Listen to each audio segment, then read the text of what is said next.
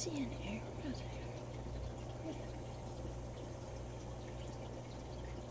How do I fix that?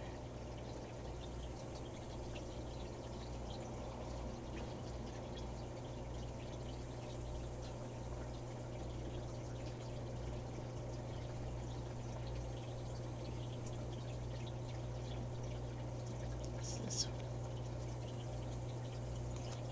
one? Okay. Is it fixable?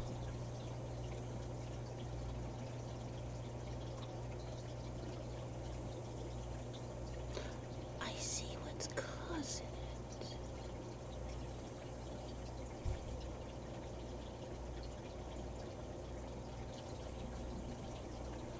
I'm being sidetracked.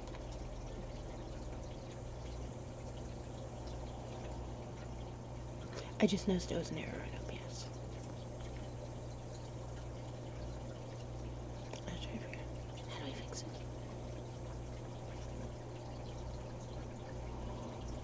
Is the way that's overlapping.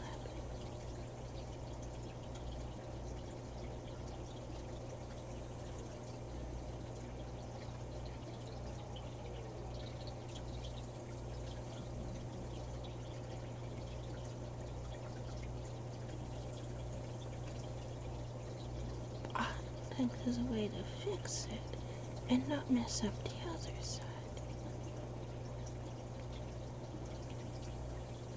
And it's not a very big issue. So I think I will fix it. I could probably figure out how to fix it if I spent time figuring out how to fix it, but yeah. That would require doing else.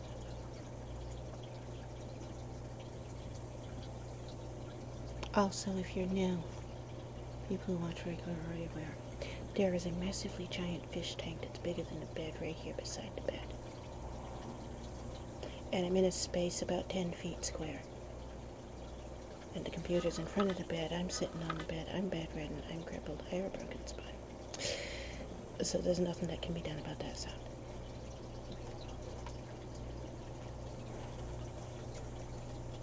People when they're new show up and they want to know, what is that sound? It's a 350-gallon filter that is making that sound. It is a massive waterfall that is falling down into a gigantic fish tank. I have 2 giant catfish. Raphael catfish. Look them up. They're babies, so right now they're each around a foot long. Full grown, they'll be over 4 feet long. And I've had them about 17 years. So, obviously they're extremely long-lived fish if they're 17 years old and they're still considered babies. But that's what that sound is. The other sound is, like I said, this room is about 10 feet square. There's a window right here on the other side of me. The bed hits that wall and the fish tank. The bed is a mattress sitting on the floor. What's the name of this mattress? It has a name. Tempur-Pedic. It's a Tempur-Pedic mattress. I knew it had a name. I've had it for like 20 years. It's just a regular twin-size mattress, so you can see how small the room is. If the mattress hits that wall, and the fish tank's against that wall, and the mattress hits the other side. So the other side, the noise you're hearing is a window, and on the other side of that window is a road. On the other side of the road is the Saco River. And about 30 or so feet from either side of the house is a railroad track. Amtrak Silver Bullet train drives through. That's the Downeaster, goes through about every 20 minutes. That one's the nuclear waste disposal train. On the other side, that one goes through about twice a day. In between both, you have a freight train. The freight train on that side goes through only about 5 times a week, usually always on the same day. And it has no schedule. Also, that track has no connections. It literally just has an end and an end. And so it's the same train that just drives back and forth in a space that's about 14, 15 feet long. That's why idiots who say Amtrak hits people over there are idiots, because the Amtrak comes through many states across the country on an interconnecting track over there. No Amtrak hit anybody on that track.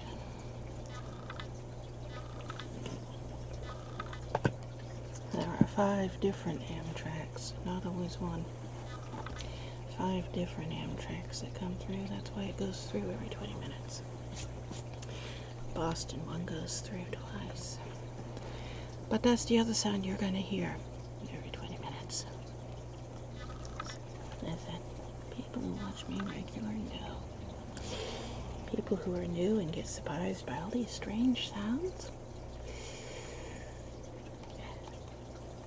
Lots of strange sounds in the background. And as I do have no interest in being a professional video person, I do nothing to take the background noise out. I probably could do something. I don't know what. But I have no interest in it at all. Also, I just woke up and it is 3:59 p.m. I've been awake about 20 minutes. We haven't done a live stream since November because I broke my pelvis on top of the other injuries I already had. That was a different injury caused by falling on the ice outside because I'm trying to relearn to walk, so I go out and walk. Something that I need to do with a walker, and I refuse to use a walker. I have both a walker and a wheelchair, and I am attempting to not use them. So, that's why I ended up falling. And now have additional broken bones that are almost completely healed, but still hurt when I try to move, and wow, the camera's like, you moved. Hi, Mickey, I hear you. Where's the stuff I was doing? After we stopped the stream yesterday, we didn't get the list for bed. Yesterday was the first time I've streamed in... It's March 18th. Yesterday was St. Patrick's Day. How long is that?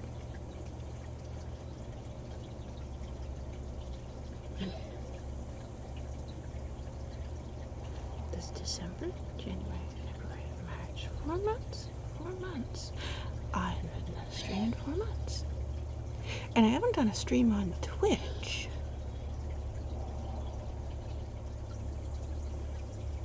Before yesterday.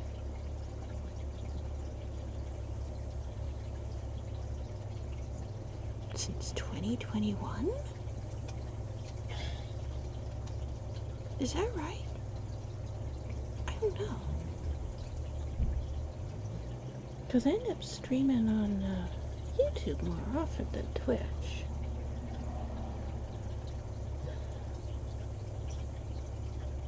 Hey, Mickey! Are you telling me it's time for a bacon bun? Yeah?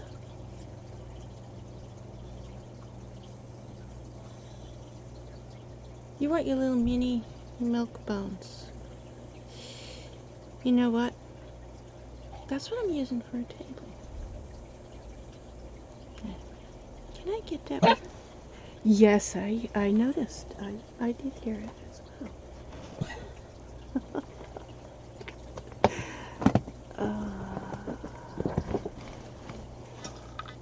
Where's your milk bone box? Ah. I think I can reach it without disrupting this stuff too much. Got it.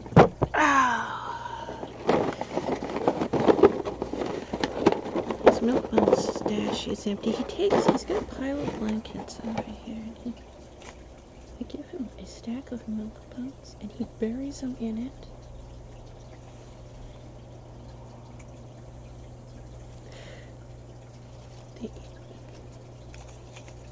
I have this stack of bones here. One of them is much bigger than the other. So, okay. Okay, you got a big bone in your little bones. Can I throw them over there? Oh, my aim is so bad. I am legally blind and I can't see that much of a difference. There you go. Oh.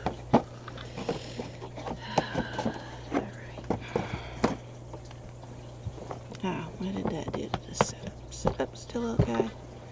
Setup still okay-ish. Alright. I don't have a table. This works, but it's not quite long enough this way because I can't set paints and pens over here.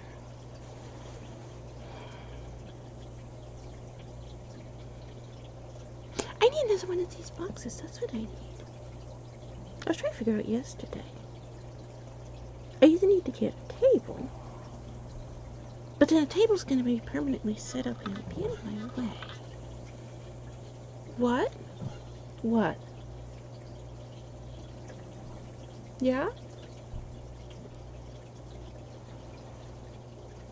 What you hearing? There's people across the street, I think. He's telling me he hears something. He's more blind than I am. So neither one of us can see.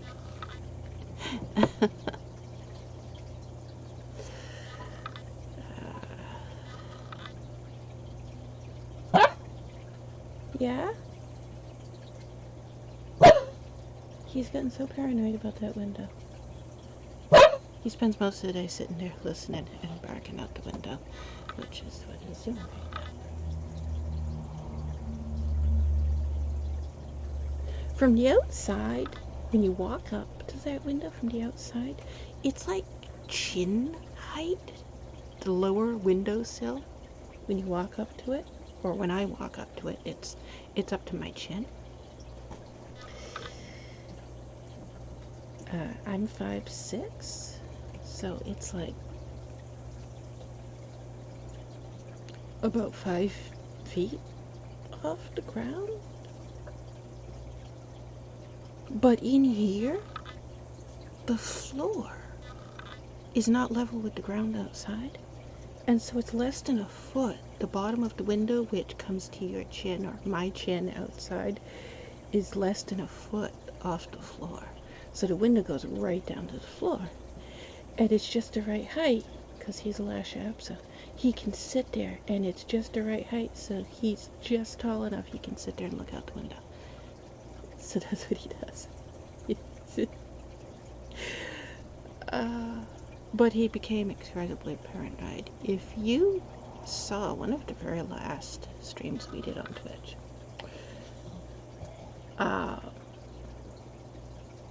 November 21st, 2021, I was live streaming, and if you go to the Twitch archive, that's still up. I never took that down. So you can see the people gathered at that window. I was sitting in that chair. So the camera on that particular screen, this whole thing turns around as a chair there. So if I'm streaming in the chair, I just turn this whole camera system around, faces the chair, but then it also, you can see outside the window. And when I'm sitting on the bed, it swivels back around, faces this way. But that night, the cameras were facing out the window, so you saw the people who showed up. You heard them screaming Todd Murphy, chanting the name Todd Murphy over and over, just Todd Murphy, Todd Murphy, Todd Murphy, Todd Murphy, outside that window. So you not only heard them, you saw them. The camera was aimed right out the window. You also saw them cutting the wires off the house and vandalizing the house and vandalizing my car. Like I said, we had that entire event on camera, and the camera at that particular time was facing out the window, so you saw them and heard them do it. Something they weren't aware of when they were doing it. They didn't know they were on camera or that I was live streaming. We was playing Hero Wars that night. guys, they damaged the building so badly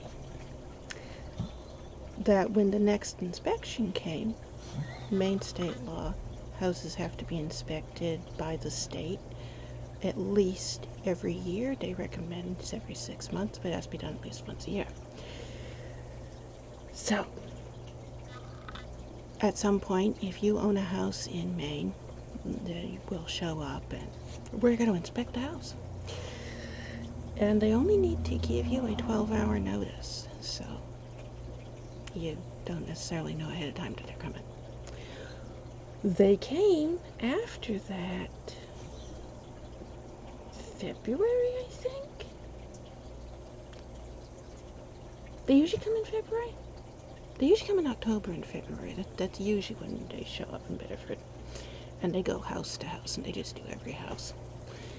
They come down from Augusta. So they were here after that, and they were showing the landlord, this damage. It's structural damage to the building. The main beams of the building that support the wall and the roof. This is a 2-story building on one side and a 3-story building on the other side. It's an old farmhouse that was built in the 1700s, and it was built as an apartment building when it was built because we're right around the corner from North Dam Mill, which originally was called Pepperell Mill. This is Pepper Valley. Yes, we are in Pepper Valley, which people for some reason don't know it used to be called that before it was Pepperell. This was one of the Mill Girl houses. It was originally built as a farmhouse, and then shortly after that, the mill was built, and it was converted into a mill house for the girls that worked at the mill.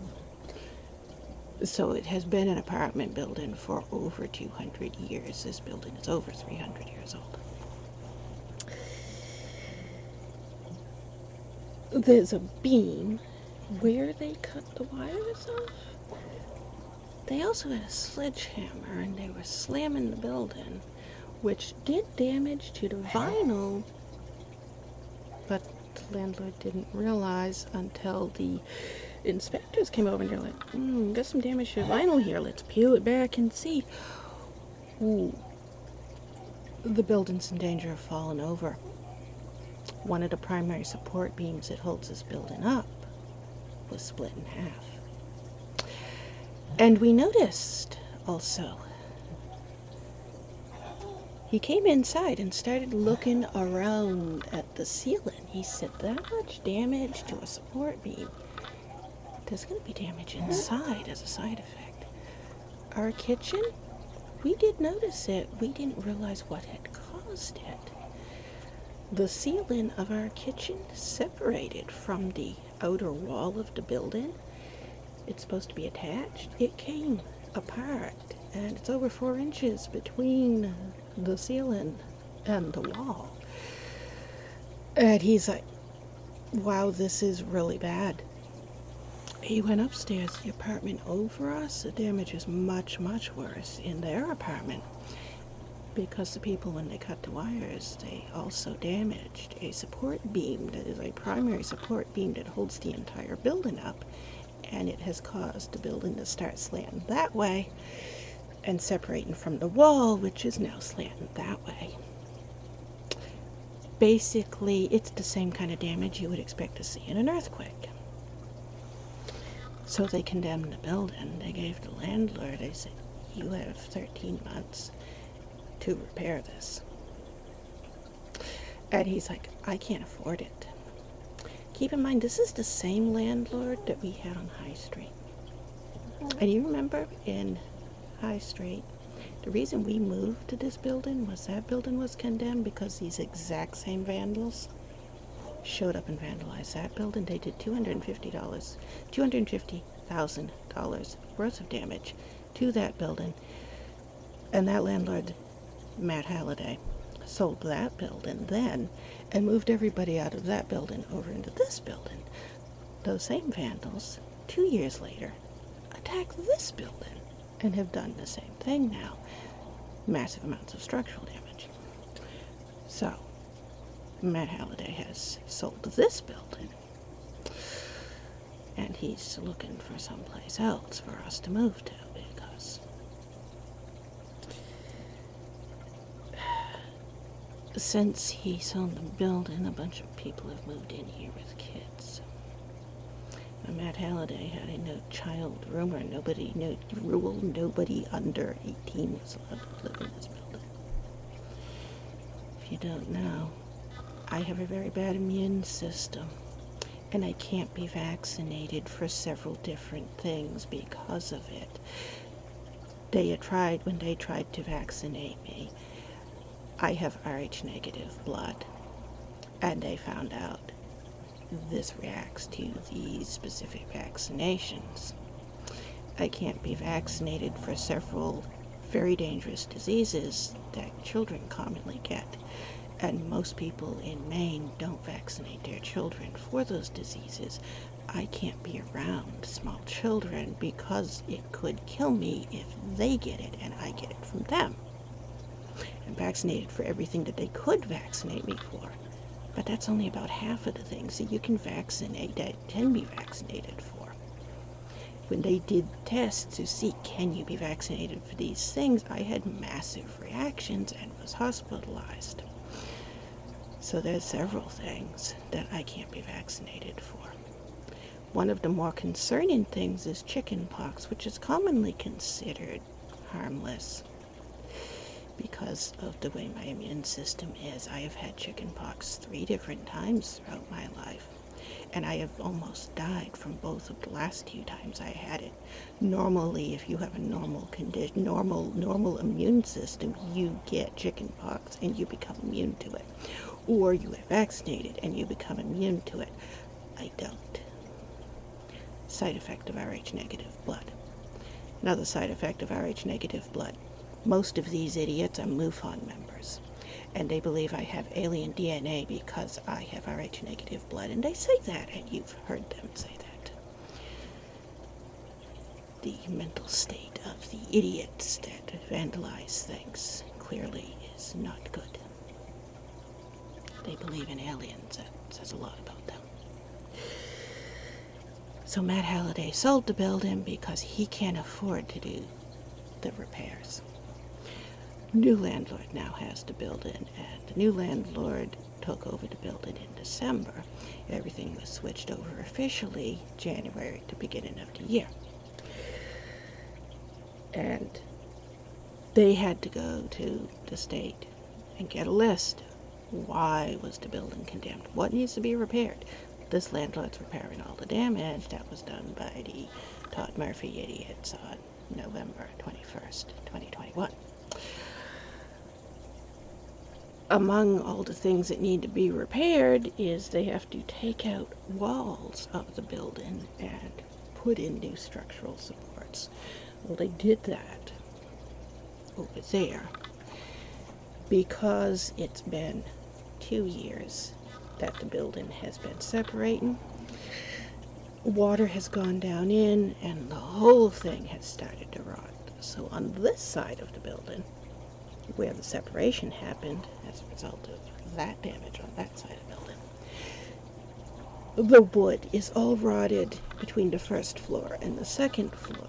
They have to take all of the wood out. They have to bring scaffolding in, take all of the wood out and put all new wood in, and put more new structure supports on this side.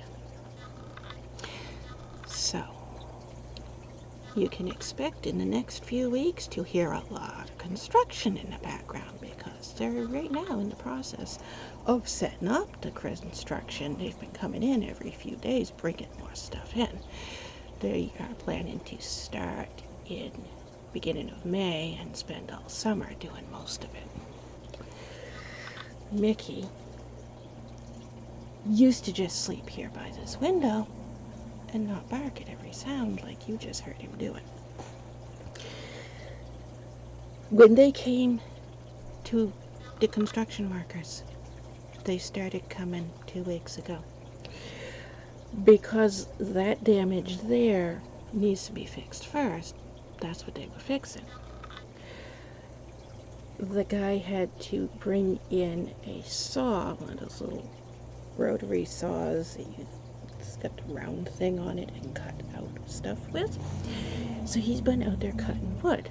Then after that, he had to redo new wood, so he had a nail gun that he was just, sounds like a machine gun, putting new stuff in. That was very noisy. And because all of this happened right around this window, all the damage was around this window.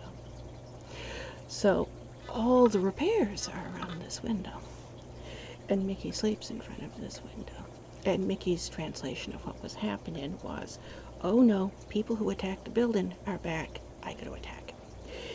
And so the whole time, 3 days, all day long, while he was sawing and hammering on the outside, Mickey was in here barking and barking and barking, and he was terrified barking.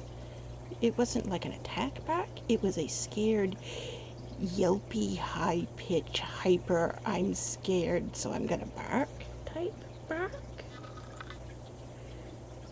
And every time the guy went over on the other side, over by the door, Mickey would come back over by the window and bark. But then every time he came back over here by the window, Mickey would run yelping and get into the shower. And then he'd bark from the shower, hiding in the shower while barking. And then he'd hear the guy leave the window, and he'd come back, and he'd bark. And that's what he did for 3 days. Since then, it's been 2 weeks since that happened.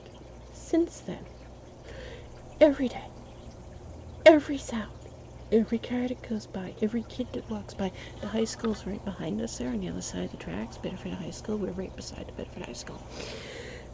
So kids go by on the sidewalk that is right in front of the window. That's why you hear voices constantly when it's time for the school to open or close. Lots of kids go by. Every sound, he gets up and barks now. And he never used to. Before this guy did the construction 2 weeks ago, he never barked at anything. He's never barked before. Now he barks every day at every sound. And he just sits there, waiting for somebody to show up by the window now. And that is what he was just doing and why he was just doing it. We haven't done anything with this. I did finish this. Did I show you that I finished it? Did I finish it? Because we did 2 streams yesterday because Ben showed up and I didn't know Ben was coming over. And then Ben wanted that list. And so I had to make a list. But then I forgot to make a list.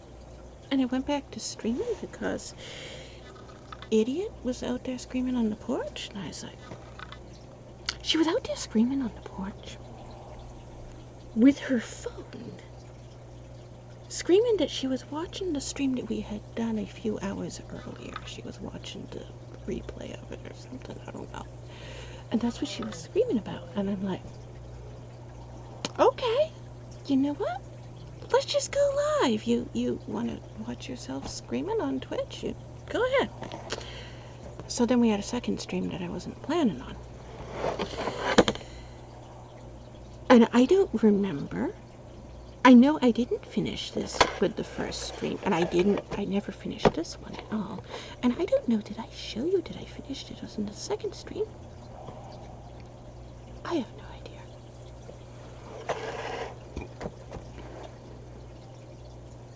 I can't remember.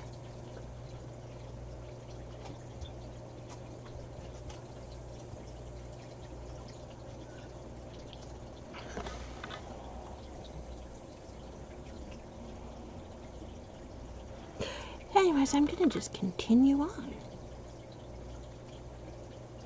Except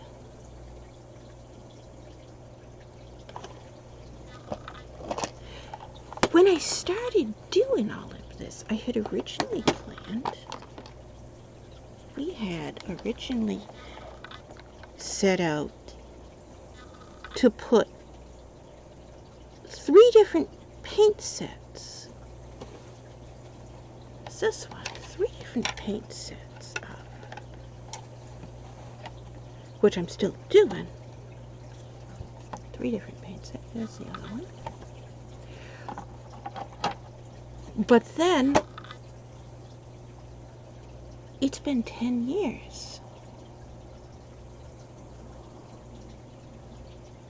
Almost 10 years.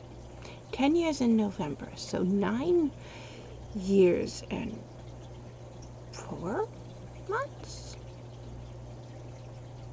5 months. It's close to 10 years.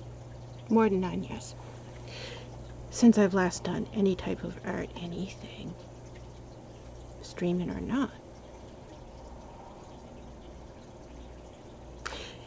And I've had rheumatism since I was 8, so it's a lifelong thing that I've always had, but I've always had it in my legs. And it has spread to my hands in the last time since last doing art. And so I didn't know until yesterday, while in the middle of the stream, where did I put that? I don't even know where I put it. This. Let me open it up. Didn't know. So I've had paint sets like this before. And it's all apart now. You saw me take it all apart yesterday, so. If you didn't see me take it all apart yesterday, go watch the last stream before this. This paint set has one of these, which are nice for you. You put your paint in it, the little paints, and it holds it in, and it's fine, no issue. Except then you have to bend the metal to take the paints in and out. And I had, because it's a new set, all the paints were wrapped up in paper, and I had to take them out to unwrap them and put them back in. And I didn't realize, I know my grip strength has gotten really bad in the last few years. I was aware that was an issue. I wasn't aware that it was enough of an issue that I couldn't open these and take the paint out. Is that I haven't opened a new watercolor. I haven't bought a new watercolor set in a decade, over a decade, because the last time I bought watercolors was in 2010. Yeah.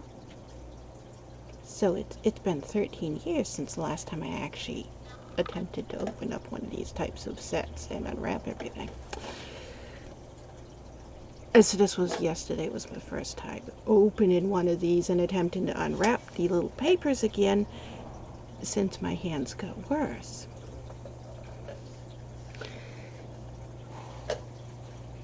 And that's when I realized, oh, no, this is something I had not considered. I can't do this. And that's what I was talking about at the end of the first stream from yesterday, the very first stream yesterday. And last thing I was saying, you know what? I need Ben to help me. I need Ben to pry these things open so I can take them out. But then I need to not put them back in here. I need to put magnets on them and combine them with this other paint set.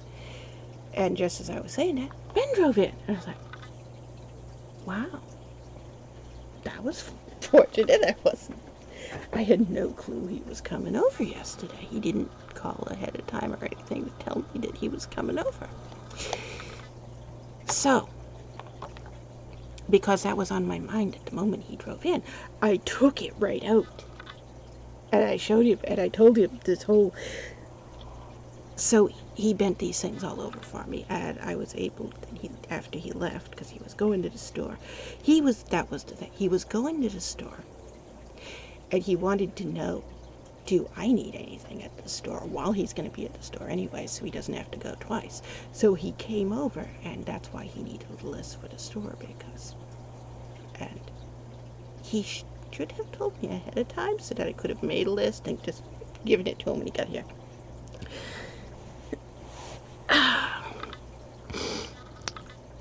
Anyways, in the second stream, you saw me then take all these things out of that, unwrap them, put the wrapper thing, where's the camera? There's the camera. Put all the wrappers on. I move my hands around too much when I talk and I can't keep them in front of the camera. Put the wrappers on the bottoms and then put magnets there also. There's magnets on. So now they stick to this pan. So now I have 2 paint sets in one pan. I took the pan thing out from this one as well so that I could squish them all together. And now they're all nice. And there are 96 colors in this instead of 2 tins with 48 colors. I have 1 tin with 96 colors. Is that right? 96, 48. You know what? I don't know. Whatever 48 and 48 are. That's how many paints are in here. Anyways. But that changes what I was doing here.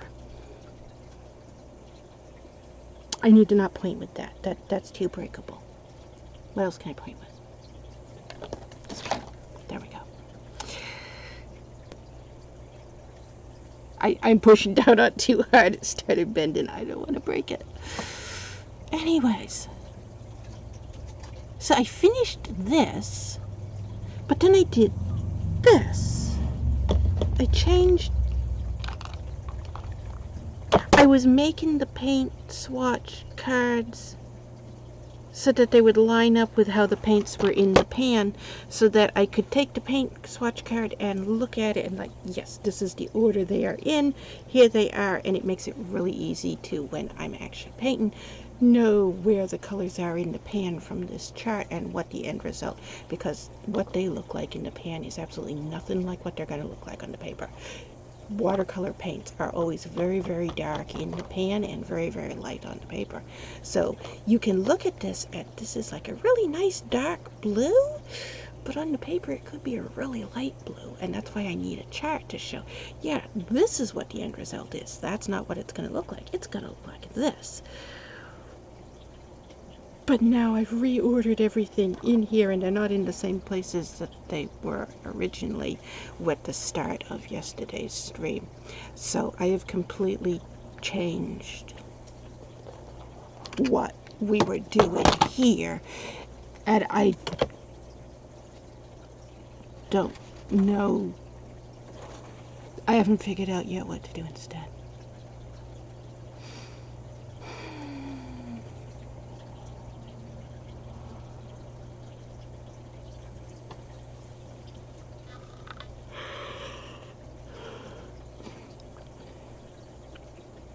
See, we've already got one here, and I can go ahead and swatch that one paint on that, and that'll still be the card for that one, so that's fine.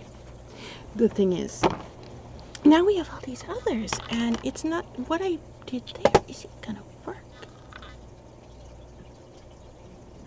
Also, look at the colors. There are 36 regular normal watercolors, and then all the rest are either glitter, metallic, pearl, or chameleon color shift.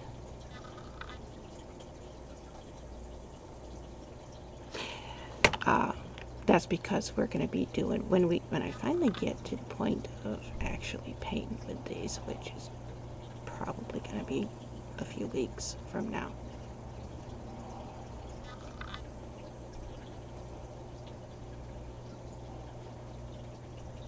What I'm doing with all this swatch book thing, this entire swatch book of your page, each page is going to be a swatch thing. I've never used this particular paint set before, and I like to practice mixing paints and doing like sample swatch stuff for several weeks so that I get used to how the paint reacts before I actually start using it on whatever it is, a project I'm going to do. Project is we're going to be doing character art for the Quirone characters. Thus, all these metallics and a lot of pinks and golds and oranges. That's the reason for this particular paint set. This set of paints that I have right now was picked specifically with the project itself in mind. Normally you wouldn't paint with all these glitter paints and stuff. That's not something that normally would do. These are considered specialty paints that most watercolor artists do not use. If you go to YouTube and you look up the search term pro artist versus, and there's a whole bunch of them, and it's like pro artist versus metallic paint, pro artist versus gouache paint, pro artist versus neon paint, pro artist versus pearl paint. There's a bunch of artists on YouTube that are really snobby and snooty, and they use the term pro artist to say, yeah, we're professionals. We do stuff the way it was done back in the 1800s, and if a paint color didn't exist in the 1800s, we aren't going to use it. And they just lash out at anybody who uses these types of paints. So if you get into the professional artist realm, which I don't think they know what a professional artist is, a lot of them. A professional artist is someone who makes a living from their art, and so I qualify as a professional artist, even though most of the YouTube video people who call themselves professional artists don't qualify as professionals. So, me being a professional artist and actually making money from my art, I don't qualify as a professional artist from the minds of most professional artists because I use paints like this.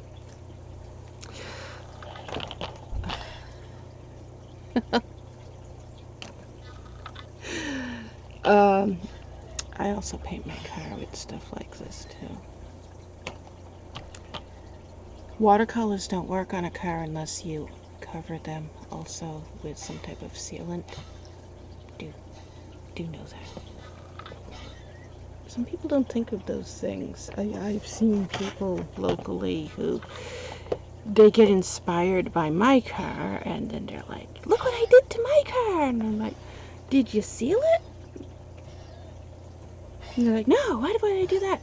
Because the first time it rains, all your hard work is going to be gone. It's going to wash right off your car. If you ever paid attention to my car, all the art on my car changes almost every 2 years. All the pictures and stuff always change. Because I am using for my car mostly apple barrel paint and I don't seal it. So it wears off and I just keep repainting over it. We're actually in the process of repainting my car, so you'll see videos of that in the summer. I can't do it this time of year. You can't paint outside right now. This type of weather is not good for painting outside. You okay, Mickey? Yeah? What you doing?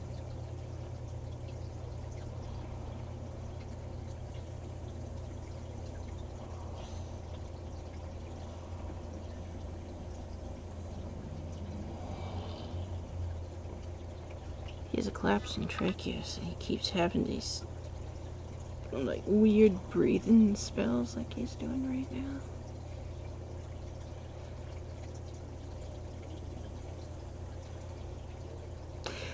Anyways, this little mixy thing down here in the bottom, this, I can't do that with 96 on this size paper.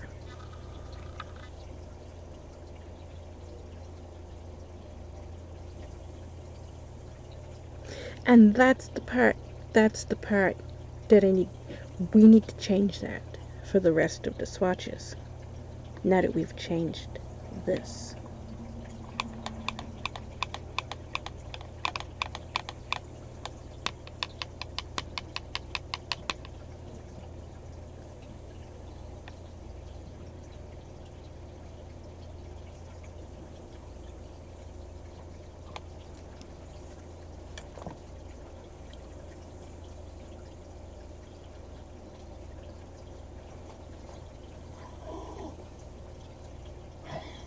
If we did a dot swatch all on one page, I think we could fit 96. But dot swatch is not what I'm doing. I like dot swatch.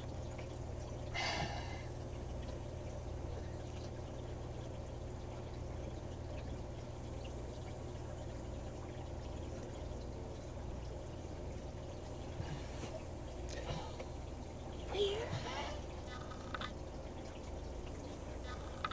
Ah, there it is. I just broke my finger. It's like it left this ragged thing and it keeps getting caught. And it's annoying me. Let me fix it. There we go.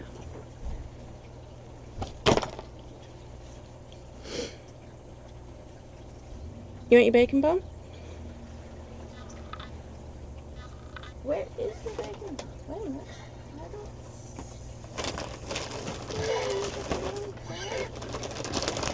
Yeah.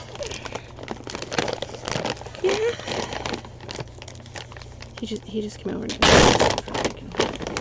he has slightly different sounds that he makes for each type of thing that he wants. There you go.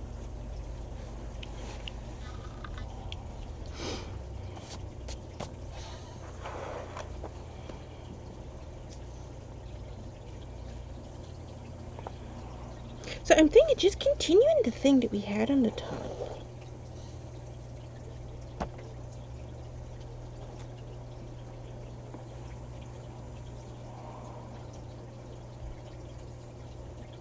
And I don't know what to do on the bottom.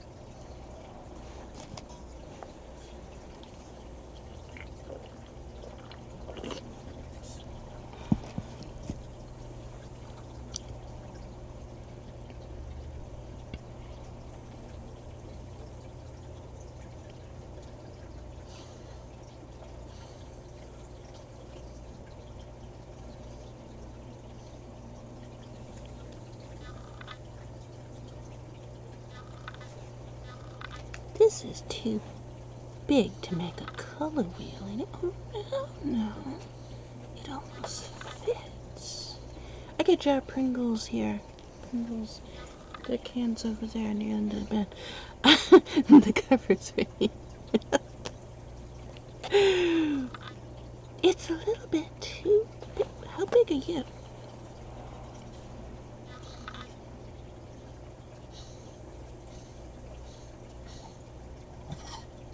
You fit there, but I think you're too small. I was wondering if I put a color wheel. What if we put a color wheel in the middle? Oh. What if we make a color wheel out of the crayons?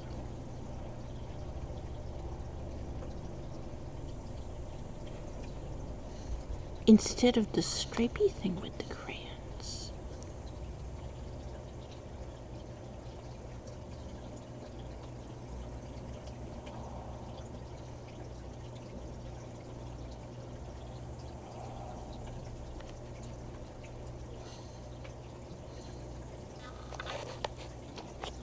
Another cover here. How do you? Oh, you're too big. You don't even fit on the page. This is a cover off a package of brie, which I was also just eating at the brie's up there.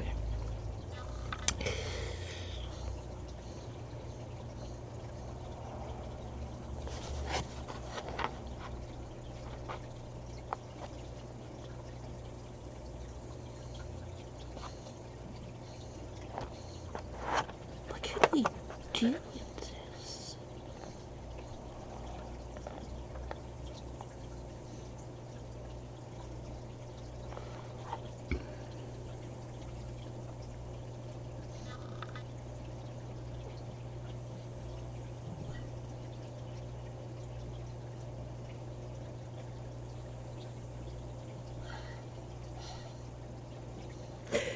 We could do what we always do, and then noisy idiots that watch my streams so they can find things to complain about.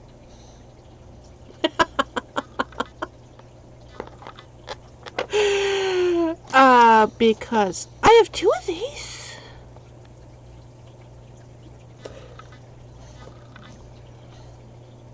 Do you remember when we painted that big giant billboard of the lighthouse? Which we did on a live stream.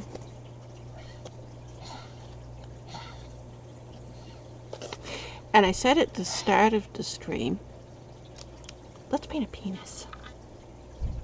So we painted it pink because it's Quiron's house. Black Tower, the pink lighthouse that Quiron lives in. And as I expected, local idiots watched the beginning of the stream but didn't watch the rest of the stream to then see, oh, it's a lighthouse. So when we put it up on the lawn the next day, they showed up with police. Look, there's a giant penis on the lawn. Police officers standing there. He's like, I don't see it. That's a lighthouse.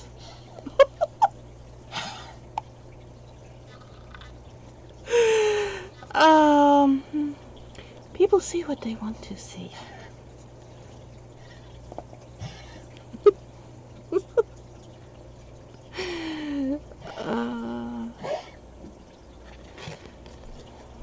I have a degree in marketing.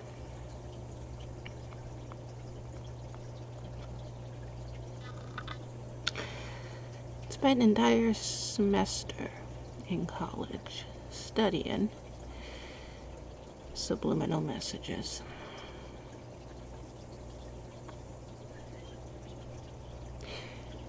Tell someone what you are drawing, then draw something else. They will see what you told them and not what you actually drew, no matter how completely different those two things look from each other. What you doing? Yeah? Coming over? Do you want to eat, Ted? You do? I can see that you do. Wait a minute. It's not on. I have to turn it on. There you go. You want me a bun? Yeah, good boy.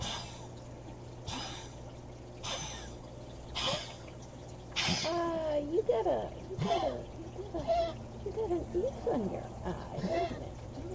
Can't get that off your eye. Just a second, I'll take it away from your eye. There you go. Go back. Yeah.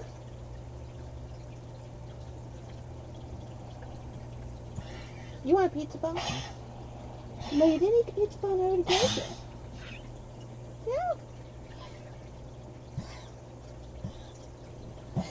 Ow.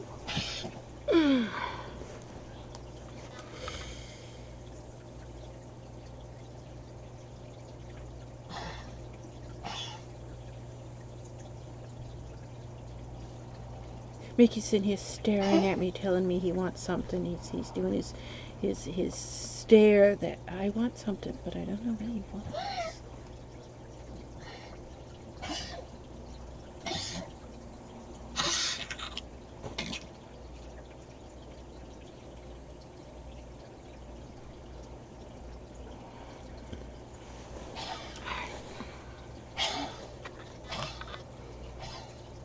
Yeah, I never heard it. This is one of the things we sent Ben on. We put on the. This is not what I put on the list. So, this is what Ben came back from the store with. I never heard of it before. He was supposed to get brie. This is a brie flavored spread. Which I looked at the ingredients. It has brie in the ingredients, but it's like more. It's basically cream cheese with enough brie to give it brie flavor. Also, it was twice as much money as what brie costs. This thing was expensive.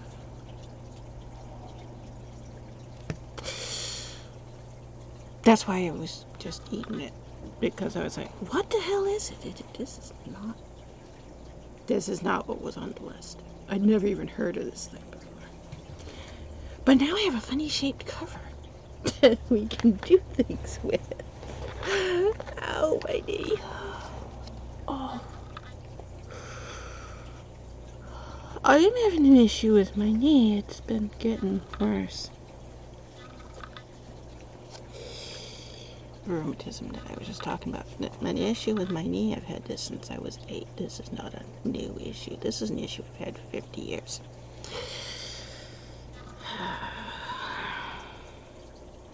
It's just flared up the last few days. I think it's the weather. I don't know. We had a big storm the other day. I see a candy cane. There's only 2 left. There's only 1 left. We had a big storm the other day. You can tell if you could see the window, but the snow is up to the window.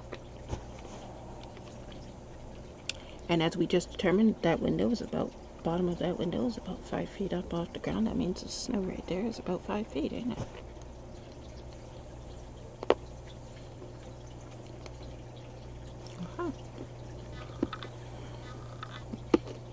Anyways,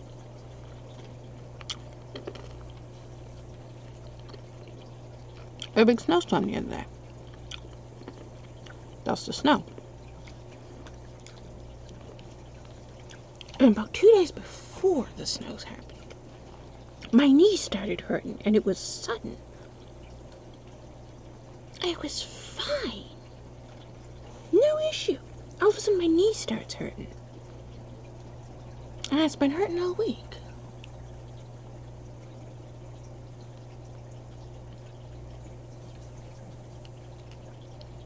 There's gotta be something to do with the air pressure.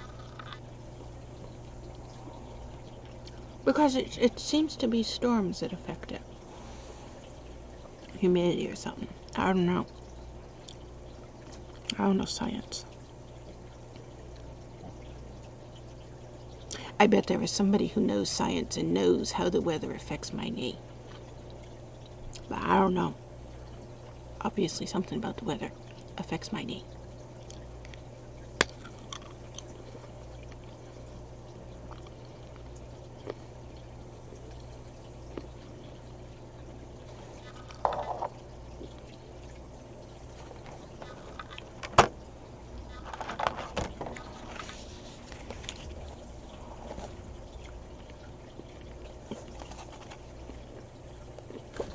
No, this paper's thick enough that we can paint double-sided, ain't it?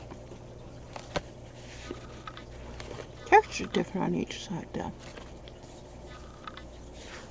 It means the paint will respond different to each side, right? Yeah.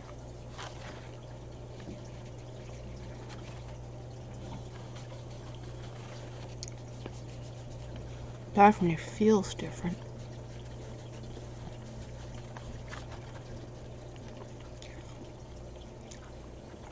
Because one side got a coating and the other side doesn't.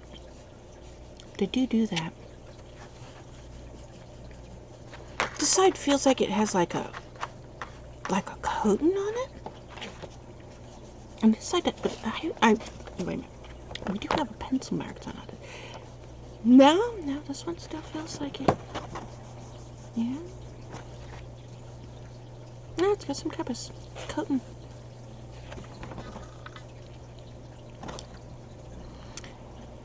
Clearly this is the top side that you're supposed to paint on. I don't see a reason why we can't paint on both sides.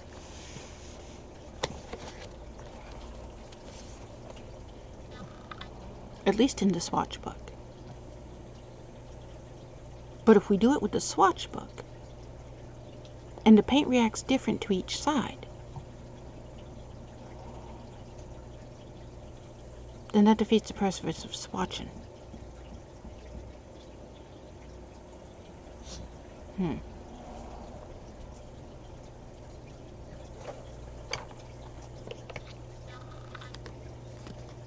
Which is better to do?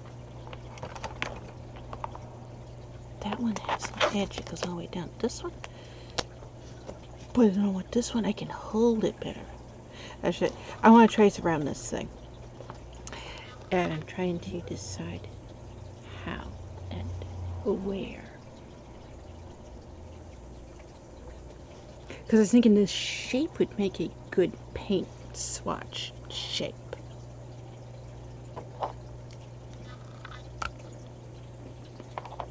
Ah.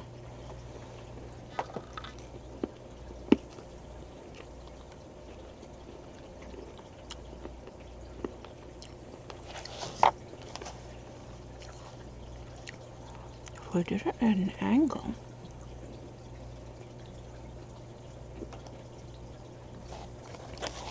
did it at an angle this way? Did it at an angle? Could we then also fit? We could. Now it looks like an ice cream cone.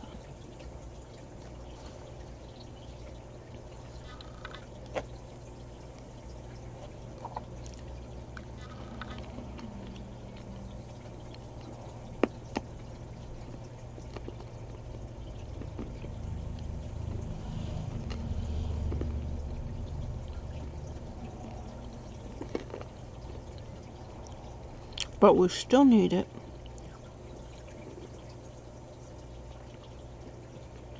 to cover the crayons.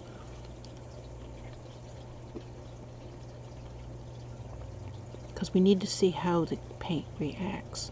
Each color, each pigment reacts to the crayons.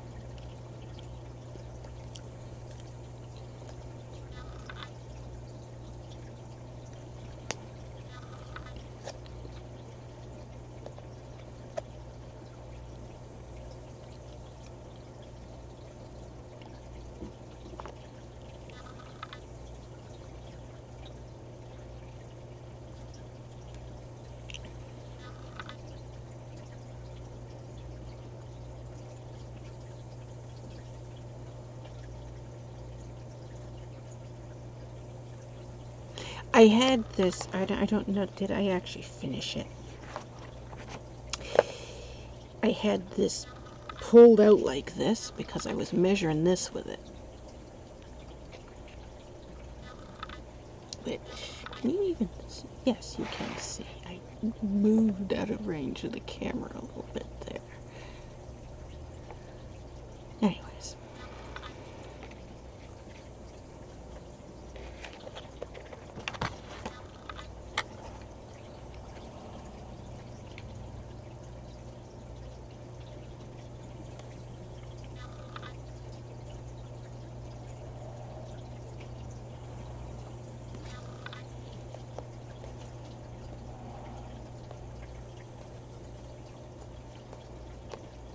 If we did it like that, we can fit all three shapes.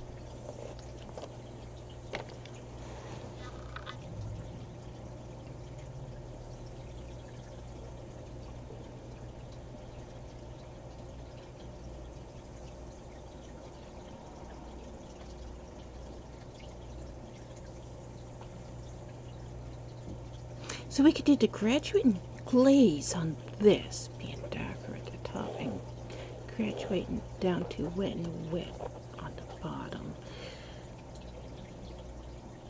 Mix a color wheel over here, and do the crayons up here. That would work.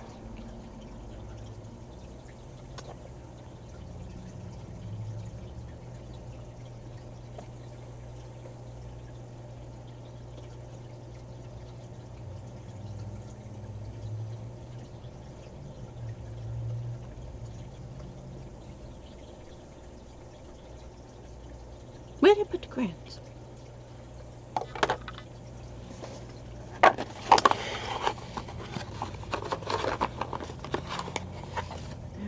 We dropped them last night. And I picked them up, and then one of them wasn't here, and then I found it. And you know what? I never did check to see if they actually had all of them here. So, let's find out.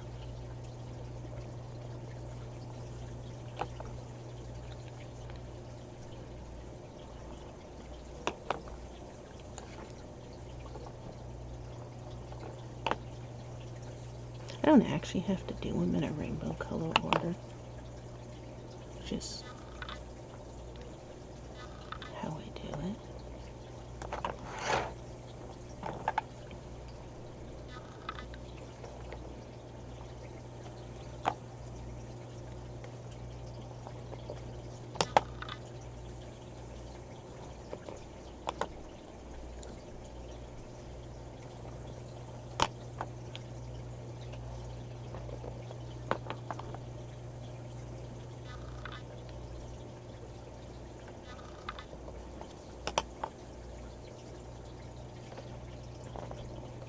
This looks so much darker, but it's so much lighter there. I see one that I put in the wrong place. Well, you're on the end, and that's okay.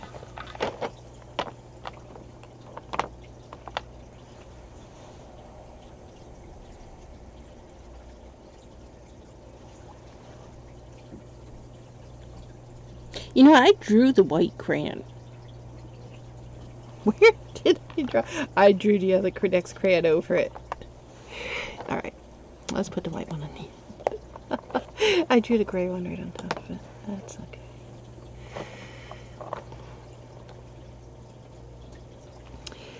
And we have you and you.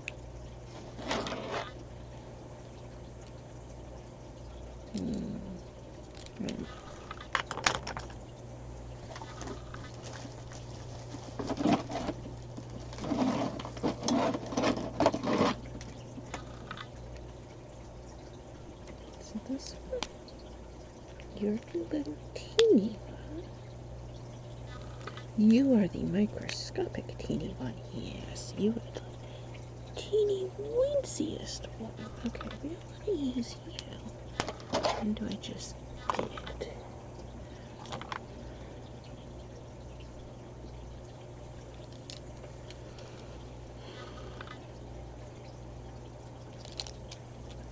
It's not you.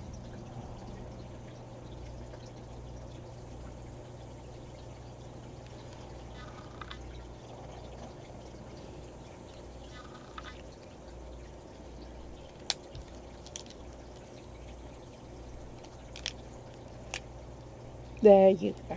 Okay. I was doing them backwards. Okay. That one.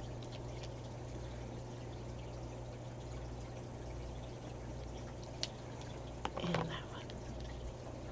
Those are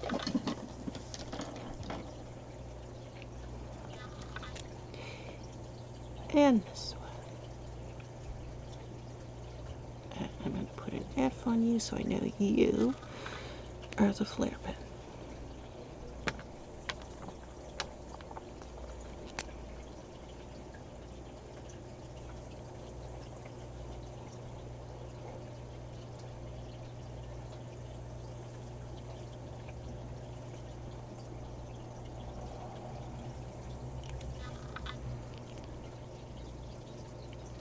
And we didn't leave room for the pencil. Also,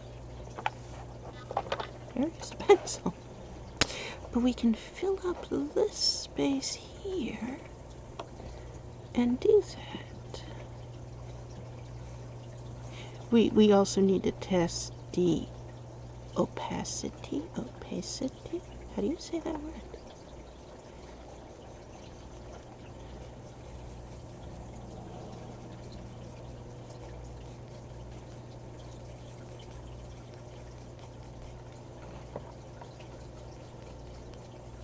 Anything that I would be doing over on my actual art.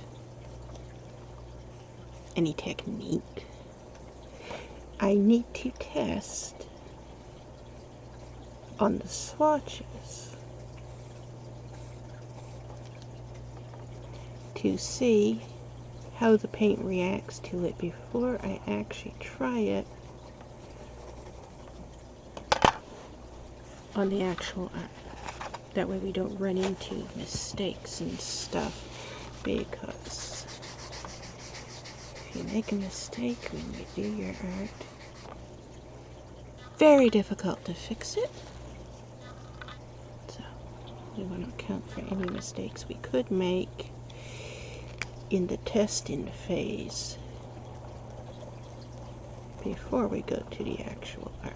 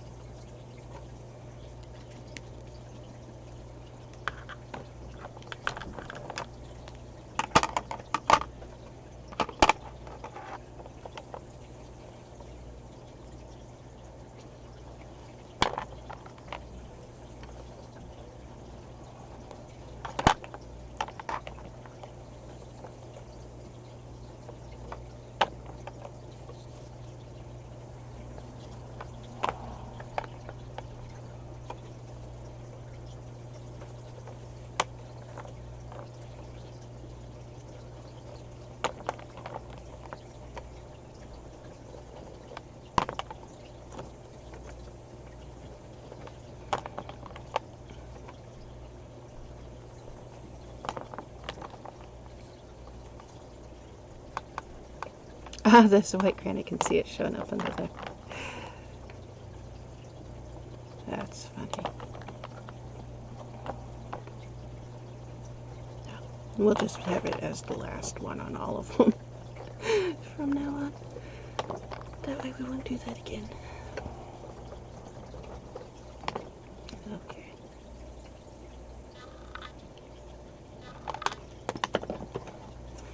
So we will use this one as the graduate.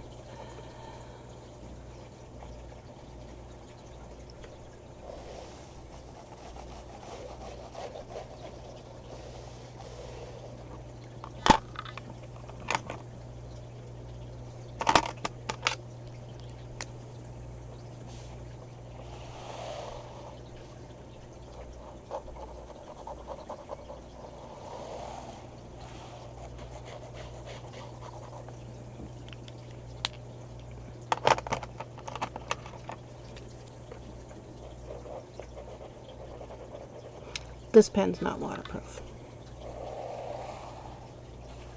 So when it gets to the point that we paint over it, it's going to cause a dramatic change in the paint at that point. This pen is waterproof, so the paint will go right over it without affecting it. That's why I'm testing both of those two pens.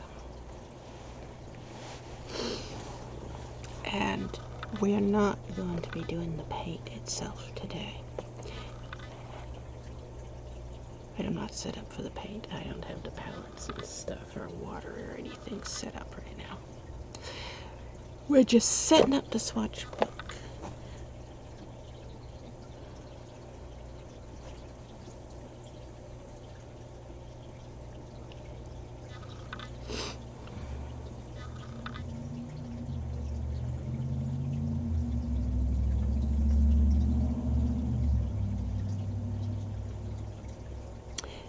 Where can we put? Probably we can fit the name right there. So that leaves us with an empty space right here. What can we do there?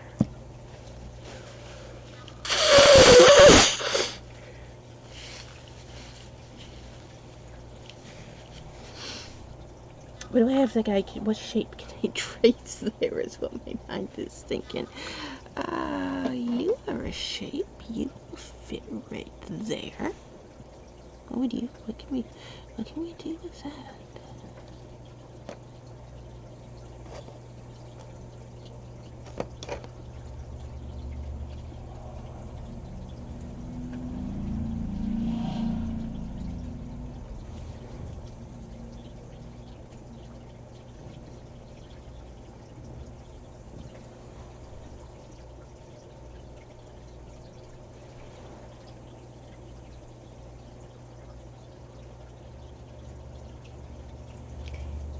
so many things, but nothing that is a shape that is saying it wants to be there.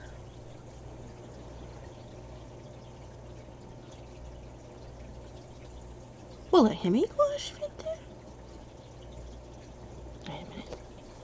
You know what? In 3 streams, I haven't mentioned hemi. I have a hemi gouache set here. We're going to be swatching that too at some point.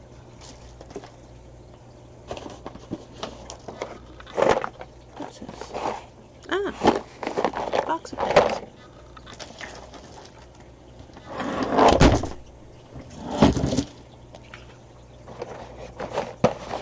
Biggest paint set you can get. Physically, biggest paint set you can get. Not the paint set with the most colors. There are plenty of paint sets with more colors, but you can see how far away from the camera I have to go to get the whole thing in screen. This thing is gigantic. Because for the physical size of the paint box, this is the biggest paint set that is available. We have not opened it yet. I have never used Hemi brand gouache, so this also is a fairly new company that did not exist when I was doing my art streams regular. There we go, Hemi gouache. This is what people refer to as chili gouache, because it comes in what people call chili cubes. But will that fit there?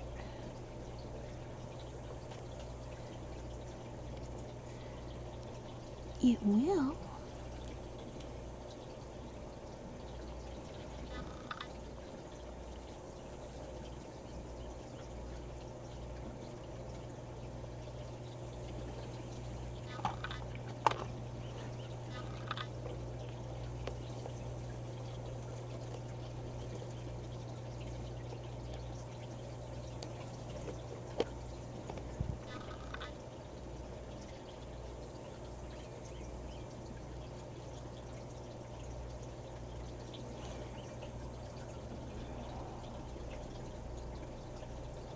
We can use that for glaze test.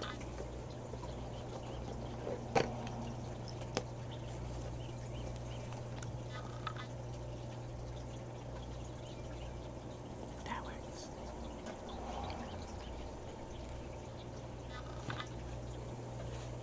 I'm going to put the cover back on this.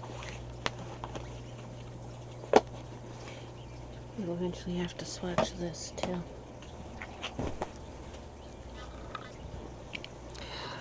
Which we will also do the same thing we're doing here with that. But that's gouache, not watercolor, so requires different test results. Test methods.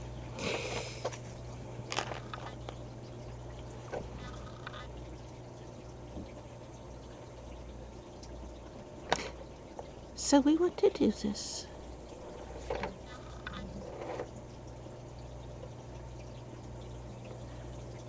For everything except the one that we already had there, we'll just leave it that way. And we'll do this for the rest of them.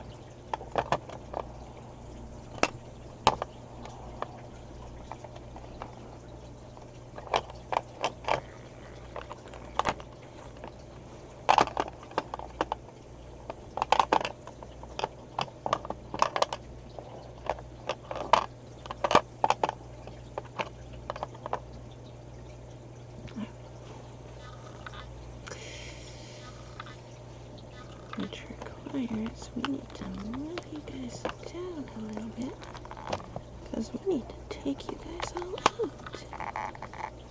And the way I set it up, we can't get the top row out.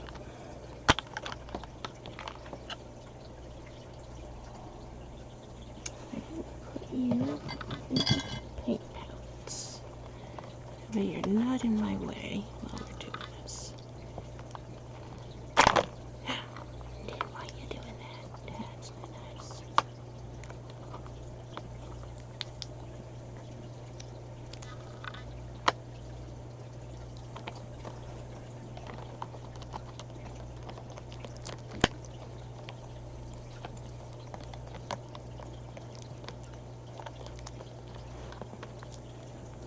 There we go.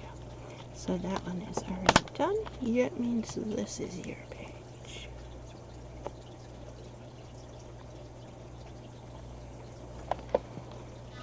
Can you even see what I'm doing anymore? Not really. There we go. This needs to be done.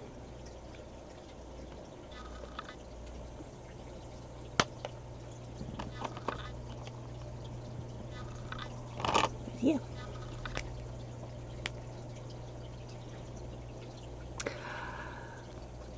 This is Paul Rubin, Million 48.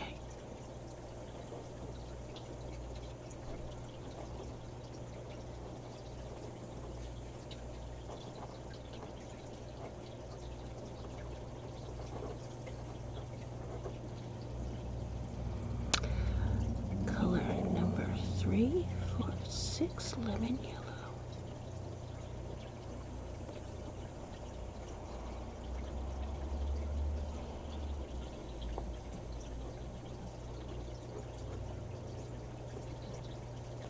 There we go.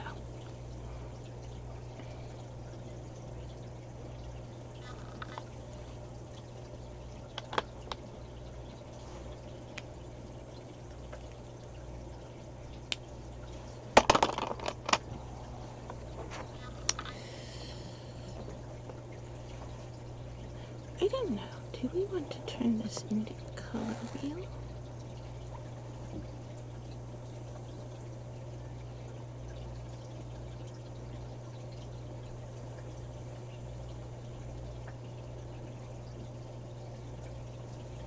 Not necessarily a color wheel, that is. Not a color wheel that you use as a chart for color theory, but a color wheel that you use for, here's the main color, and then here's the colors that you get when you mix other colors with that color.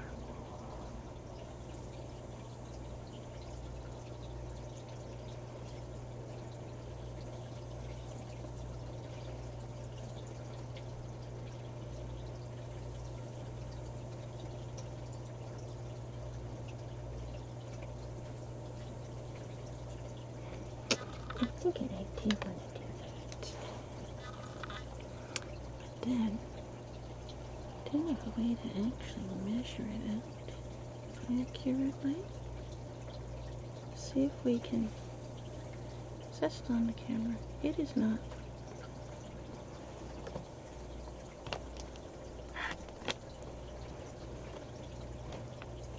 Now, are you on the camera? Sort of. See if we can.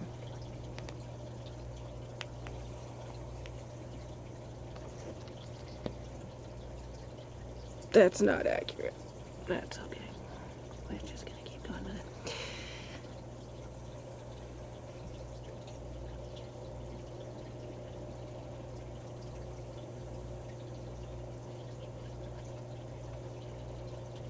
If you do the original color,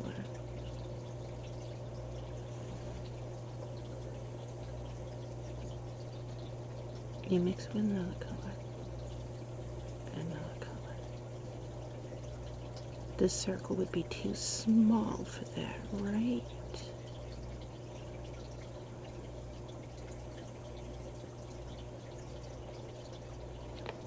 Let's see.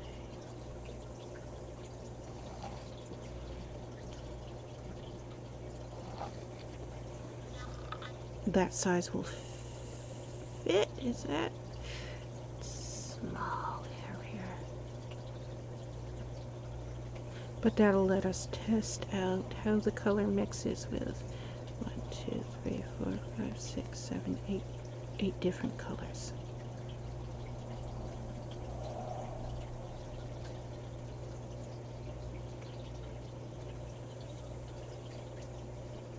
Okay.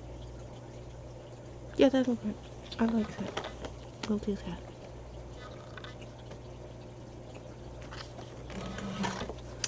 And now we have to repeat that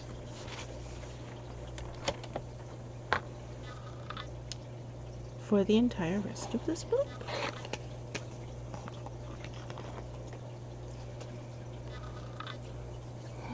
Let's see, how did we had you lined up on the top, and then you lined up under you, which gives us enough room to write right there. The other one fell down.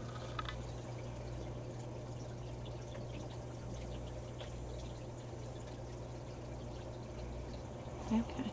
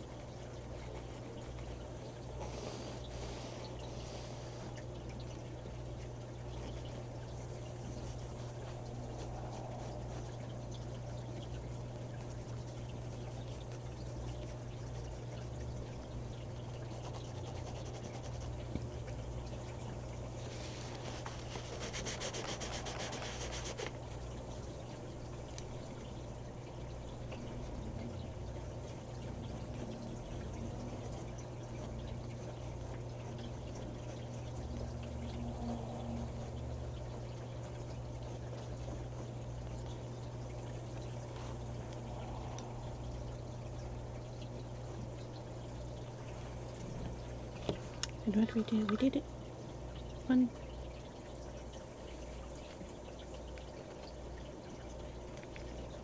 We did it in half twice, and then cut this in half.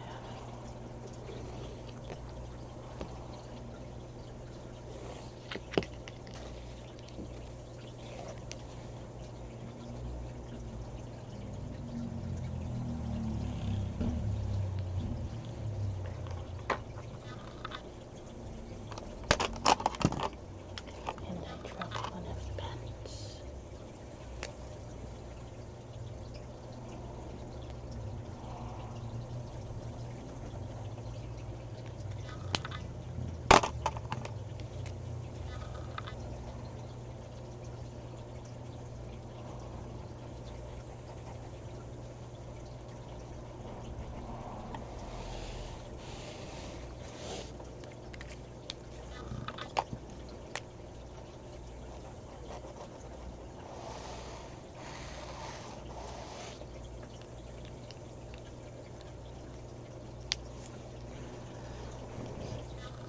Where did it go? There it is.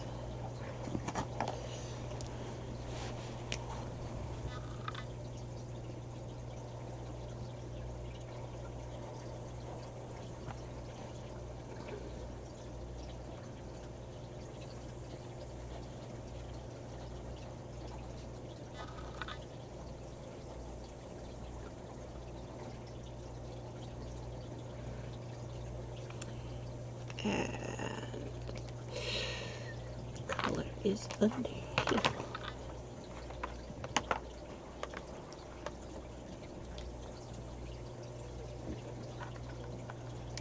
You are kidding me, little kid.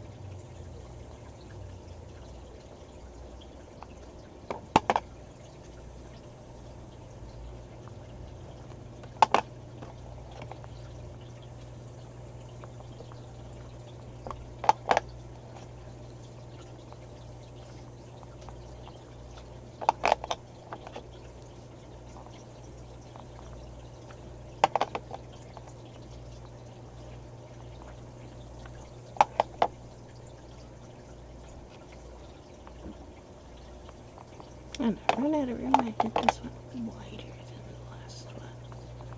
That's okay. We will just put you down here.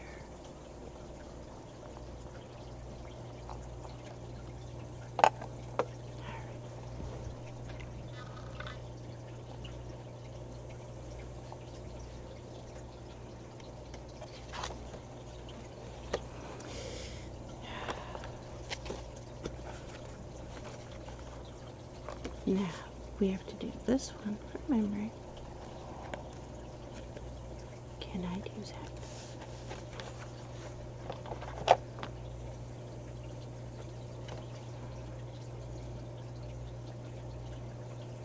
Because that does that.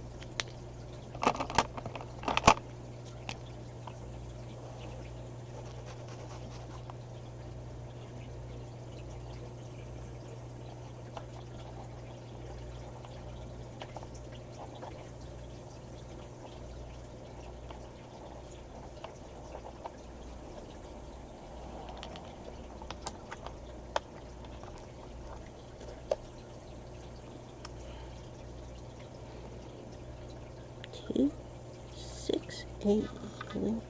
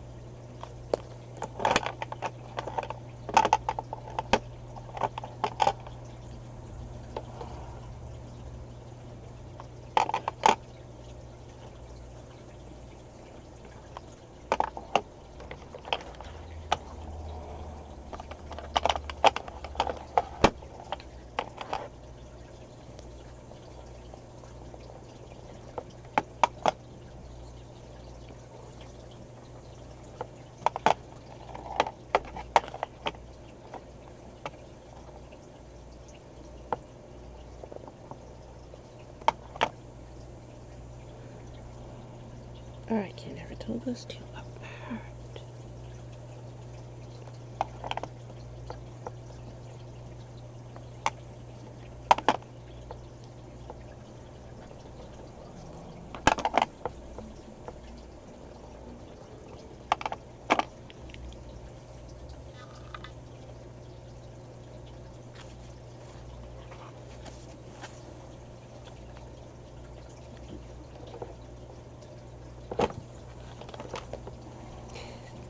Why did you just decide to fall off?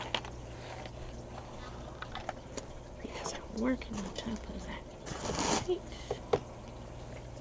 So, there we go.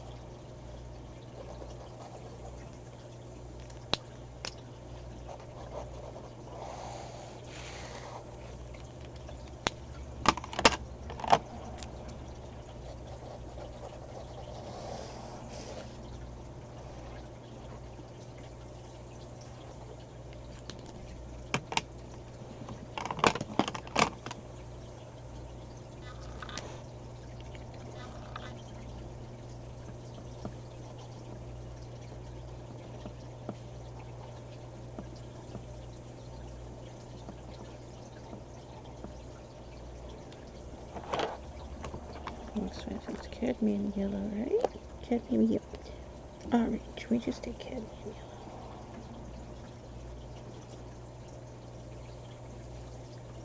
And it is cadmium yellow. Cadmium orange hue. Why do I keep saying yellow?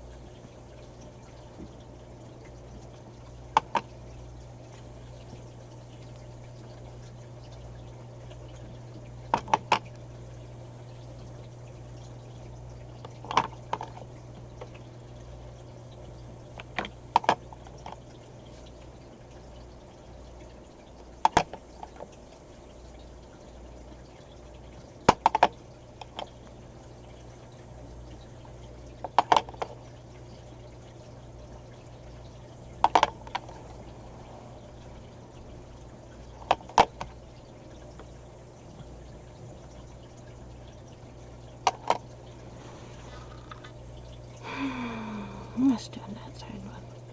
Oh, that's okay.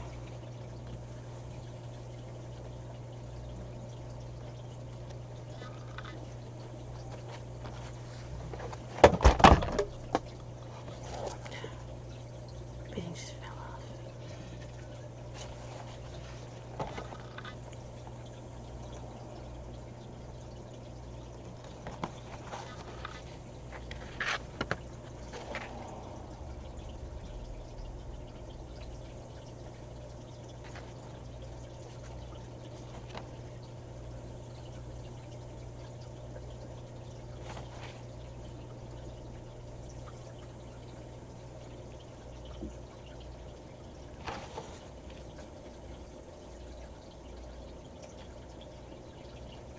I think we can just leave that one off. I forgot to add little lines there. But it's the same type of ink as one of the other pens. So.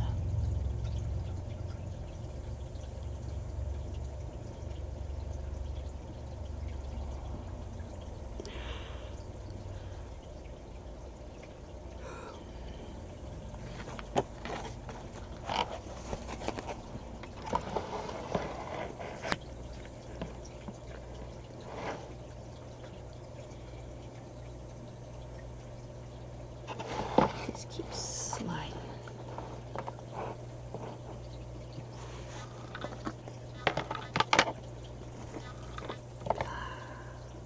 Where'd you go?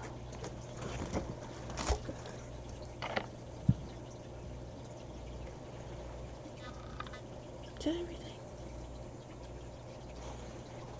Stuff fell off and I wasn't paying attention. Not a check. Okay. Still have to book right side up.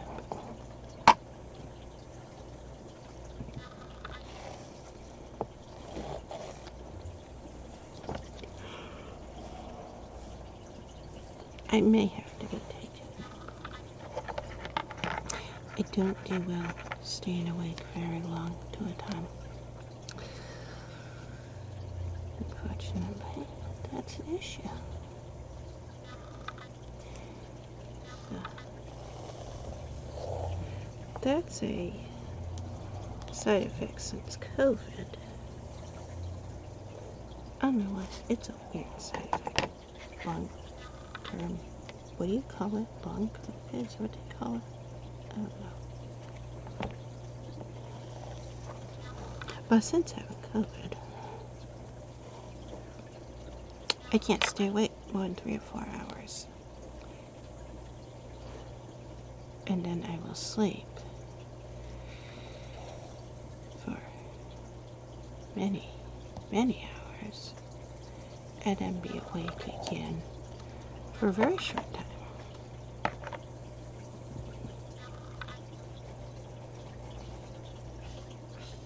Which is why there's been no really long videos or long live streams since I had COVID. I used to do 10, 12-hour streams on a weekly basis. But I haven't done one of those in a few years.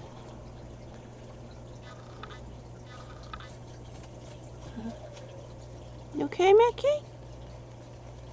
I hear you. What are you doing?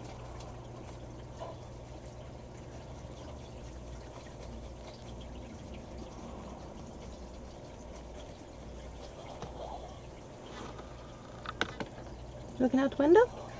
Yeah? Nothing out there right now. Yeah, very, very exciting driveway we have.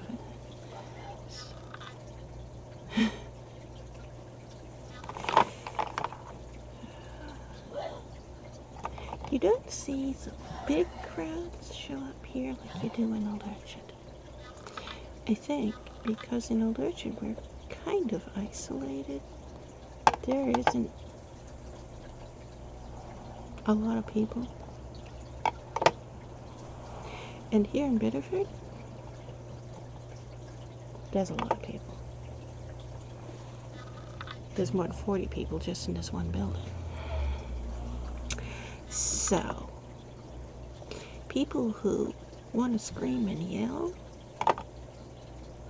often don't want to be seen screaming and yelling. So we get less of it here than we do in Old Orchard.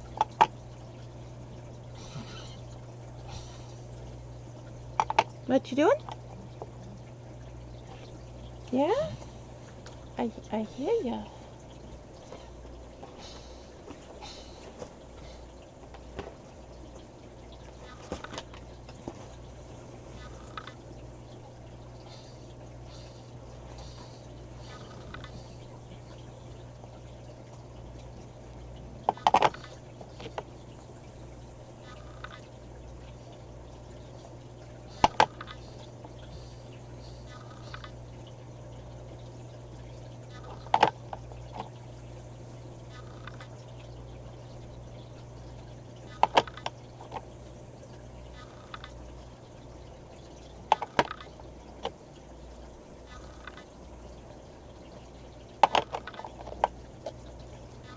Yeah, if I do that first, then I don't risk running out of room like I was doing before. That works better.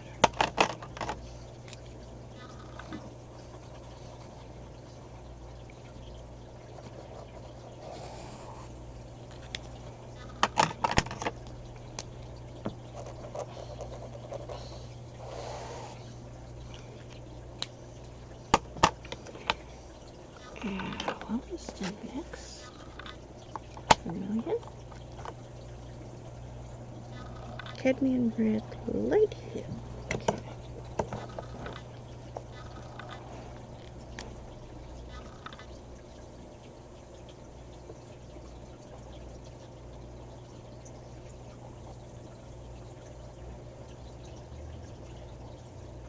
I spelled that wrong. It's 1/3.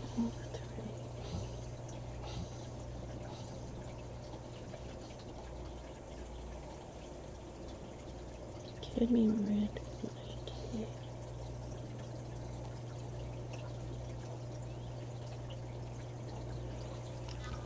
Because cadmium is toxic and not used in most paints anymore. Thus, hue means it's a dye and not actually cadmium. We forgot to do the lines.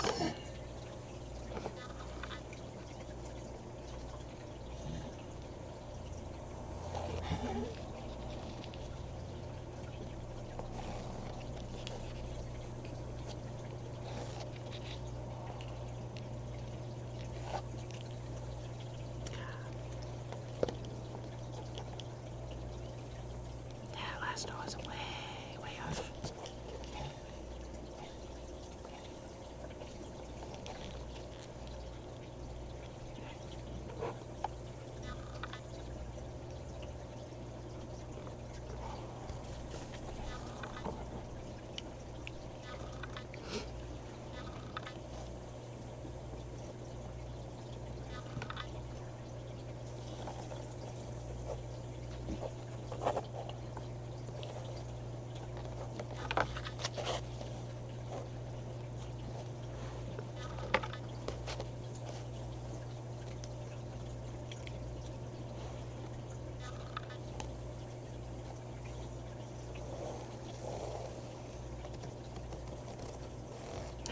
Need to fresh edge. That's okay.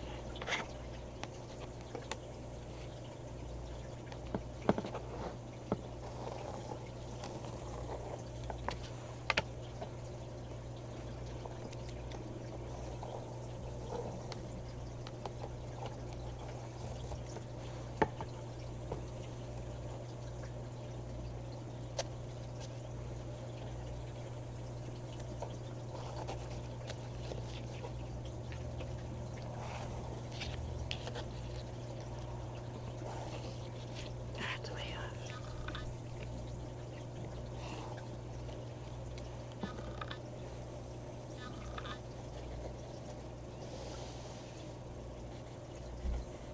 You know, this would go faster if I just do the pencil stuff and then go back and fill in the other stuff after. Let's do that.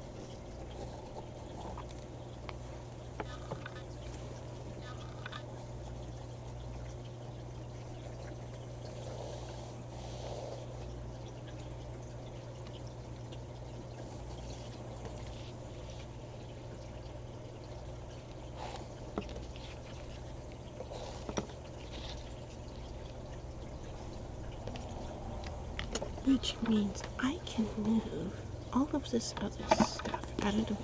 Wait a minute. Do you fit in here? You do fit in here.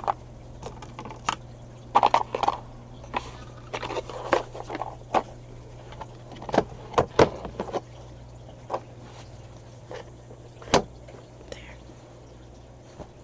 Where'd the pencil go?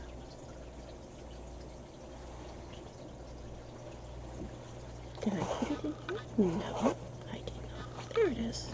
I fell under the pillow.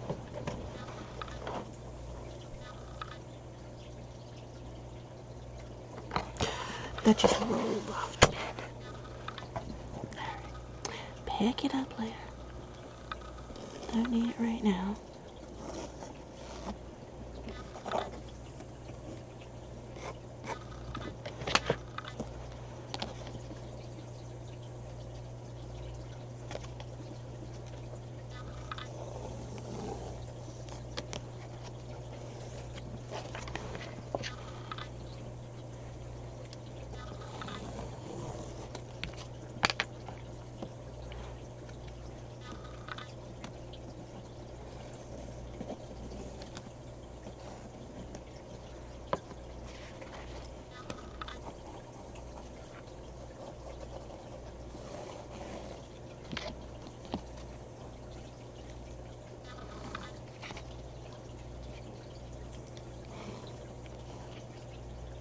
That's way off on that one.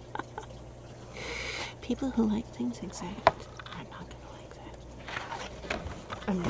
I'm not concerned about exact with this because the watercolor flows and swashes all over the place. It's difficult to use watercolor exact. You can use watercolor exact, and you will see that in the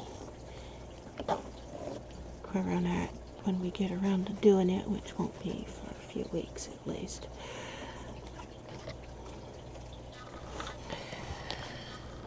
But we do want to test the overall spread of the paint as well. That's why not exact, because seeing how the paint reacts and spreads is going to affect the ability to have control over it.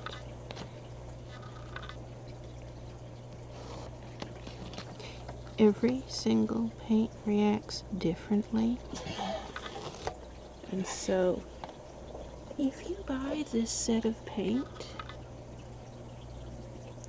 and you do swatches for the whole thing, and then a year later you run out of this paint, so you have to buy another set of paint, you have to re-swatch it all over again, even though it's the same paint colors, because every batch is going to be different. Depends on and every single pan. That's why you have to swatch every pan, not just one pan. Every single one is always going to be different depending on how fine the pigment on the ground in each individual batch. So, always test out every new pan of paint, every new tube of paint if you're using acrylics and oils. Watercolors come in tubes too, which I used to use watercolor in tubes, and it's okay. The pan's better. So that's a preference thing though. It depends on what type of painting you're doing. For some types of painting, watercolor in a tube is going to be better.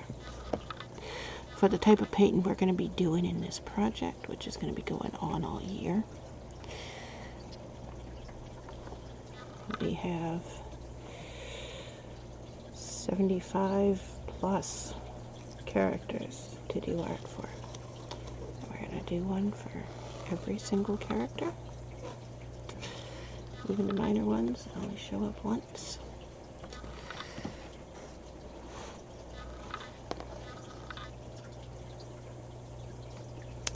And when the character art is finished, we're going to go through the whole process also of not just making the paintings, but also the process of turning them into prints, so you can see how that gets done as well. And when the prints are done, you'll actually be able to buy them also as well.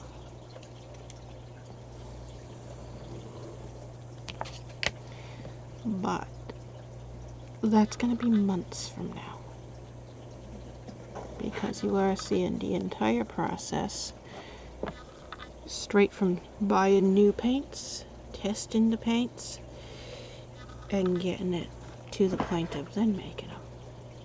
I don't just buy paints and immediately start on the project that is going to be whatever I'm painting.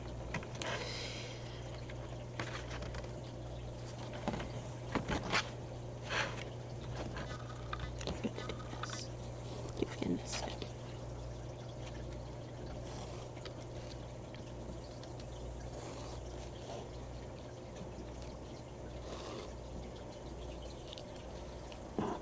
My goal is to learn how each individual paint in each individual pan behaves, so that we know how to use them and how they react to each other, how they react to the paper, how they react to the various different types of brushes I've got. I've got 3 different brush sets that we're going to be using.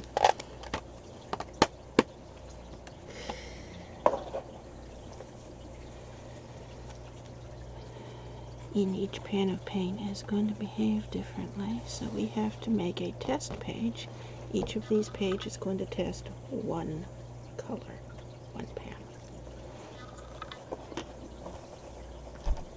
And as we have 3 different paint sets that we're testing, some of the paints are there 3 times, like Payne's Gray is there 3 times, because each paint set has it.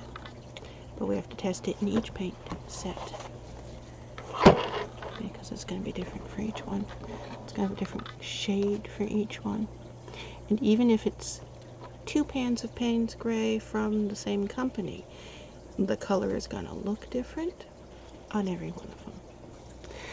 And you will hear a lot of people say, that's why we like using Winsor and Newton. Years ago, that could be said for Winsor and Newton, that their colors are always the same and you don't have to test swatch them every time. But that was pre-1970s, when they used to hand make their paints and they were all exactly measured.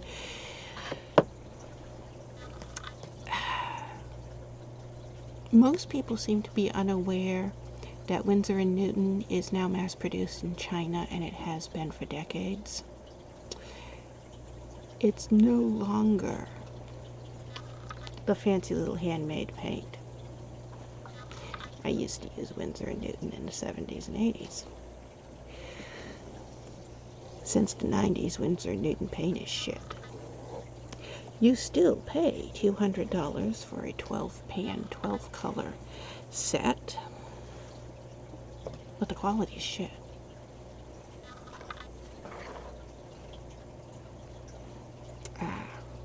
So I don't use Winsor & Newton anymore, because the quality is shit. And it's not an issue of, oh, the paint comes from China, because this paint comes from China as well. This is a Paul Rubin Meliang set. And this costs $49 for 48 colors. And there's 2 paint sets in here now. Both of them are Paul Rubens. The Paul Rubens 48 metallic is also here. That one was $39. Much cheaper and much higher quality. These little pans, and you can see how tiny these pans are. Little tiny pans. 12 of these Winsor & Newton is $225. And it's horrible and chalky. Their paint didn't used to be chalky. Whatever their supplier is using for a binder now, it is shitty. It is. And you can go to the dollar store and get those little kids paint and get the exact same quality that those chalky cakes. That's the type of quality coming out of Winsor & Newton now.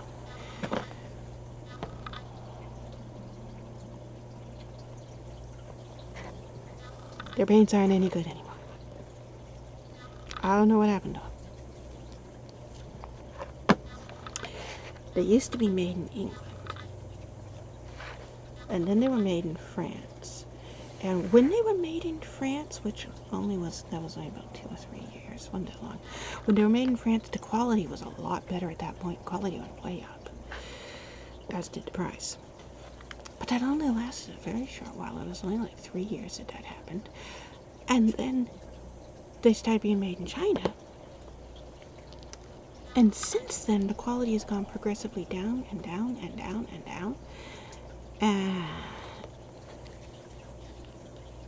It's like they keep changing the supplier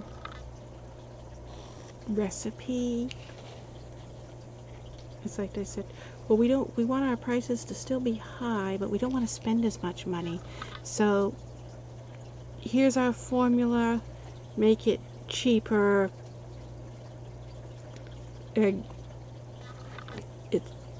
It's not good anymore.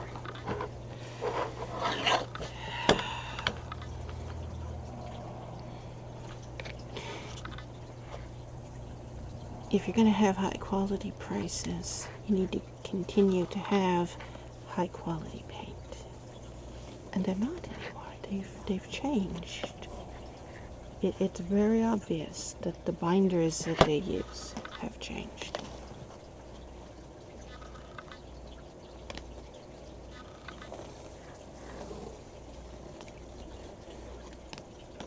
I've noticed, if you go on YouTube, I watch on YouTube and Twitch and TikTok, I watch almost exclusively art stuff. Very rare for me to watch anything other than art. I watch some gamers, like I watch Markiplier and PewDiePie, who hasn't been a gamer in over a decade. He stopped playing games around 2015 era. He does vlogs now, life vlogs. His wife's having a baby, so that's the topic they've been doing mostly lately. I watched Jacksepticeye when I remember. For some reason I don't have notifications set up for Jacksepticeye. I need to go do that. Kang Gaming. He's the best Animal Crossing player.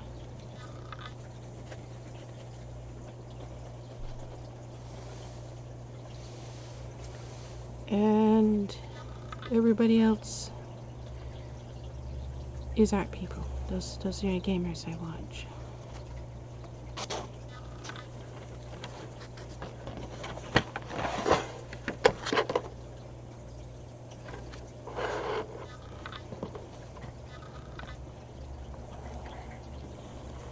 But I've noticed there's a lot of people, the art community on YouTube,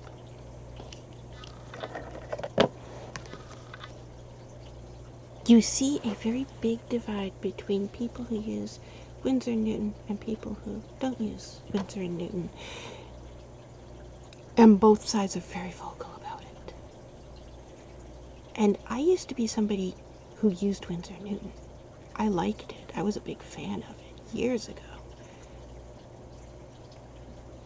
But the recent stuff they're putting out, the quality is so bad that I don't like them anymore.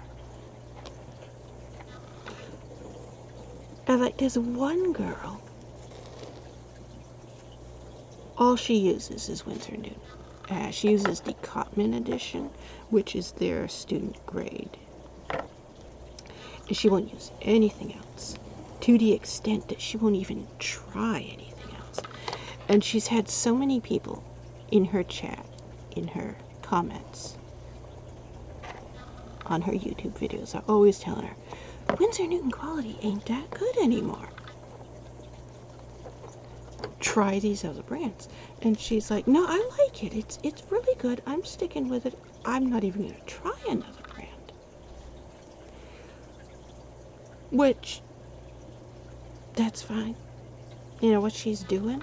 It works for her. And she doesn't mind spending the money on it, so that's fine. But she talks about how she got started using it. And she's like, so when I was in college, this is what we were required to use in college. Most colleges, from what I have experienced, I've been to a lot of colleges, I found out that you can just walk into a college and say, I want to take this class, and pay cash for it. And they'll let you take that class. And it doesn't matter what college it is. And as Harvard is fairly local, that means you can, yes, walk into Harvard, which I've done. You can walk into Harvard and say, I want to take a class. And they're like, if you can afford it, go ahead. You don't have to take any of the tests unless you're going into a degree program and you enroll as a full-time student. But if you just want to take one class, fine.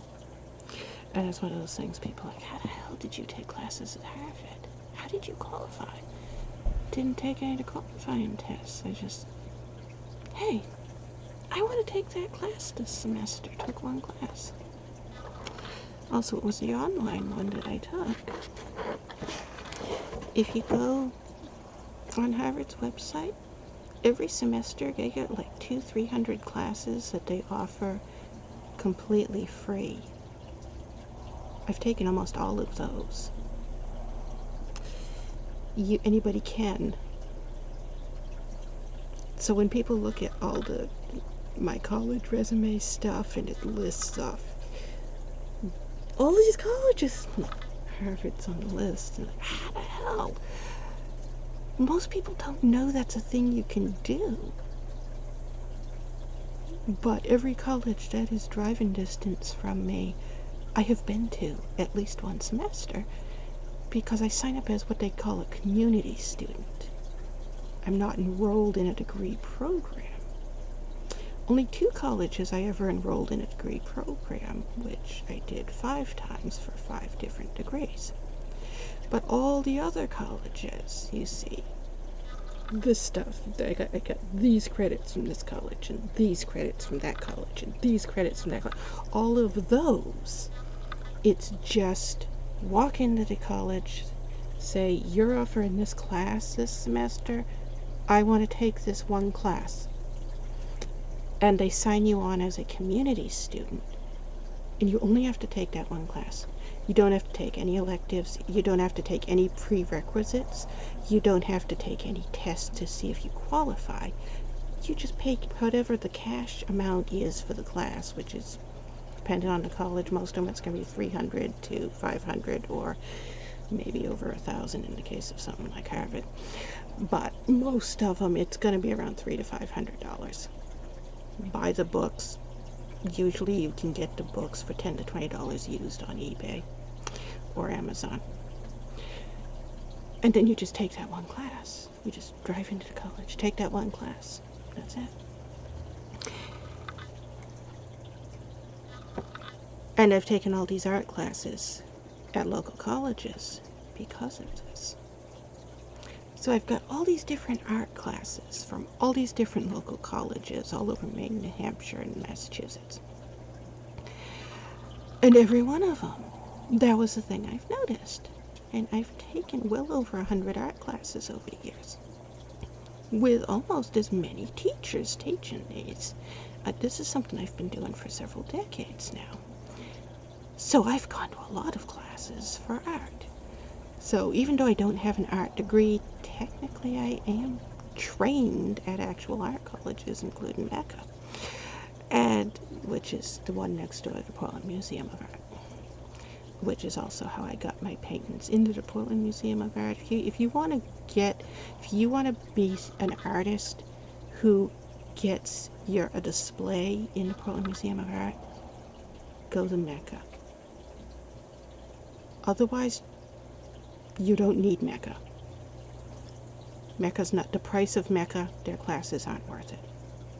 You can learn everything you can learn at Mecca.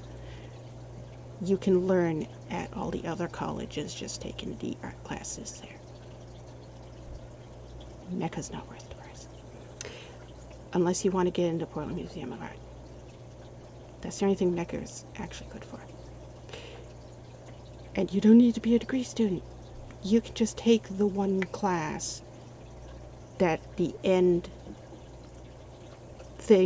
project is submission to the Portland Museum of Art. That's how I did it. I got into the Portland Museum of Art through a college program that specifically teaches you this is what the museum wants. And that is a big museum. If you look it up, it is one of the top 5 in the world largest museums. They have all the Picassos and Monet and Rembrandt and all them there.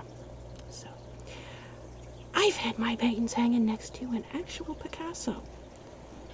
Something not a lot of people can say. But if you want to do that, that's how you do it. Mecca has a program. You go there, just take that one class.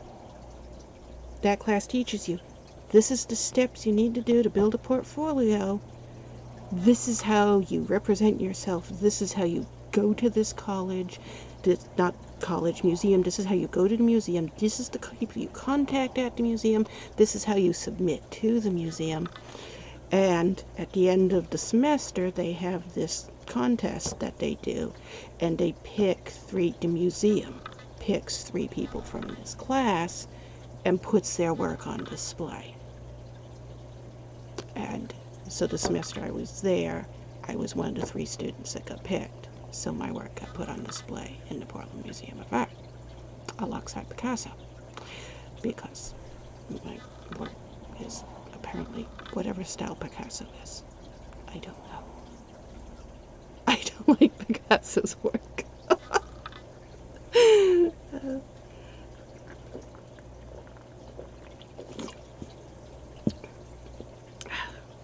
But every class I ever took at every single college, they all required the same thing.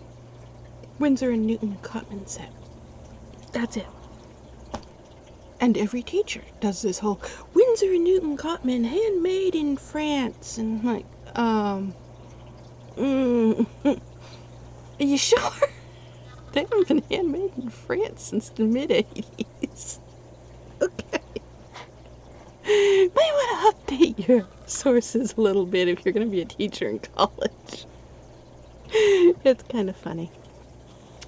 But every single college, if you end up in a class that's doing classical watercolor, they're always going to tell you Winsor and Newton Cotman. That's always what they're going to require you to have.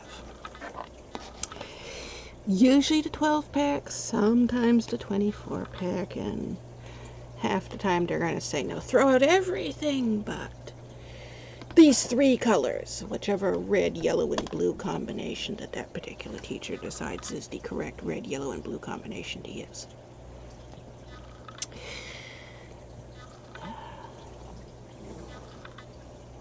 So, very well acquainted with Winsor Newton. Yeah. And it did used to be what these college teachers say it is. In the 70s and before. Yeah. 1800s, it was great. Obviously, everything that's hanging in the museum is still hanging in the museum. It hasn't faded. It's been there for hundreds of years. And that is the brand of paint that was used to paint those things. And that's where that brand of paint gets to say, look at this, Monet. Look at this, Van Gogh. We're the brand they used. Okay. But you ain't got the quality you had when they used you.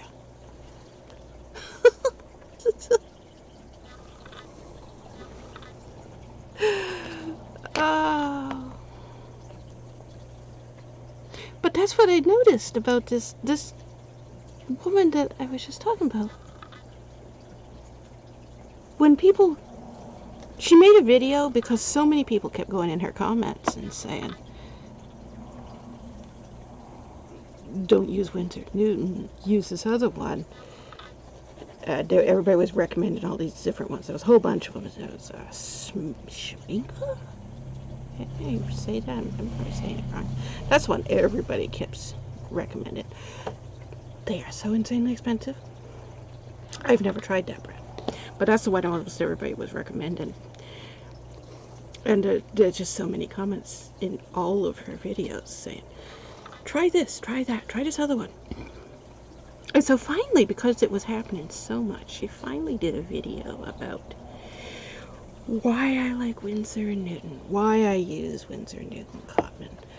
And she did this, she was doing this whole telling everybody. So when I went to college, and I went to this and this college, and this is what I learned. This is the paint set I learned. And I was like, yeah, yeah.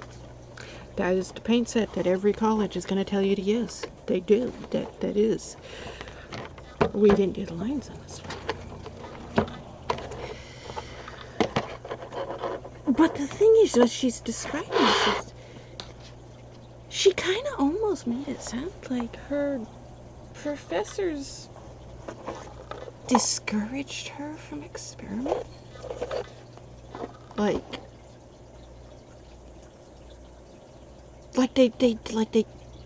they promoted this one brand of paint so much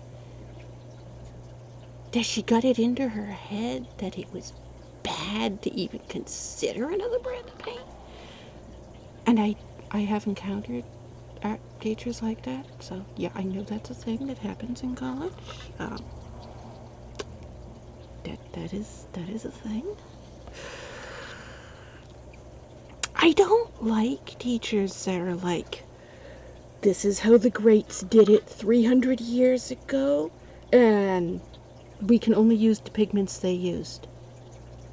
Every pigment that's been discovered since the 1700s, we can't use it. You're not allowed to use it. Don't you dare touch it. I have encountered art professors that way. I was like, okay. Well, limited palette ain't that difficult. I mean, okay, let's go ahead and do that. I'm not somebody who is going to question when the teacher is telling you, yep, this is what you're going to do. I would rather just, yeah, do what the teacher says and get straight A's. And then experiment on my own outside of class.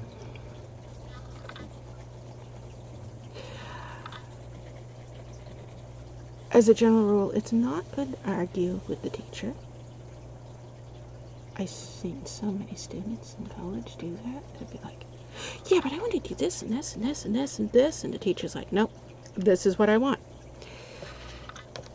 With graded work, do what the teacher wants. And then with your own work, in your own notebooks, in your spare time, do what you want. That way you get to do your experimenting, and you get an A in class.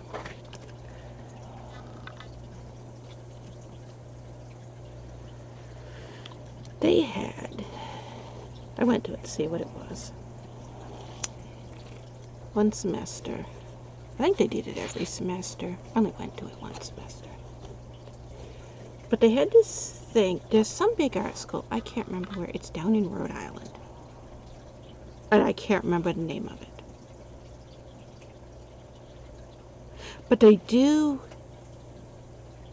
at the college, what did they call it? It's like a science fair thing, but it's not a science fair. And it's an art thing, not science. But where all the students, they have this big room. It's like a convention hall room. It's big. And they line up all these tables, and each student brings in what they consider their best art. And they have like a display thing on each table. Each student has its own. They have like a fold-out table. It's like, I don't know, like 6 feet wide and 3 feet long, and they can fill it with paintings and art and drawings and stuff. And then all these people who are representatives from different big name art colleges all over the country show up. There's some type of art student scout something, I can't remember the right words. And they go down the list, and they have this like check mark with all these things, and they go down and they're like, oh yeah, there's your art. And so while they're there in front of your art, you can ask them whatever questions you want about, oh, you're from this college, well I made these because I thought this matches your college and stuff. And so there was one girl who was in several classes I took. We took a lot of classes together. We would set it up so that we'd make sure our schedules matched, because we were doing study group and stuff. So we ended up in a lot of classes together. And so when we set up the booths, we'd ask the teacher, can we have our booths beside each other? So we could sit there and talk between everybody. I had no interest in going to these colleges, so I had never done this thing before, but I was like, you know what? I'll do it just to have the experience of having set up a booth to see what actually happens during this type of a thing. So I ended up with all these pamphlets from all these art colleges because every one of them had a package of, here's what our college is like. And most of them, they were just like a sales pitch. Here's our college, here's why our college is great, blah, blah, blah, blah, blah. Here's our pamphlet, move on to the next student. And that's what they were all doing, except for this one guy who was from some college. I can't remember the name of it. It was in Rhode Island. It's a really big art school that people try to get into. And it was the college this girl was trying to get into. It was all these different colleges that had a representative here. That's the one she wanted to get into. So she was all excited about this one particular representative from this one particular college. She had set up her whole thing, her whole project stuff, on her booth to target this one college. And so when he comes around, he's going on and on and on and on. He was so damn mean. He wouldn't give her this package. That was weird, because all of them would have had this whole stack of packages. Here's our package from our college. Our college is great, blah, blah, blah. And I moved to the next desk, and they kind of weren't paying that much attention to the students. They were just, let's hand out all these packages to all these students. This guy was some type of big name art critic. I had never heard of him before. She knew who this guy was. Apparently he had some type of a blog or something where he critiques art. So he was fairly famous, and people knew who this guy was. I'd never heard of him. I had no clue who he was. He gets to her booth, and she's telling him, everything I'm doing with college is, my goal is to go to your college. It is. I mean, she'd been talking about this one college for 2 years. He went, I don't know how you describe it. He starts going through every single one of her paintings. She had all these paintings up here on display, and she had a portfolio that you could flip through sitting on the table. He lashes out at her. Blah, blah, blah, blah. This is terrible, this is awful, this is horrible, this is awful. And he just went down through every single one. Then he goes through her portfolio, he flips through it. No, don't. She was in tears by the time he got done, and he started bullying her about that. Well, if you can't take a little criticism, you certainly can't go to our college. And I was like, oh my God. Because I'm in the next booth over, and I'm watching him do this. What the hell is he doing? And then he's got the pamphlet for the package for his college, and he's like, you don't deserve this. I'm not giving it to you. And he stormed off. Oh my God. Ah.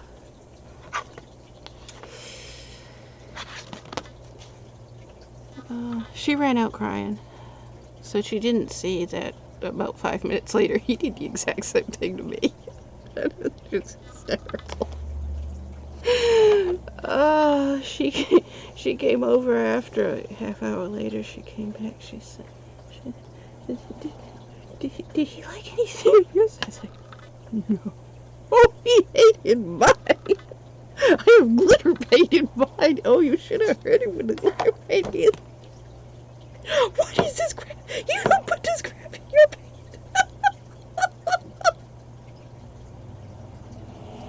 Oh, he lashed out so bad at the glitter paint. Okay. Well, guess what? I'm in the Portland Museum of Art. You aren't. So, clearly the big art museums think my art's better than yours. Oh, this guy was so funny. But, oh, I've had a lifetime of people criticizing stuff, and I'm like, doesn't bother me when these people try to go nuts on that poor girl. She wanted to go to that college so bad.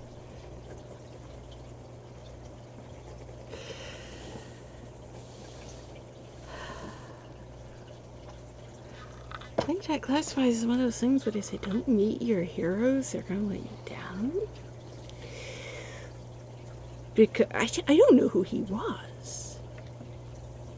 But she thought he was great. She was a fan of his. And he didn't realize it. He didn't even know that. He never gave her a chance for him to find that out.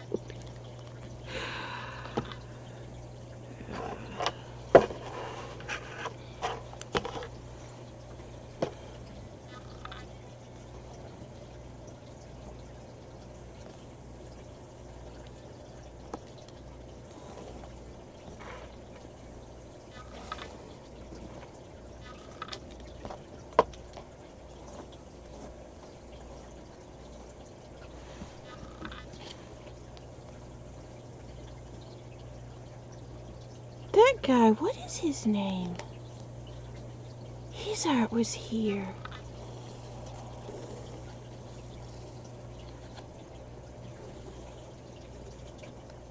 The guy that did the alphabet with those little kids, and he always has a black umbrella.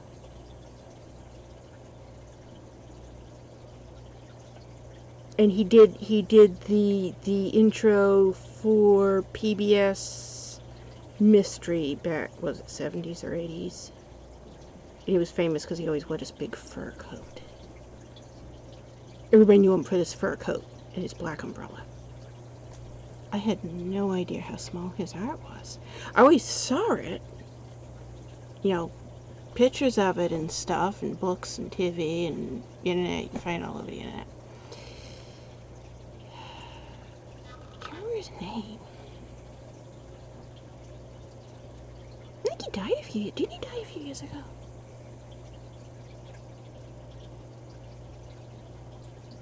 The thing everybody knows him for is he did a book. It's an alphabet book, but it's like a horror alphabet. And it's got all these little kids, and there's always like this Grim Reaper-y looking thing holding a black umbrella. That book is drawn on index cards. 5x3 index cards.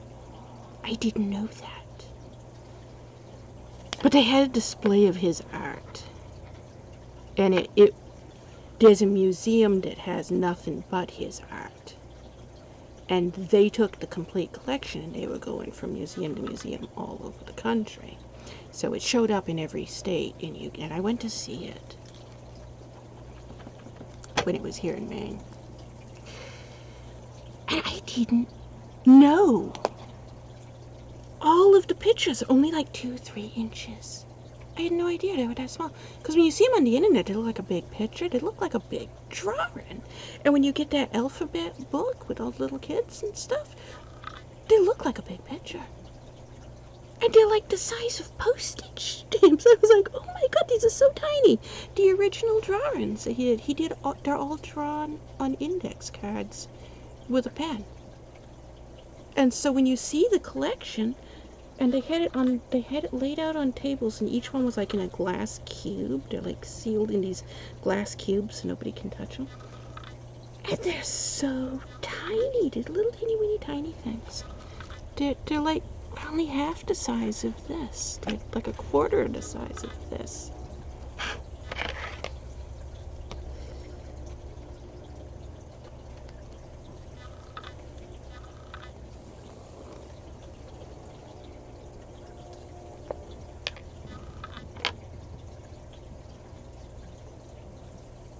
I like doing small art. The stuff I did for the museum was huge. It was big. I can't remember what the size was. It was like 48 inches by 52 inches or something like that. Because the museum they had a specific space for this program that so every semester 3 different students are going to be in this one location, this one spot in the museum. So it rotates. So it's like, what, 3 or 4 months you'll be there for, I think it's 3 months. It gets put on display at the end of the semester, and then it gets taken down when the end of the next semester and the new winners show up. So it's a rotating display that's always there, but it's 3 different students every semester.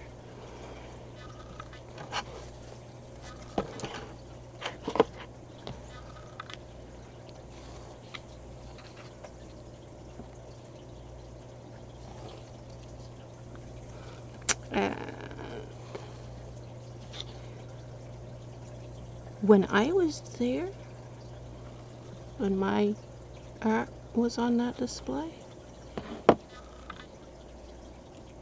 at that point there were 2,000 students entered into that contest and only 3 winners each semester. So I went up against 2,000 people and won it. It isn't just one class that can enter it. Every student in the college that is signed up for the art program can enter it. You just have a much better chance of winning it if you go to that one that teaches you how to do exactly what the museum is looking for. Which is why I always work on really tiny stuff like this. All my art is very small. This is the size I work on, which is 5 inches by 8 inches. So all of my art, I do 5 inches by 8 inches or 4 inches by 6 inches, which is the other size I do. And I haven't done it recently, but for a while I was doing on 3 by 5. That's a lot harder to do, so I don't do it that much. This is my preferred size, of 5 inch by 8 inch. So most stuff is 5 inch by 8 inch. And once in a while, I work on 8 inch by 11 inch. But I do more like working with copy paper when I do that. This copy paper, the size that you put into a printer. Actually called copy paper. And that is usually sketches for before, when I'm testing out composition and stuff of, I'm not entirely sure how I want to lay things out and everything, so I'll sketch it out on that. So I end up using 8 by 10 for initial sketches usually, but then I work much smaller for the actual finished project. And for the museum, they wanted these big ones. You had to have these big ones. I'd never worked on big stuff before. So that entire semester, I was working on these giant, big paper pads. They sell these paper pads in those big size. So I was working on those all semester. And I learned to work bigger scale. Same stuff I was doing smaller scale, and now doing a bigger scale. And the stuff that ended up in the museum was huge. Physically, just huge. And then after that, I went back to drawing small, and I've never drawn that big size again. I've never done big art again. That's the only time I did it, that one semester. I don't like, I had never done it before, and the reason I'd never done it before was just largely that large size paper is expensive. One of these pads of paper is $20. This is $20. This costs $19 for this. You can see how big it is. This is 30 sheets of paper. It costs $19. As opposed to this, which is 200 sheets of paper for $3. See a difference in quality. It's a different price. Those big giant pads usually only have 5 sheets in them, and they're usually $70. So that was why I never worked big. My mindset was, I can make 30 pictures with this, or 5 pictures with that. 30 pictures for $20, 5 pictures for $70. I would rather do lots of small pictures than a few big pictures. So, that was why I didn't do big.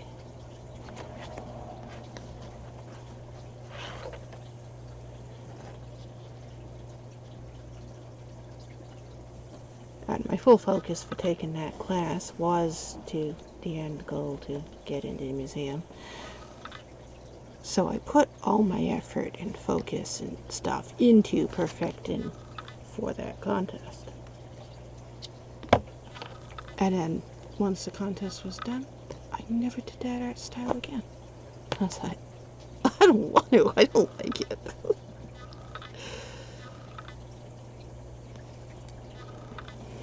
So initially I never did it because it was expensive, just materials, but then after I had tried it, I just don't like working in a large size.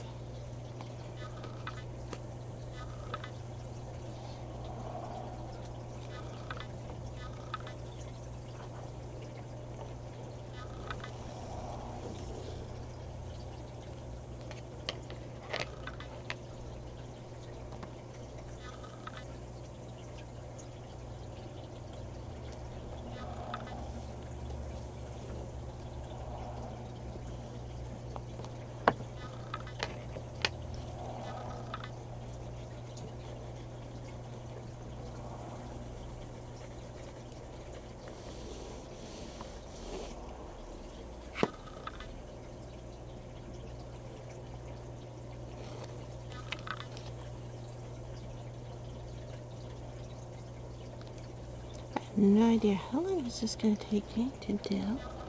I know it's going to take more than one stream because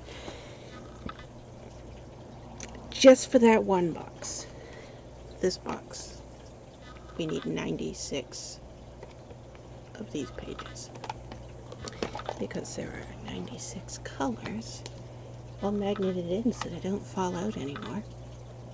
Put magnets on all of them. 96 colors. Each of these pans is going to have its own page. So I have to make 96 pages just for this. This is 48 more. So 48 more pages after 96 for this one. I can't do math, so however many pages that equals.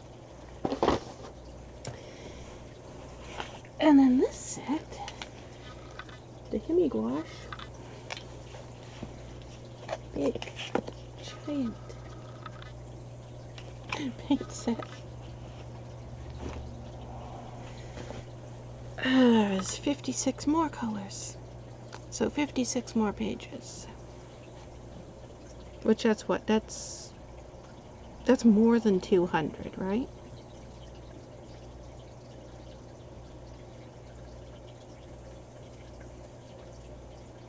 $96, $56, and $48. Yeah. So I need around 200 pages. I'll figure out the exact number later because I can't do math in my head. I can barely do math if I tried to write it down.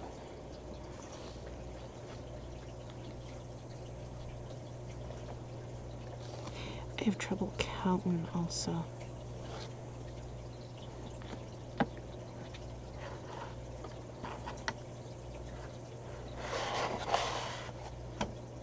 If you didn't know, I never went to school. Which is probably why I've done so much going to college. First time I went to college, I was 37. So, all the things that I did in college, I've done after turning 37. So before I was 37, never had any concept of what the hell school even was. Never went to school. And having gone to college now, I probably would have liked school. My mother had all these weird conspiracy theories about school. She still does. She's COVID anti-vaxxer.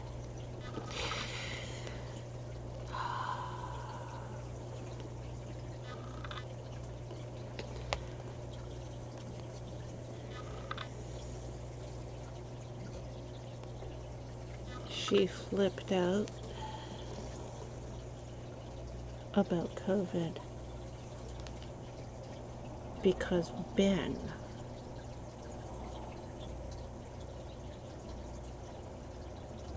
what happened? So how? Because I don't talk to her, and I haven't talked to her in decades. And she showed up over here. Her car broke down. That's what it was. She wanted Ben to work on it. And she started talking about Ben wanted to know, have you been vaccinated for COVID? Because Ben is massively paranoid about COVID. So, Ben is vaccinated and boosted and over-boosted, and every time a new booster comes out, he's right there first in line to get. He's extreme, the opposite end of the anti-vaxxers. Me and Ben are both in the get all your vaccinations for anything and everything you can be vaccinated for belief. And my mother is in the conspiracy theories about vaccinations. Deep end, she's a follower of David Icke. Very deep end conspiracy theories. She's a follower of both David Icke and Kenneth Copeland. If you don't know who Kenneth Copeland is, he's the TV evangelist who made a fool of himself with COVID conspiracy theories. The one that's now a meme that everybody keeps memeing, that TV evangelist. She's been watching his TV show since the 80s. She has all of his books, all of his DVDs. She must spend a few $100s on his stuff every single week. She is insanely in love with that TV evangelist. So, very familiar with Kenneth Copeland and his craziness. But I didn't know his recent stuff because I haven't had contact with her since the 90s, and so I hadn't heard anything about him since 1994.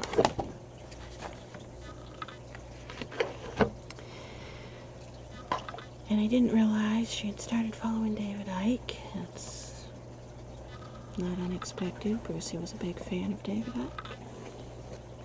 Brucey's her brother. Anyways, Ben's working on her car and he asks her, have you been vaccinated? And she starts going off, and I was there because it was out in the driveway right here in front of this window, right here. And I was out there,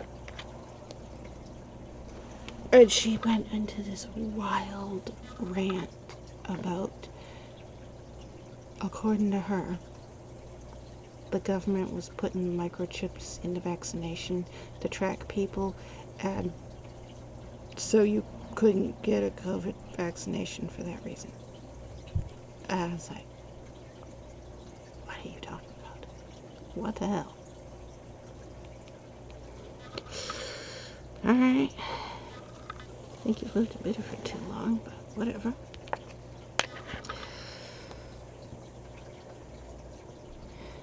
It's hard to walk down the street in Biddeford and not come into contact with UFO crazies. Biddeford is a scum dive of people who believe they've been abducted by aliens.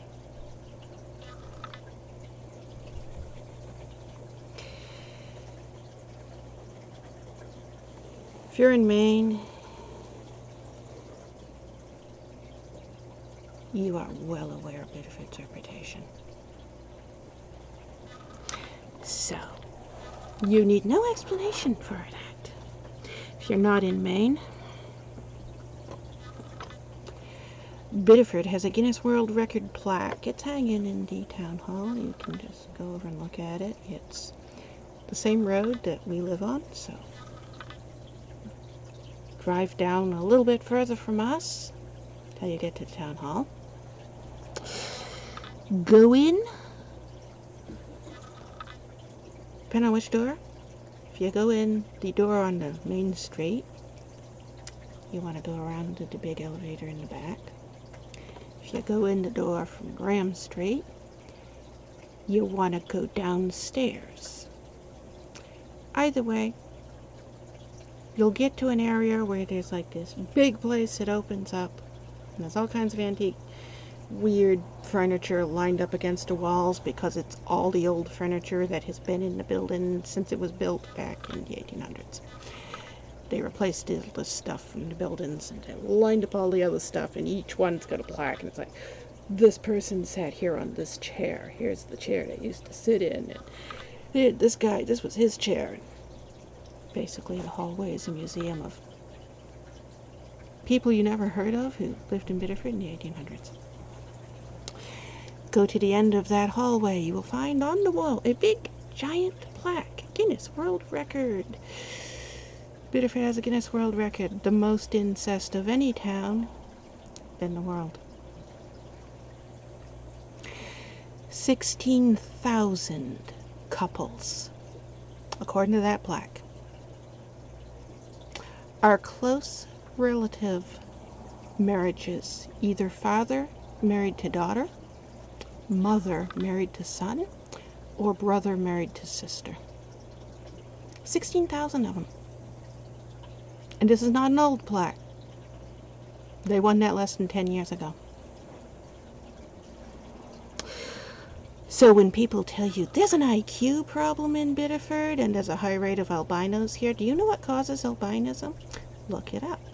Albinism is caused by a minimum of 3 or more generations of incest. In other words, brother married to sister has children, brother married to sister again has children, brother married to sister again. Has to happen 3 times in a row. That is the cause of albinism. Actual albinism. There's no other way to get it. Your parents must be siblings. Your grandparents must be siblings, and your great-grandparents must be siblings in order for you to be born an albino. It's difficult to walk through Biddeford and not see an albino. They're everywhere around here. But there are currently 16,000 couples in this town right now who are married, and it's either a father married to a daughter, a mother married to a son, or a brother married to a sister. And they were given a Guinness World Record for it because that's the largest amount of incest in any town in the world. And so when people talk about they don't want anything to do with Biddeford because Biddeford has a reputation, that's what they mean. That's the reputation Biddeford has.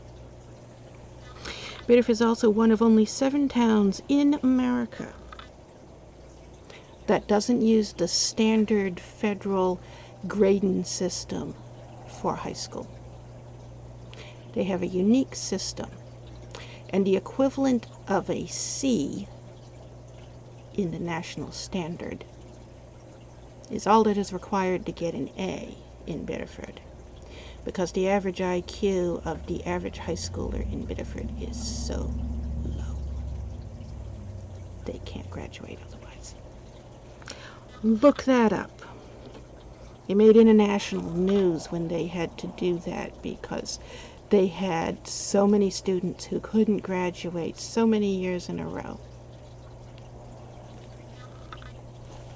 We're one of only 7 towns in the country to not use the federal system, and that's why.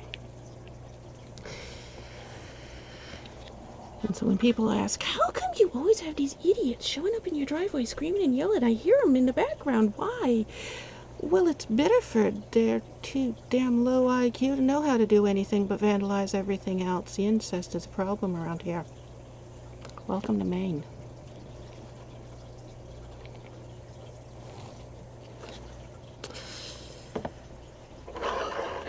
There's a reason most Mainers avoid Biddeford.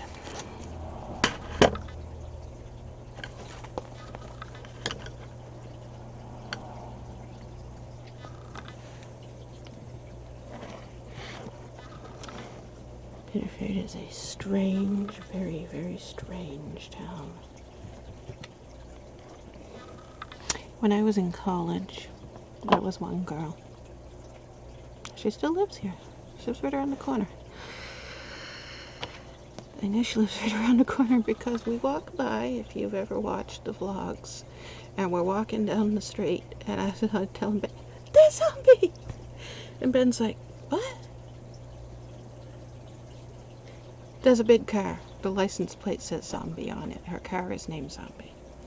It's was it a Grand Marquis from the 1970s? I've known her for years. She is well aware of Biddeford's problem. When she went to college, her goal was to become a social worker. Specifically, she wanted to become a social worker so she could set up a counseling service with a specific goal to try to teach children in Biddeford that they shouldn't marry their parents or their siblings. That was her goal for going to college in 2013. Anyways, we had a lot of classes together because psychology degree is what I actually have.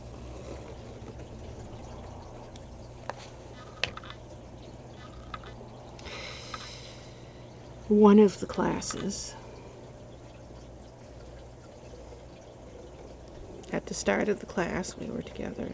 Almost every class she took, I was also in. One of the classes, at the start of the class,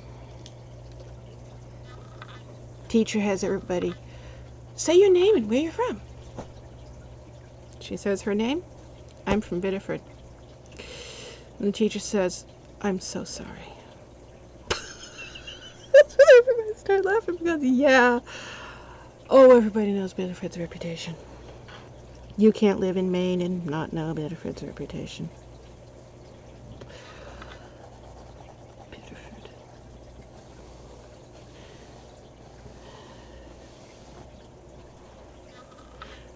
That's a question I also get on a lot of my dog walking vlogs. We're walking down the street and you hear it. You can't not hear it. I have so many people ask, why does everybody say that? And I'm like, yeah, I can answer that. We're in Biddeford. Everybody says fuck for everything. They use it as though it was a comma between words. They use it as an adjective for everything. They use it as an adverb for everything, and they use it as a noun for everything. They replace every comma and period with it.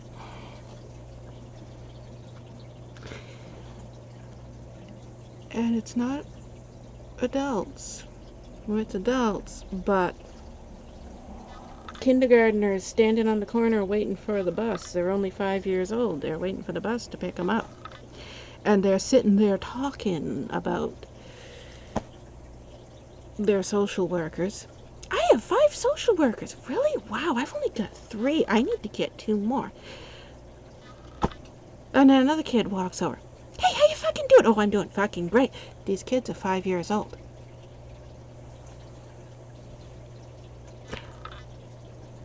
But it's Biddeford, so yeah. And then people who read my books and they ask about Boom Fuzzy. Boom Fuzzy talks like that. Boom Fuzzy says the word fuck constantly. when I'm editing, and you've seen my editing vlogs, my editing live streams, when I'm editing, I search for adjectives and I replace them with the word fuck in his dialogue. So every other word out of his mouth comes out to fuck, and I've had people ask, why does this character talk like this? And I was like, he's from Biddeford. And it was funny because it was a Twitch live stream when I was doing this, and yeah, he's from Biddeford. And some people were in the comments and they were like, I don't get it. But then there were some people who were from Maine in the comments and they said, I'm from Maine, I get it. I know Biddeford.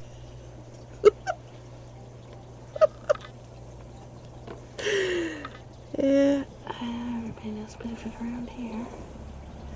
But we are right now in Biddeford.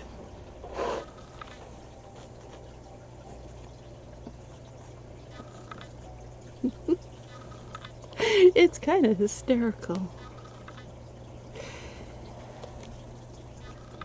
Trying to do any type of video recording in Biddeford, Maine.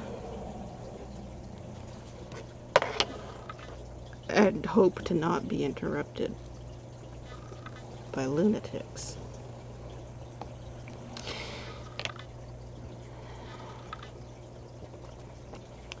But as you've seen from all the many interruptions we've had in all of my live streams for the past several years,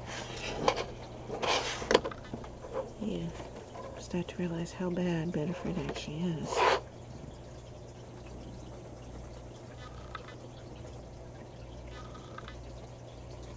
Also, the crime rate is so crazy around here.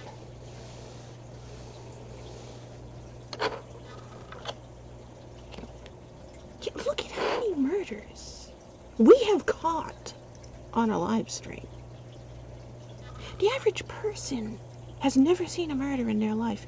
I can't even begin to count how many we have got caught on camera.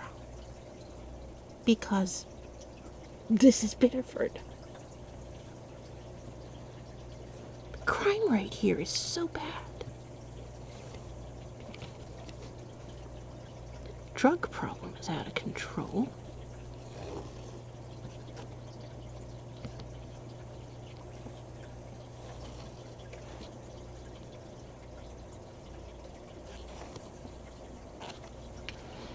I pity anybody who wants to become a police officer in Biddeford. It's gotta be the worst department in Maine to be a police officer in.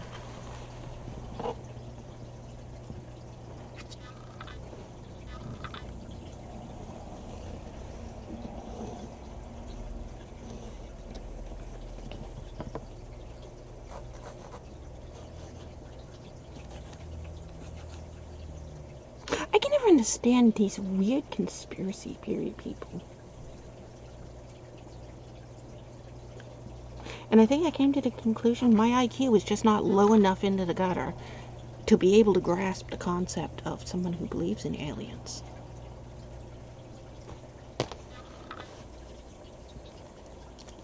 I can't understand it.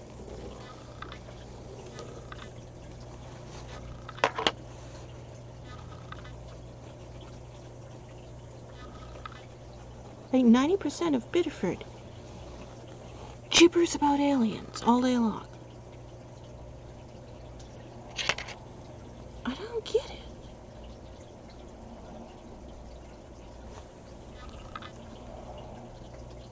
And that woman, she just died last year.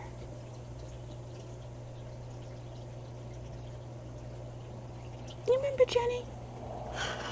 She used to be in a lot of my videos. She's the one who used to walk dogs with me.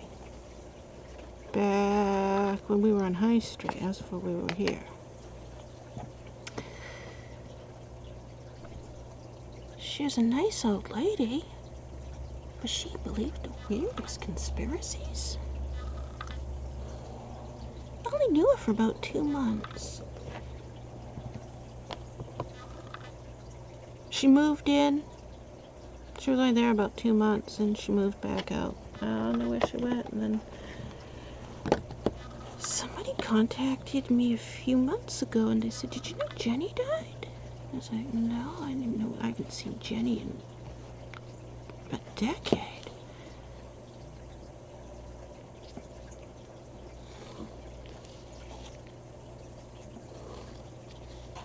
Marcy liked Jenny's dog.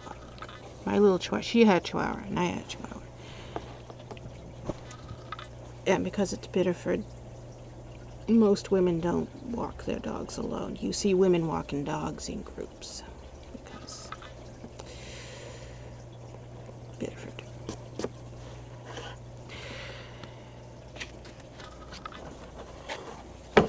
So, we had this group. And we used to walk our dogs. And she was one of the ones in the group. And she was only here about 2 months, so she was only in the group about 2 months. And those videos are up on YouTube. I'll do archives of them so you can see them, because they were all, again, live streams of the dog walking group.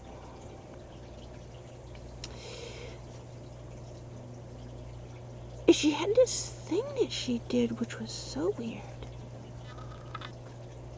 And I thought it was weird, but nobody else in the group thought it was weird, because I'm from Old Orchard, and they were all from Biddeford. So this was just normal for all of them. And I'm like, what the hell? It's weird. And I still don't understand it. But every time a plane went by, where we lived on High Street, you look at a map for the planes, the path that they go across. Portland Airport's 9 miles away, I think. It's really close. So, it's a jetport, Portland jetport. The 9/11 planes, the airport that the 9/11 planes were hijacked from when they went to New York, that airport, it's only 9 miles away. We're right in the path of it. So, every hour, all day long, planes going by. Big jet planes, little small planes, just constant. We were right in the path of it.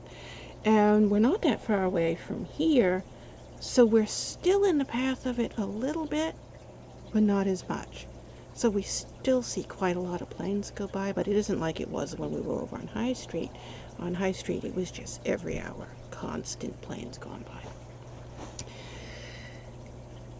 And so every time, no matter what time of day or night, when we walked the dogs, I was walking Marcy, she was walking Lily, plane would go by every single time because there was just so many planes going by.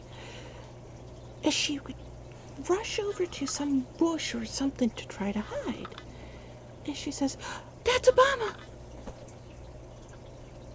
And at that point, I didn't know who Obama was. I've since learned he was a president. And apparently at the time he was a president. So he was the president at the time she was doing this. I never knew who the presidents were. I found out Trump was a president when he did his crazy election vote scam thing after he lost the second election. I didn't know he was president for 4 years before that, because I don't have a TV and I don't pay attention to politics or any news. I never know anything that's going on with news. So I didn't know Trump was president. But at the time this thing was happening, Obama was president. But I never heard of Obama, so I didn't know what she was talking about. I couldn't even figure out what was she talking about, because I'd never even heard of Obama at all. But she's standing here, she's hiding under these bushes, and she's pointing up. There goes Obama again. And this kept happening. So I asked her, what's going on? what's going on? She starts telling me.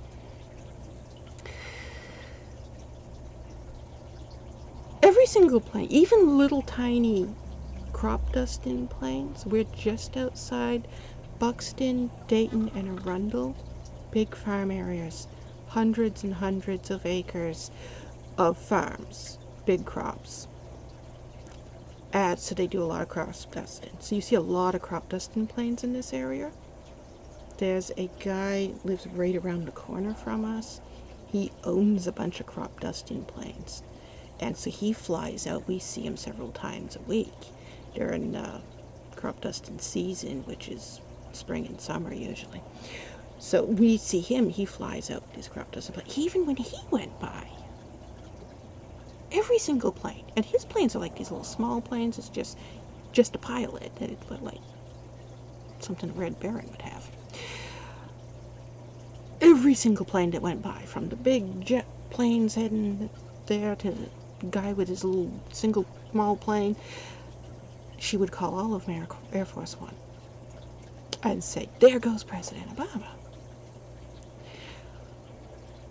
Well, when she starts explaining what's going on to me, all these other people who are also part of this group, they're also explaining it. It wasn't just her who believed it. They all believed. She just had the biggest reaction to it. So they're all telling me about this. There goes President Obama. That's Air Force One. And I'm like, okay. If any president comes through, it's going to be Bush, who was still alive at the time, because he lives around the corner. He lives less than a mile away. We are less than a mile from the Bush compound in Kennebunk, where it's Biddeford Pool is that street right beside us. He lives on a side street off of that street. The Bush compound's less than a mile from here. Biddeford borders Kennebunk, if you didn't know that. Kennebunk's the next town from Biddeford. And we are on the outskirts of Biddeford. We are on the edge of Biddeford, right at the Kennebunk line. So, if there's going to be a president in Maine, it's going to be Bush, who at the time was still alive. He's dead now. He died. The old Bush, the really, really old one, Barbara and George Bush, the one from back in the 80s, not the second one. And the Barbara Bush Hospital also is that hospital. When you see me walking the dog, and there's a big hospital, when I'm walking Mickey, and there's a big hospital there, that hospital's 2 streets away. That's the Barbara Bush Hospital. She funded building that. So,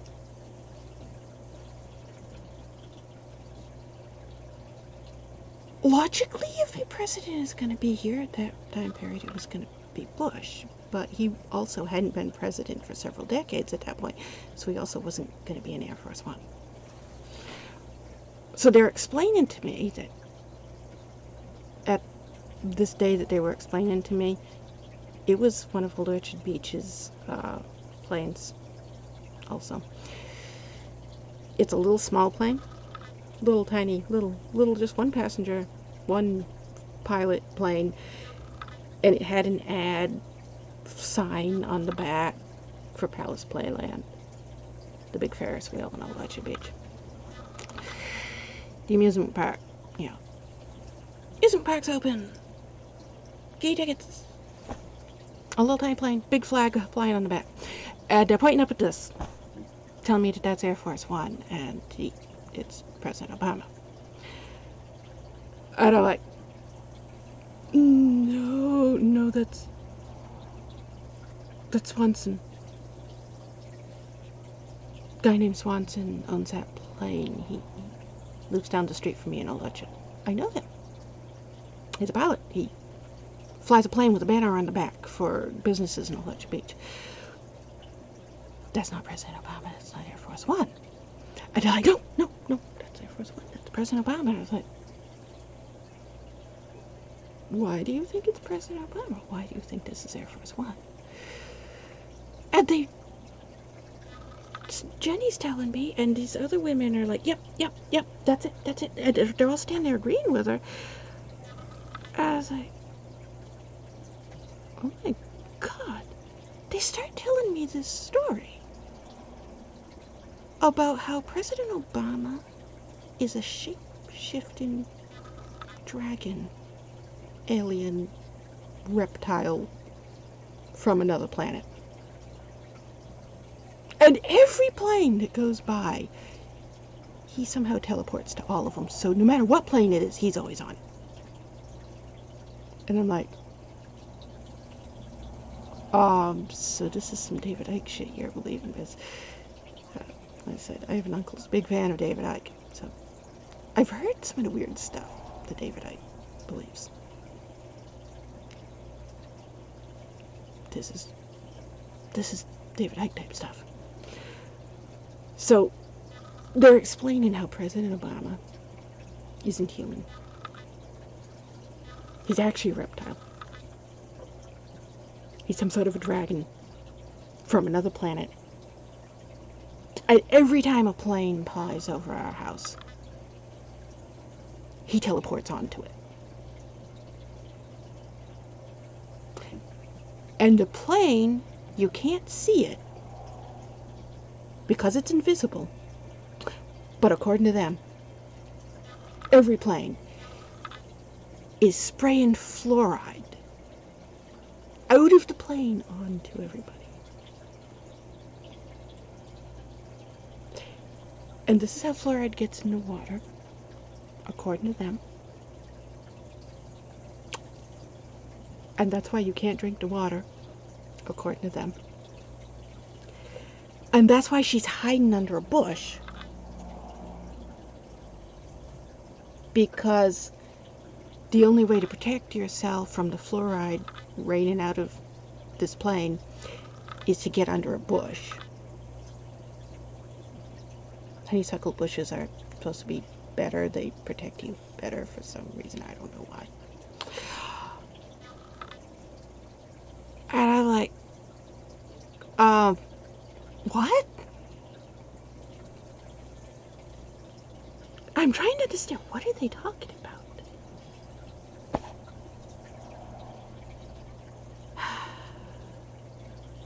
Meanwhile, there is a problem in this area. There is a crazy person who likes to behead animals. So it's really common to go outside and see cats, dogs, horses, birds, headless, and hanging in trees from ropes. This is somebody who's been doing this for several decades. The police have been trying to catch them. This has been going on in several towns. There are 21 towns in this area that this guy has done this to. And it's been going on for almost 40 years. That's just a local crazy person who is kidnapping people's animals and killing them and then taking them back mutilated.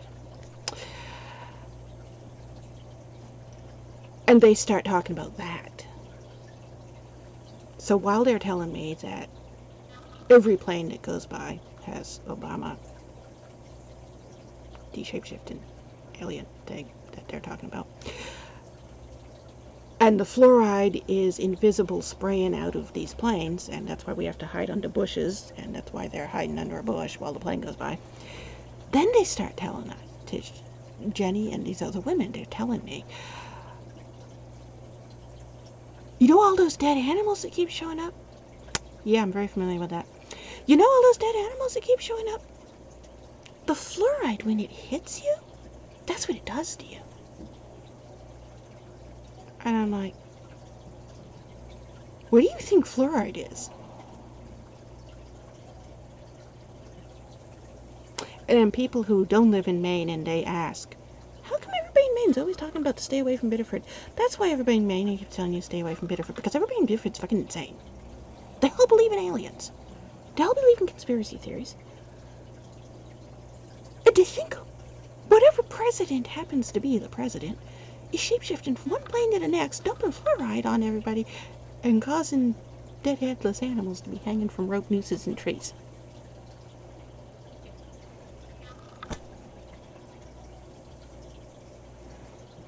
Yeah. Biddeford's a fucking joke. And the people in Biddeford, it's just normal for them to believe this stuff. And I don't understand. How is an entire city absolutely insane?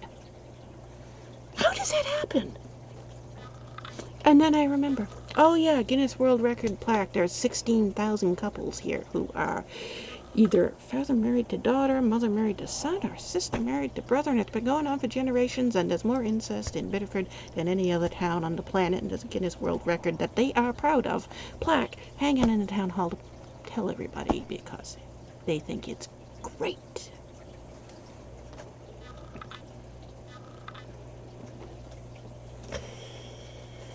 Biddeford's crazy.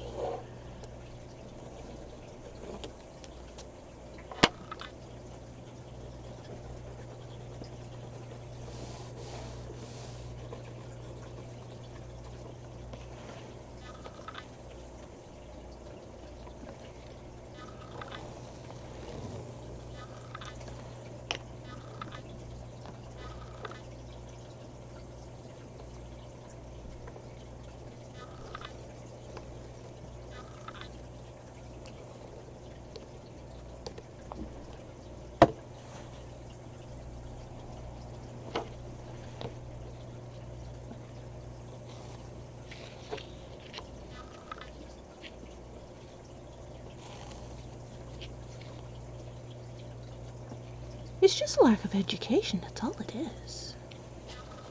Which is not uncommon in Maine. I mean, the average Mainer is like my mother and believes in weird government conspiracy theories. The whole reason my mother wouldn't let me or my 3 younger brothers go to school was because, as she put it, she said, Satan controls the government and the government controls the schools, and she wasn't going to allow Satan to control her children by sending her children to school.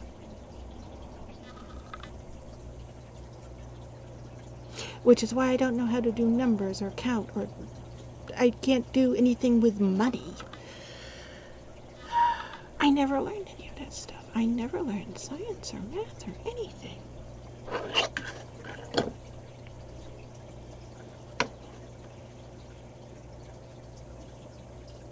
Both of my parents did go to school a little bit. My mother quit school in the 10th grade, and my father was expelled from school in the 8th grade, and has a federal record because of it. That's why he's not allowed to own a gun.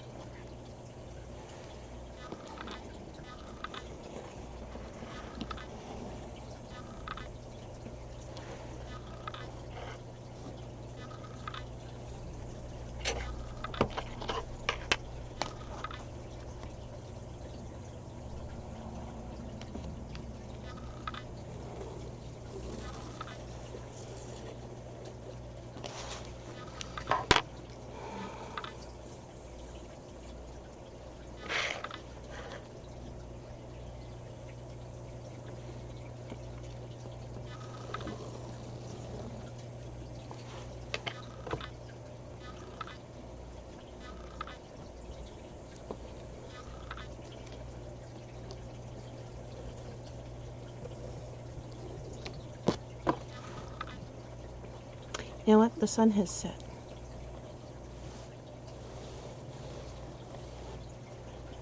It's now dark.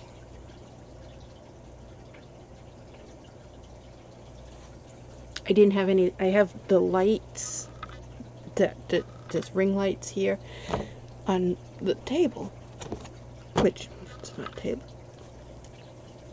It's a Rubbermaid box, but it's not Rubbermaid. What brand is it? I don't know. What brand is it? There's another one over there. Sterlite? Is that what that says? I can't see it. It's too far away. It's an off-brand Rubbermaid box that I have an easel sitting on top of.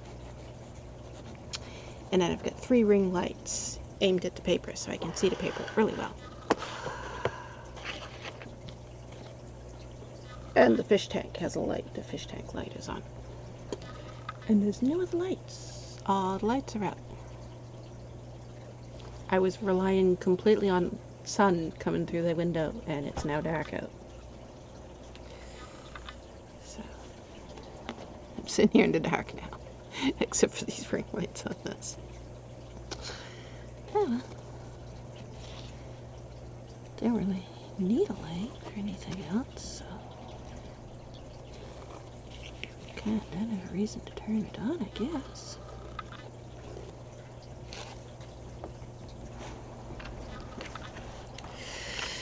My knee is hurting. You know what occurs to me? I haven't eaten yet today. I had chips. I had like 5 or 6 chips and cheese. That's all I've had all day. And a candy cane. That's right, I had a candy cane. I don't know how old that candy cane is, also. So I haven't bought a candy cane in several years.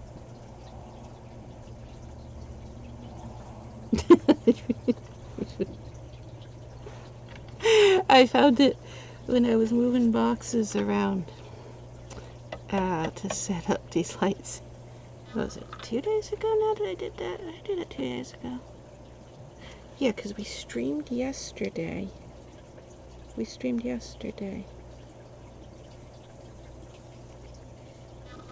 My ear is full of dried blood. I need to fix that. I keep having ear bleeds. That's been happening for the past several weeks. I don't know why. Chronic nosebleeds, that's... I've had them for decades.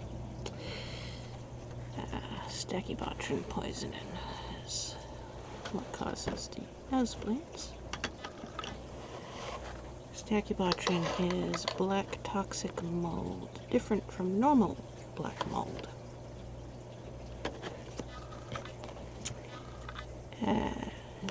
Has an anthrax-like effect on your lungs and sinuses that never goes away. So once you get it,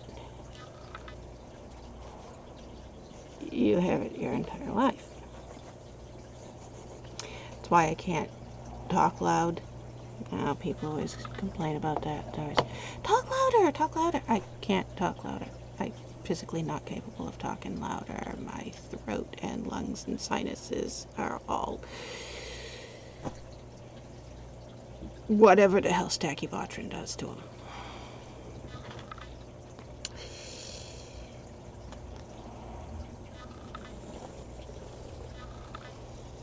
That's a thing I've had since I was 8.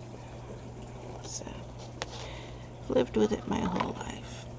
That's why my voice is like a whisper and I can't yell or scream or anything. Which is why it's funny when Rick shows up. Because Rick is the one who always says, I know about you, you yell and scream all the time. And I'm like, what? I have a disability. I'm physically incapable of raising my voice. I can't scream or yell. I can barely talk. My voice is barely above a whisper. I mean, I have to have the volume things turned all the way up just for the camera. I've wanted the microphone to pick up my voice so you can hear me.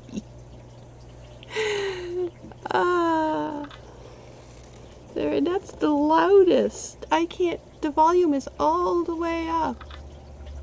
And people still always tell me they have trouble hearing me on the videos. I can't make it any louder. It's already been adjusted as loud as it can go.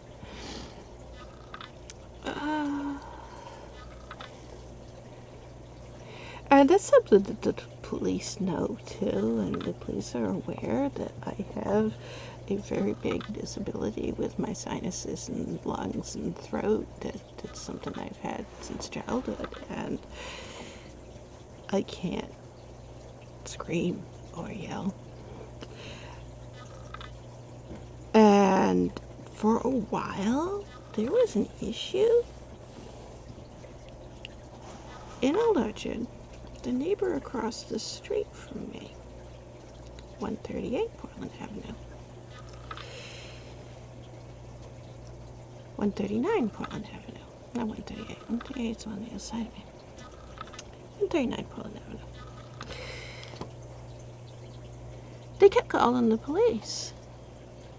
Well, the other thing was, I was here in Biddeford when they were calling the police. But they kept calling the police, and they were telling the police that I was out there yelling at them. And the police would laugh at them and say, yeah, I know she isn't. And I didn't know this was going on. I found out this was going on when a Biddeford police officer showed up here. Which is a thing also, because the camera runs all the time. I have this whole thing on camera. And it is on YouTube, so you can go watch it. I have this whole thing on camera. Conversation with this police officer. Comes to the door. I know this police officer. I've known him for years. I don't know him well, but I know his name, and I know, yeah, this is the regular officer from our area, and he knows me well enough to know who I am and what my disabilities are. So, I answered the door. And he's like, "You're a real cat, right?" Well, he doesn't normally introduce it that way. Police officers don't do that. They go by your real name, not a username you use online. They would say, "You're Gwendolyn Wendy Christine Allen Wilds," which is my real name.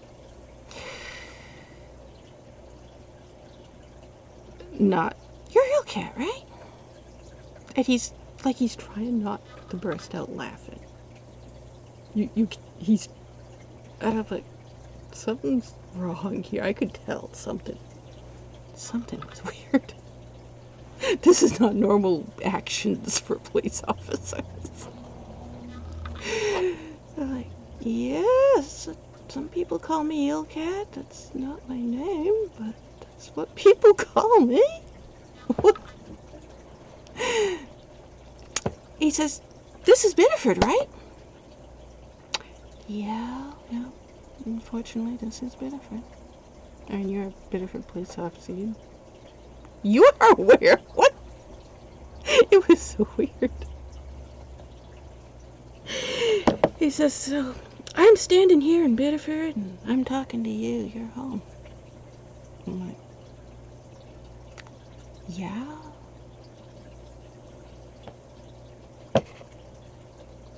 What's going on?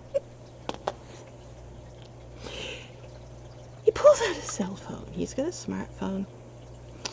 And he starts talking, so it's on speaker. And there's two other police officers talking to him. They've got their phone on speaker. Well, one of them's Will Watson. We all know Will Watson. Everybody knows Will Watson. Everybody who ever watched one of my YouTube videos, you are so damn well acquainted with Will Watson. Little fat, short police officer who is pretty much daily for decades shown up. Because he's the police officer who knows how to deal with gypsies and travelers, and he's trained in American it. So whenever something happens with any of the gypsy clans and stuff in the area, he's the one they send in. So, and he's on dozens of my videos. So I know his voice. He's the guy on the phone. And Robbie, who is frequently Will Watson's partner in a lot of stuff, they don't always go together. Sometimes it's a different officer. They rotate partners in Old Orchard, so it's not always the same two officers. But this is an officer who frequently is with Will Watson, so I recognize him as well. The officer that's talking to me is Pelletier and Penny from Biddeford. So there's 4 police officers involved in this. He says, yeah, she's right here in Biddeford. And my car at that point is parked right in front of the front door. He turns around, says, the autism car is here too. Everything's here. She's here. And then they have this conversation, these 4 officers, the 2 Biddeford officers, Pelletier and Penny, and the 2 Old Orchard officers who are in the phone talking from Old Orchard, Will and Robbie.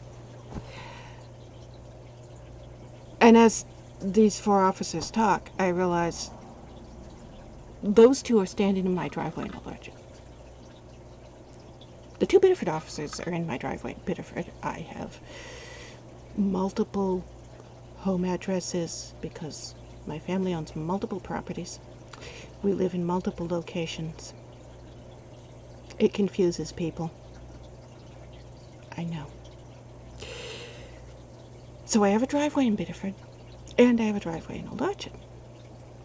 There's 2 Old Orchard officers in my driveway in Old Orchard on the phone talking to the 2 officers in my driveway in Biddeford who I'm in Biddeford, and they're talking to me in person. So all 4 officers are talking to me, 2 of them talking out the phone. And they're telling me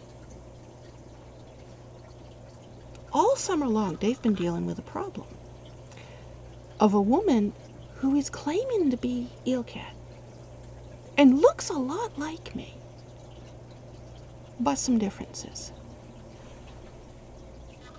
She doesn't wear glasses. She's quite a bit taller than me. I'm very short. And she wears pants. And you see, I don't wear pants. I have a religious reason for this. And it's widely well known, online, offline. Everybody knows I don't wear pants. I won't have pants near me. So these officers are explaining that they already knew this is not Eelcat because, for one, Eelcat's legally blind. So she has really thick glasses. She can't do anything without glasses. And she has a medical disorder with her throat and her sinuses and her lungs, so she can't yell. It's physically impossible. She's a lot shorter. Also, that woman in Old Orchard's wearing pants. This is how I found out. There is somebody who pretends to be me. And when I'm in Biddeford, she goes to my yard in Old Orchard and starts having fights with this guy who is a neighbor. And so he called the police because supposedly Eelcat is yelling at him. And the police officers showed up and they said, that's not Eelcat. And he said, yes, it is. She comes here and fights with me every day. And the police said, we know Eelcat just had major surgery. She can't drive. She can't get up. This isn't her. She's staying at an apartment in Biddeford right now. We're going to call the Biddeford police and have them go talk to her. You stand here, be silent, and listen. We're going to get her on the phone. And that's why there was 2 Biddeford officers in my driveway in Biddeford, talking on their smartphones on speakerphone to the 2 officers in Old Orchard in my driveway. They also had the woman They had arrested her. And so they had her on the other side of the yard. And now they're explaining to this guy, this is an eelcat. We don't know why you think she's eelcat. We don't know why she's saying she's eelcat. But this is an eelcat. And so they take pictures of me and my car, and they send it to the other officers. And the other officers say, this woman here, this one, the one with the Volvo with all the rhinestones on it, this is eelcat. This woman that you're fighting with is not her. What the hell? I don't know how long this has been going on. This is when I found out about it. And apparently it had been going on for several years. This woman pretending to be me, and every time she knew I wasn't in Old Orchard, she would go down to Old Orchard and start fighting with my neighbors in Old Orchard. Most of them knew it wasn't me. The two that lived, the abutting ones, they knew it wasn't me. But this other guy, he lives up on a logging road that goes way back into the woods. It's a good 15-20 minute drive from the road to his house. He lives several hundred acres off the road. I've never met him. He's a hermit who lives up in there, and nobody's ever met him. We didn't even know who he was. We knew somebody lived up there. So I'd never met him, and he'd never met me, and he didn't know that she wasn't me. And as more stuff has been happening, we've found out she's been doing a lot of things. They have found Facebook accounts, Twitter accounts, Pinterest accounts. She has been impersonating me all over the place. They said that she's been sending emails to people pretending to be. I don't use email. I don't have email. I can't email somebody. I don't even know how to.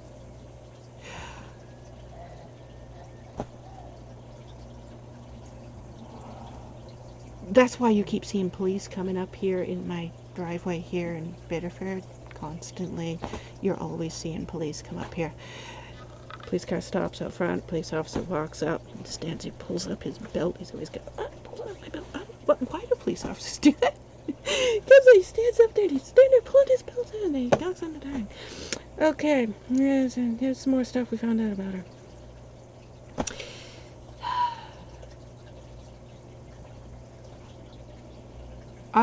It's been going on for years. They're finding stuff that she's been doing for years. This woman has pretended to be me for so long. And I had no clue.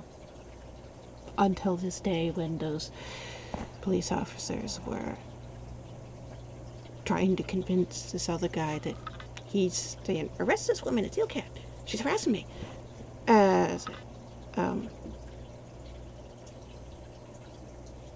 There should never be anybody be in my yard. Never. Nobody has permission to be in my yard.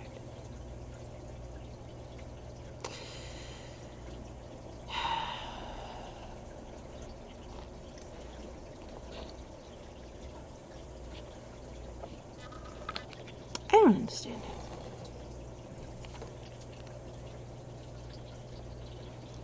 I know way back, many years ago, when I was on Squidoo, which was really early days of the internet. Squidoo's been around, because Squidoo's been gone for years.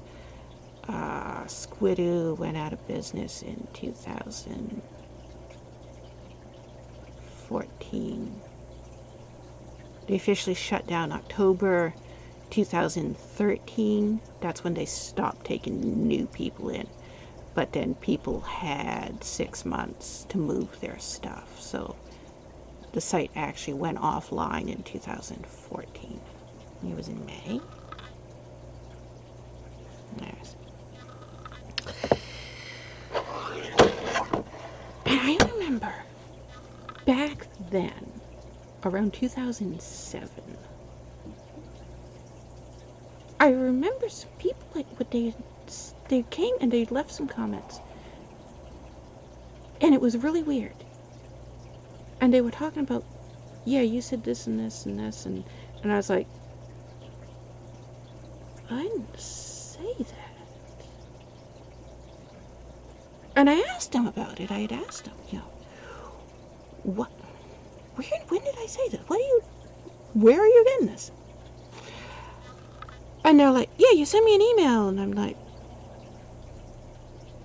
I've never used email. Ever.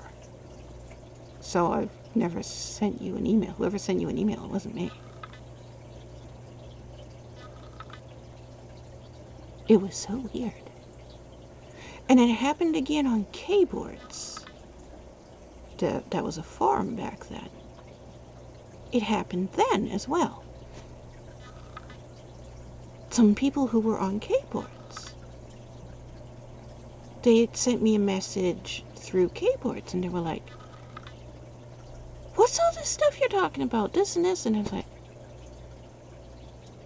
I'm not talking about anything like that. What are you talking about? And the police have since found out in more recent years that this was that one way back then. She's been doing this for a long time, and I never knew it. But there were times when people would say things that they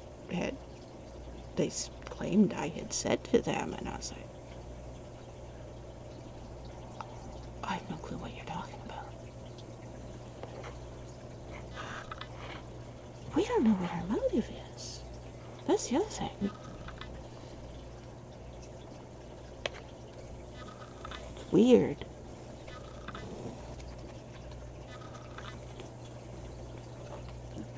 But she is the same one who, April of last year,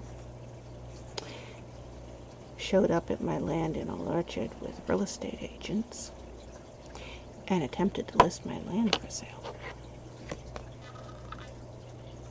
Something I found out about when the real estate agent went to the Office of Deeds, got the owner information, not her information that she had given them, and contacted the owner. So I'm following you up on this. I'm not selling my land. Why would you think I'm selling my land? And then they were like, oh, wait a minute, you're not the woman that took us around your land. Yeah, I've not taken any real estate agents around my land. So the real estate agent was like, oh my God. Okay, well, these people were listing your land for sale. I am a reputable real estate agent. I don't want to get in trouble for this. I'm not trying to steal your land and sell it. Apparently they are, though. So the real estate agent had the good sense to actually contact the Register of Deeds and get the contact information off of that to then follow up and tell me, hey, yeah, this is how much we can go with. That's how I found out somebody tried to sell my land. And it turned out to be her again. Same woman. And again, we don't know why she's doing it.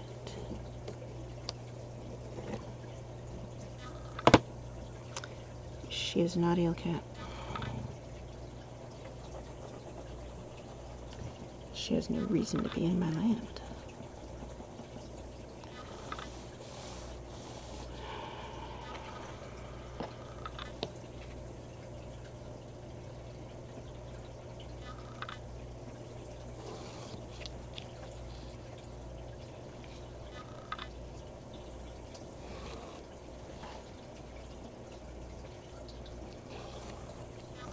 You know what? I haven't been counting these. I don't know how many we've done.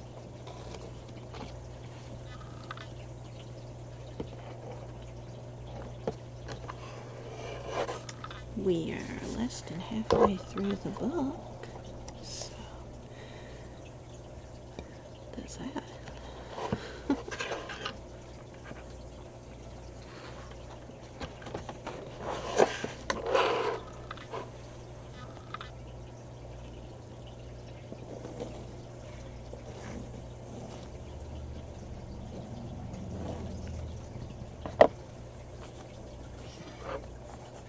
Mickey, what you doing? Yeah? I hear you.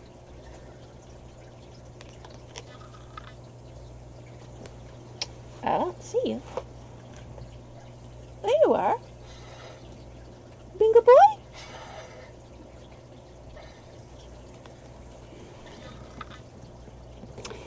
He's sitting behind the chair. If you've followed me for decades, that's the same chair. Big, giant orange chair that we pulled out of the swamp. Drove by one day and there's this big orange chair. It's obvious it fell off of somebody's truck and rolled out into the swamp, and they were like, we ain't going out there to get it.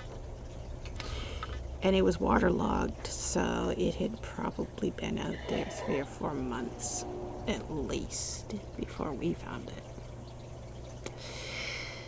But we were driving by, and there's this bright orange chair that screams 1960s. It's obviously was made in the 1960s. I was like, oh my god, I love that chair. I want that chair. I don't have a chair. I need a chair. It was at a time period when I was looking to buy a chair. And I couldn't find what I wanted. I wanted an armchair. Wingback armchair, which is what this is. I couldn't find one that was like what I think of when I think wingback armchair, and what the stores have on display and call a wingback armchair. 2 completely different things. So we couldn't find one. And if you don't know, orange is my favorite color. The brighter the orange, the better. I love neon orange.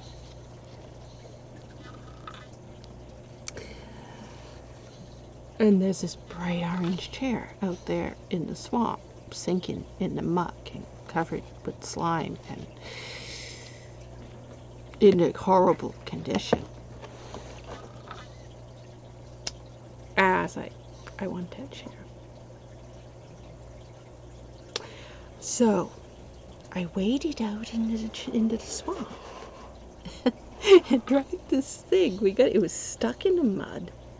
I had to go back and get some other people to help me, because it was like, you couldn't pull it out. The mud was like, no, I'm keeping it. And we couldn't pull it out of mud. It was really hard to get it up out of mud.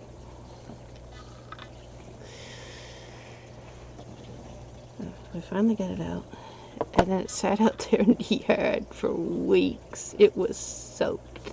It had soaked all the water up into it. It was horrible. But finally got it dried out, and then got it cleaned up.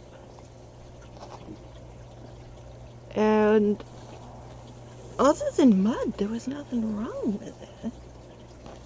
So all it needed was being cleaned. So we cleaned it all up, and I started using it.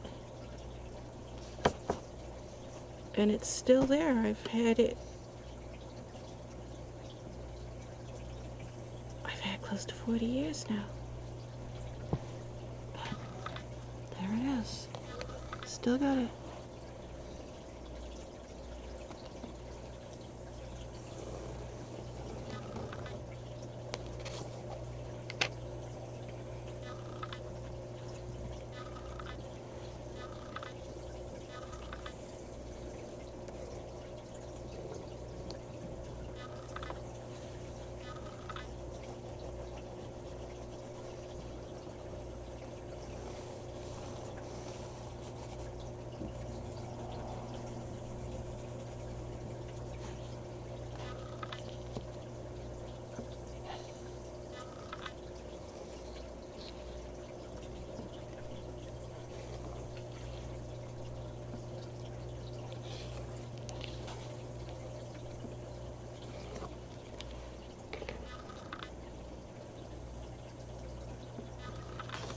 I don't think I'm going to be able to do this entire thing tonight because I'm hungry. I have not eaten yet today, and I'm getting tired. I'm going to need to take a nap soon.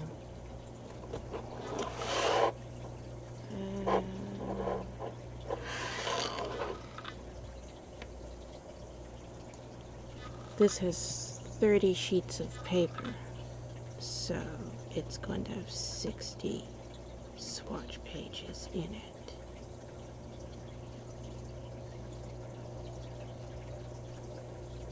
So once we get this book done, we need to do a second book at least.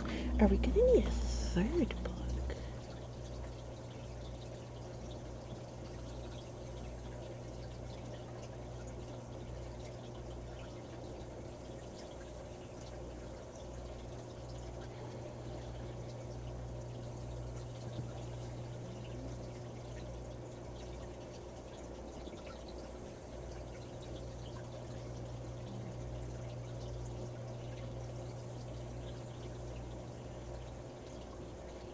Two books will do the watercolor, the 3 watercolor sets, right?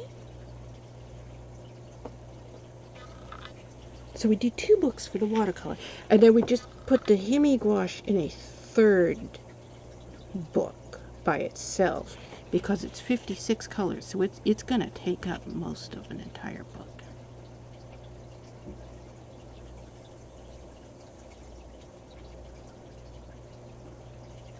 You want your heat pad? You know what? I think it went off. It did.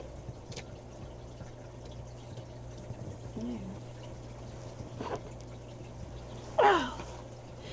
We just went over and sat on his heat pad.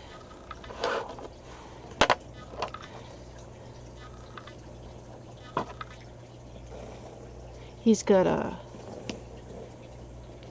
I have a heat pad for my back. I have to go back and forth between heat pad and ice pack. So heat pad for 20 minutes, ice pack for 20 minutes, back and forth. That's okay. But when I'm not using the heat pad, Mickey discovered, oh boy, this keeps me nice and warm. So when I'm not using the heat pad, it's over there where his nest is. He won't sleep on the bed. I can't get him to sleep on the bed. Whoever had him before, apparently they taught him he wasn't allowed to sleep on beds. So he'll get up on the bed sometimes and he'll sleep on the bed, but only if nobody is in the room. And if you come into the room and he's on the bed, he immediately leaps up and he runs over and he gets back on his stuff over here. And he sits there like he's all scared. And I'm trying to teach him, no, you can be on the bed, it's okay. He's like, no. I had years of never being allowed on a bed. I refuse to accept I'm allowed on a bed now. So I put he's got, originally all his stuff was over here, because Marcy used to sleep over here. And so I had all this big dog bed and blankets and toys and stuff was always here. But he picked them up with his mouth and he carried them all over there. He wants them all over there. He made this little nest over there. And he did it.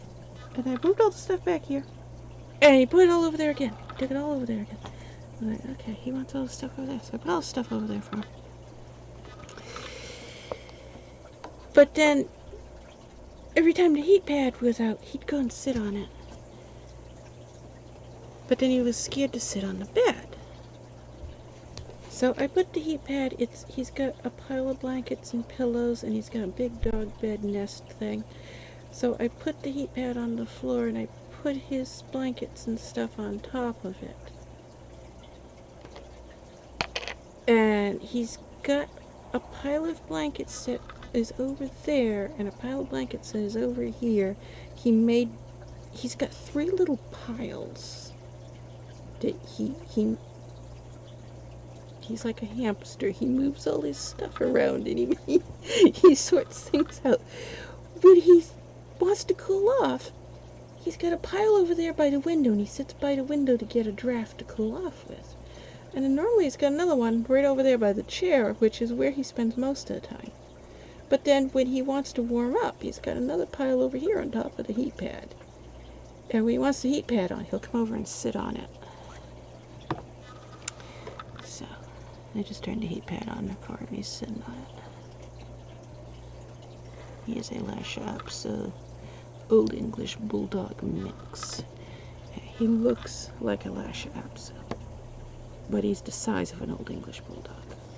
So, he looks like a little fluffy 10-pound Lhasa Apso, but he's a 30-pound dog, so he's 3 times the size of a Lhasa Apso. Every time everybody sees him, they're always like, what type of dog is he? He is a very big Lhasa Apso. It's a Lhasa Apso Old English Bulldog mix. Boy, does he look funny when he's shaved. Last summer, we had that massive amount of heat. It's just so we shaved him. Just completely shaved him. And so then he looked like a pig. He's just no hair at all. But when he's shaved, he looks like an Old English Bulldog. You would never guess that he would grow out into a massive moppy looking dog that he grows out into when he's got his long fur. It's funny because when he's got the long fur, he doesn't look like an Old English Bulldog. He looks like a Lhasa Apso. But when you shave him, there's no mistaking. Yeah, Old English Bulldog. He's strange, funny looking dog. It's very old. He has all kinds of health problems.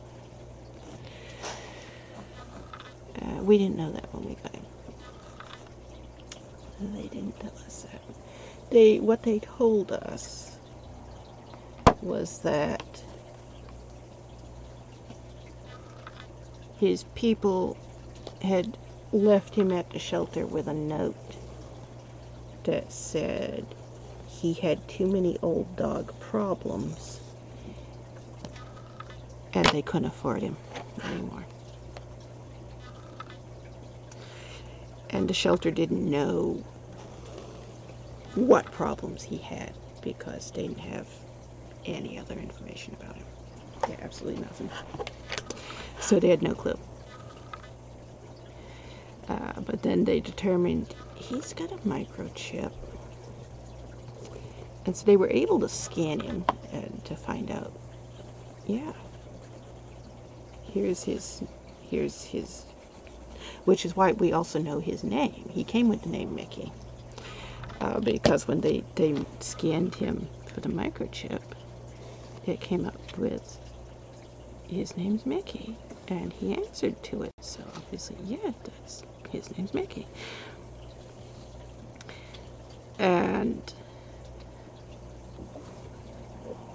But then they also had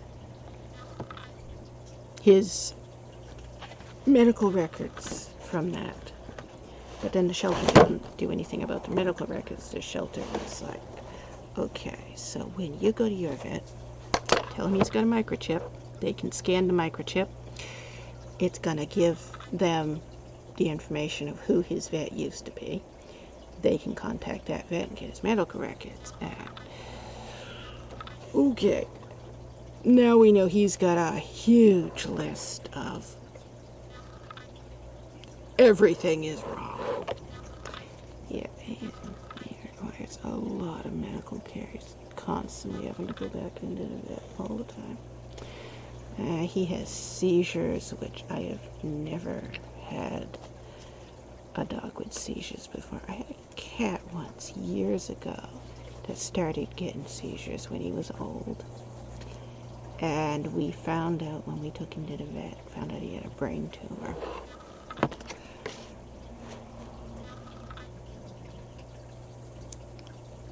But Mickey has seizures. They're kind of frequent. And he has a collapse in trachea, which is manageable. It's really bad issue, though, that we have to constantly be on the watch out for. And then he's got tons of allergies. He is allergic to pretty much everything. He's got extremely sensitive digestive system. He's allergic to all kinds of food. He's allergic to all kinds of like scents and chemicals in the air. He's also blind, which we knew when we got him. We knew he was blind. Oh, and we knew when we got him.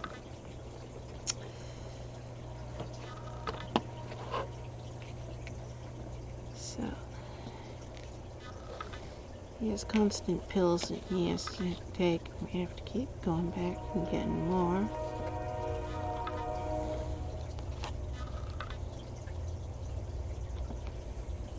Here's a train.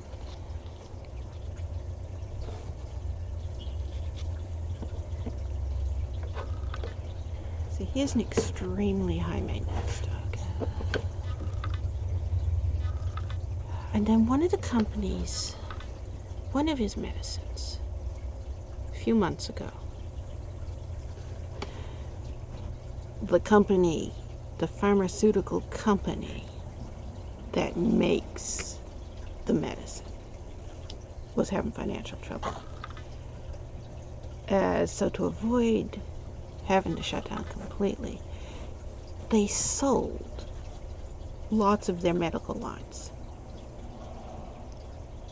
including the medicine that he needs. And there was no other company making that same medicine. It was only made by this company. There wasn't a generic one, which we didn't know until this happened. So the company goes out of business. The medicine, it's this little teeny thing. It's this one right here. It's this little teeny thing. There it is. It's a little teeny.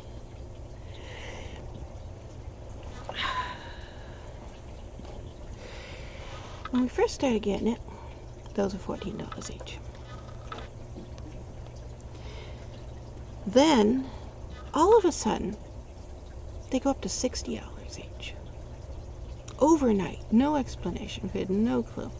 So all of a sudden, now they're $60 each. And I was like, but he needs that refilled on a weekly basis. We go through 52 of those a year. He needs a new one every single week. That is a 1 week supply. So, $60 a week.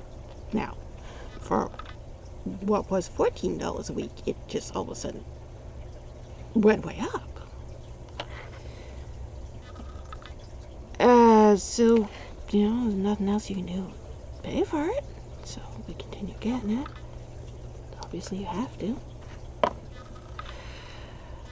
And then all of a sudden, you can't get it anymore. I was like, what the hell? We were ordering it on Chewy because we had a prescription, and you can get it on Chewy for a lot cheaper than you can get it from the vet.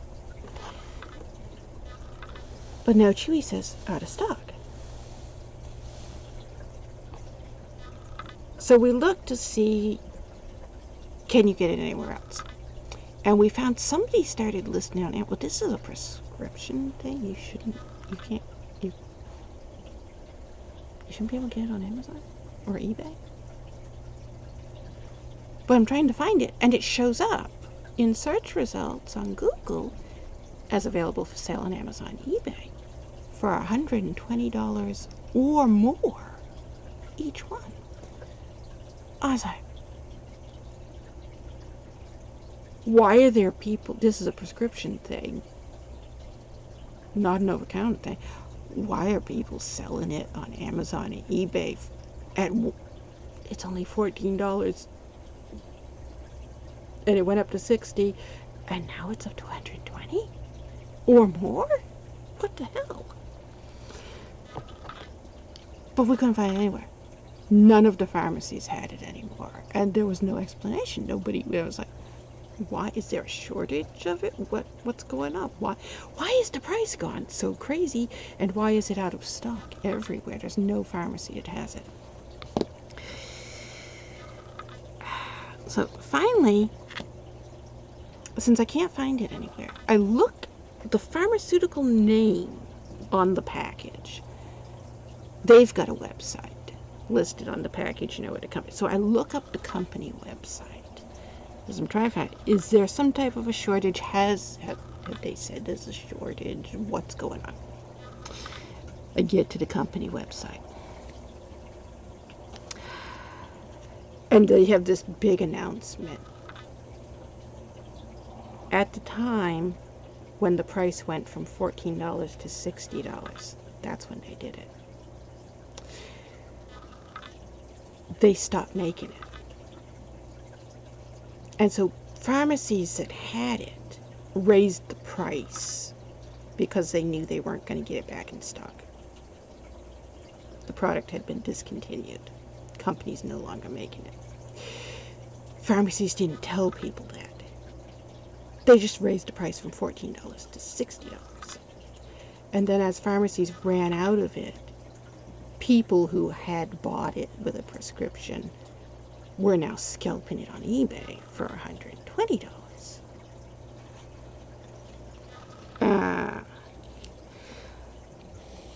As I looked into it more, the company had a blog, and the blog for a year before this had monthly updates on what was going on. So I'm reading all of these, and what had happened was the pharmaceutical company was in financial trouble because of the pandemic.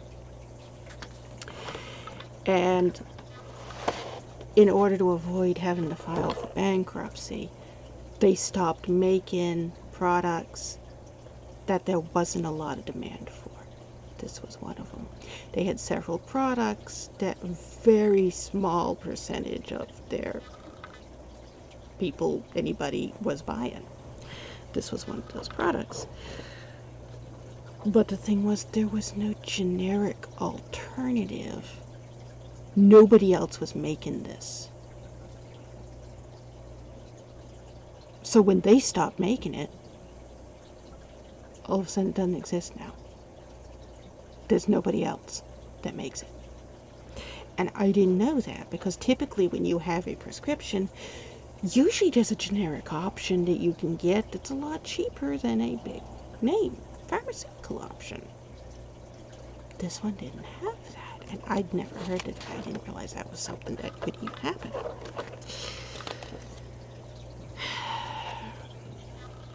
So we ended up, we had to go, they sold their recipes to other pharmaceutical companies, and this was one of them. And so they had a list. Here's all the products we used to make. Here's the companies that bought those recipes. They may or may not continue selling it. Go to their website. So the one we needed, I went to the website for the company that had bought that recipe, that formula, whatever they call it. Get to their website. They have this big announcement that they've bought all of these. They bought a whole bunch of them. They bought all of these things from this other company.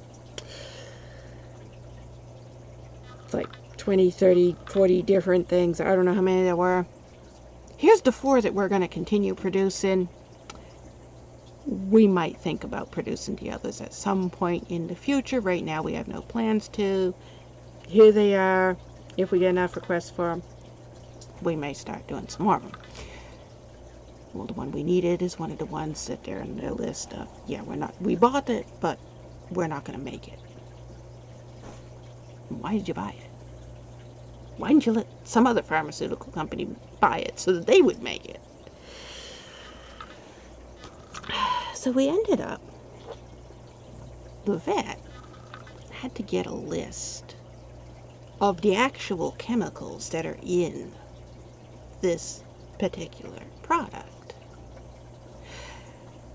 And look, are there other prescriptions that have these chemicals?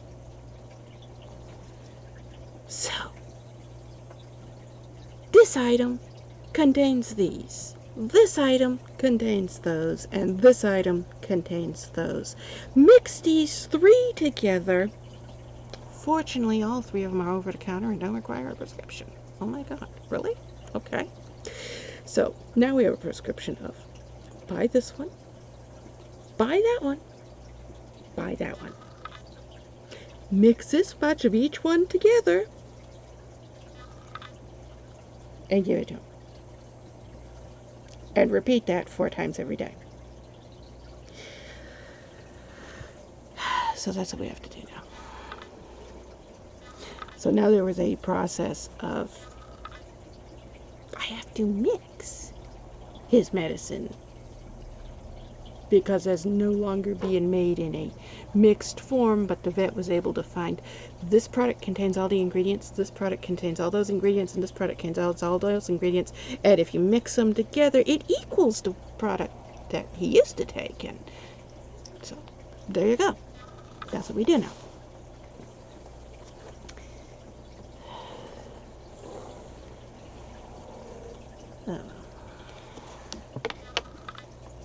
So I can see why when the people who took him to the shelter just find it as he has too many old dog issues. Yes, he does. He is a lot. But I can't understand the whole, you have too many medical issues, you're gone. I don't understand that.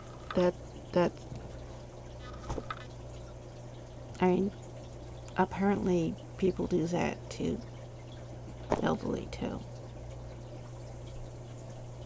You have too many issues, let me stick you in a nursing home. I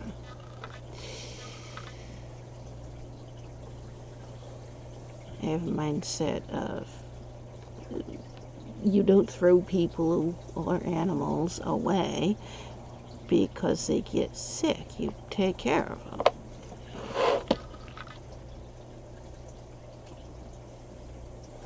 Why? We're in a disposable mindset generation. I don't understand that.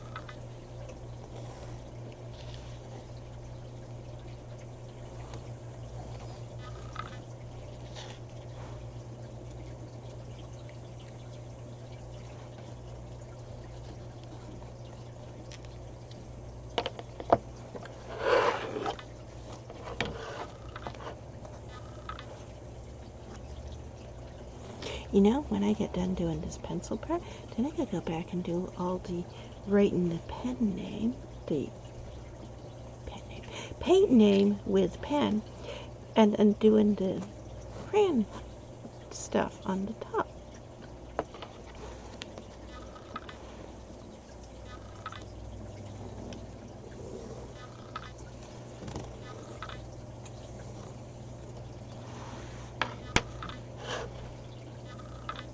That went off the edge.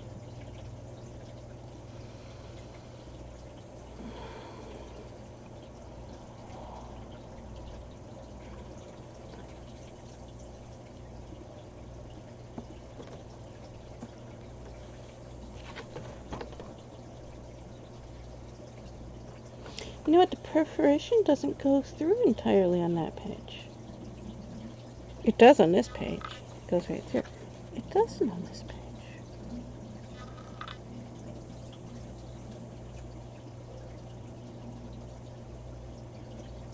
I was just wondering, do I need to erase this because if the paint goes over the holes, it could leak through the other side, but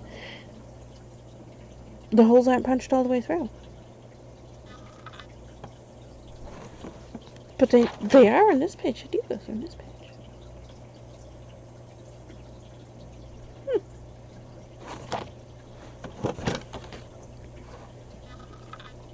Okay, so I was debating, that's why I stopped talking. Do I need to erase this and move it over because I got it, but watercolor paints will go through the holes, but there's no holes there. It's mispunched, so we're good. If there were holes there, I would erase that and redo it because it'll go through to the other page, but it's not going to go through to the other page, so we're good.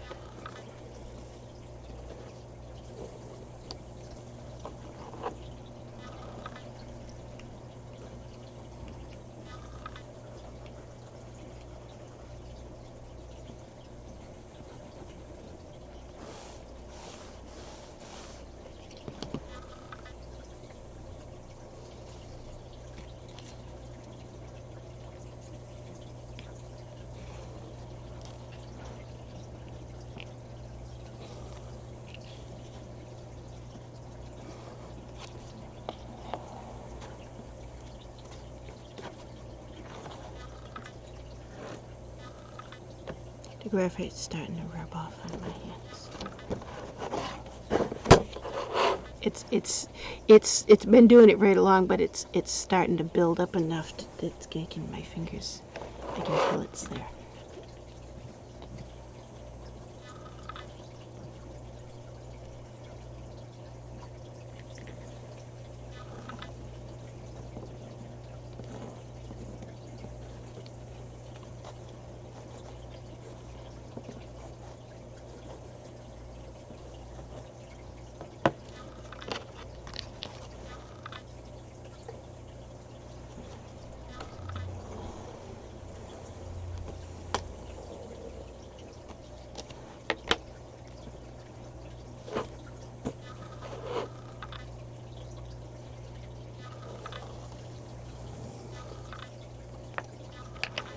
Is that the halfway point of the book? And that's where the signature stops and the next one begins, and that's why the perforation doesn't go through on this one?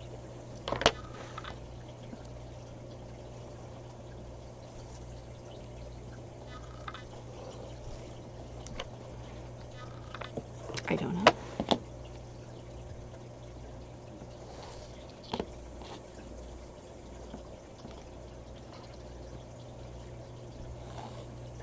I would assume that that is probably the answer for why the perforation doesn't go all the way through on this page. It was probably the last page of the signature.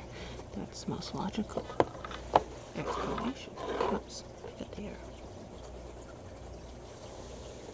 This arrow is here so that when we paint over it, I can tell how opaque the paint is by how much the arrow shows through. And this particular thing, it's going to be a graduate, so it'll be darker here and the paint will get lighter and lighter, so I'll be able to see how well I can paint over a pencil drawing. And this is the type of pencil I do most of my sketches with, so that's why I'm doing it with this particular pencil. Everything we're doing on these swatch cards that we are making, I'm not going to swatch them tonight. I'm probably not even going to be able to finish these tonight because I am getting tired, and I know I've said that twice now. So we're probably going to need at least 2 or 3 more days just of making these swatches, because we have, what, almost 200 or just over 200. I never did do the math to find out. 3 sets of 48 paints and 1 set of 56 paints, and we need a separate swatch card for each one of those paints. So around 200 swatch cards. I got a calculator out and figure out the exact numbers so I know exactly how many of these swatch cards to make.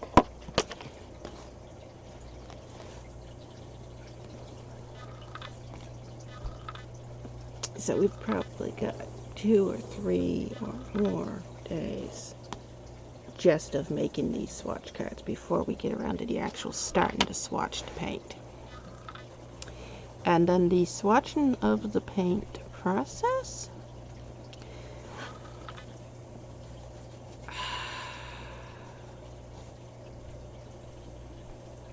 that's going to take even longer.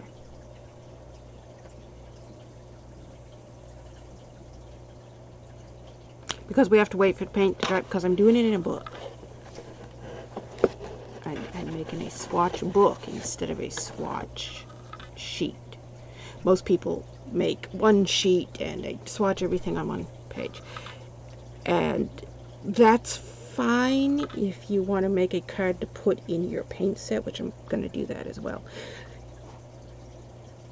But if you want an actual reference for when you are painting and you want to see, I want a specific color for here, and I need it to mix a certain way for that color, I can flip through the chart and see this color is exactly perfect, and then use that color. And then I can flip through and see it mixed good with this color, I can do that. So I'm making an actual reference book that you will then see in use quite a lot during the process of making the art itself.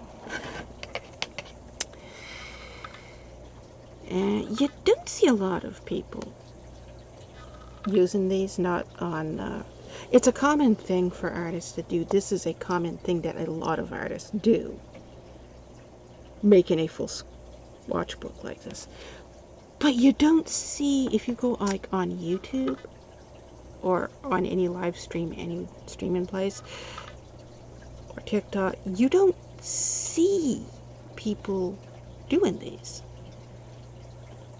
Which, I don't know, I guess because I don't go into streaming or video making for the purpose of actually making videos. It's like, I'm doing this thing because this is what I'm doing, because this is my job. If you don't know, I'm a professional artist. I sell the prints after I make them. So this is an income for me. And so I'm not making a video to be, yeah, I'm going to teach you how to do whatever. No, I've just, you know what, this is what I'm doing. If somebody is interested in watching an actual art process in process as it happens, there it is, you can watch it.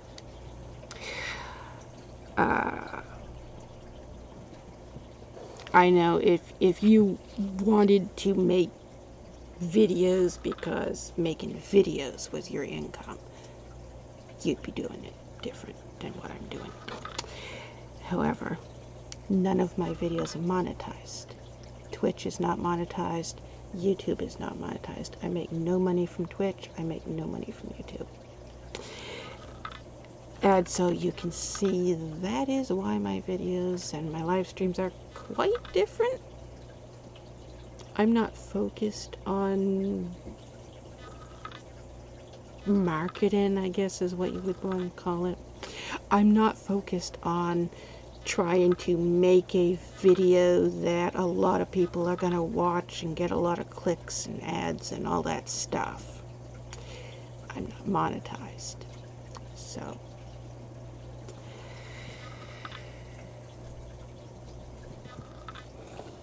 my focus of my videos is not trying to attract viewers. My focus is, I am doing this. It takes a lot of time to do. It means I'm sitting here by myself and I don't have anybody to talk to, so I'm turning the camera on and I'm going to talk to you guys, and if you're there, and you can listen.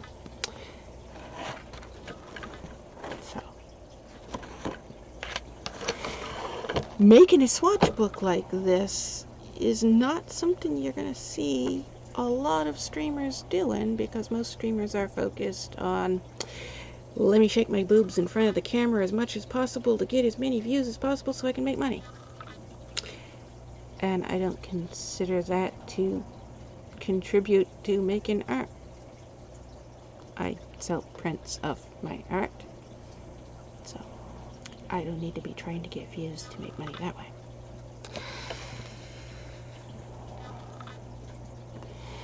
And the project that I am getting ready to start is going to continue for quite a long time, because we are planning to make a whole series series right above me. If you look right there, that is Gaston Logan.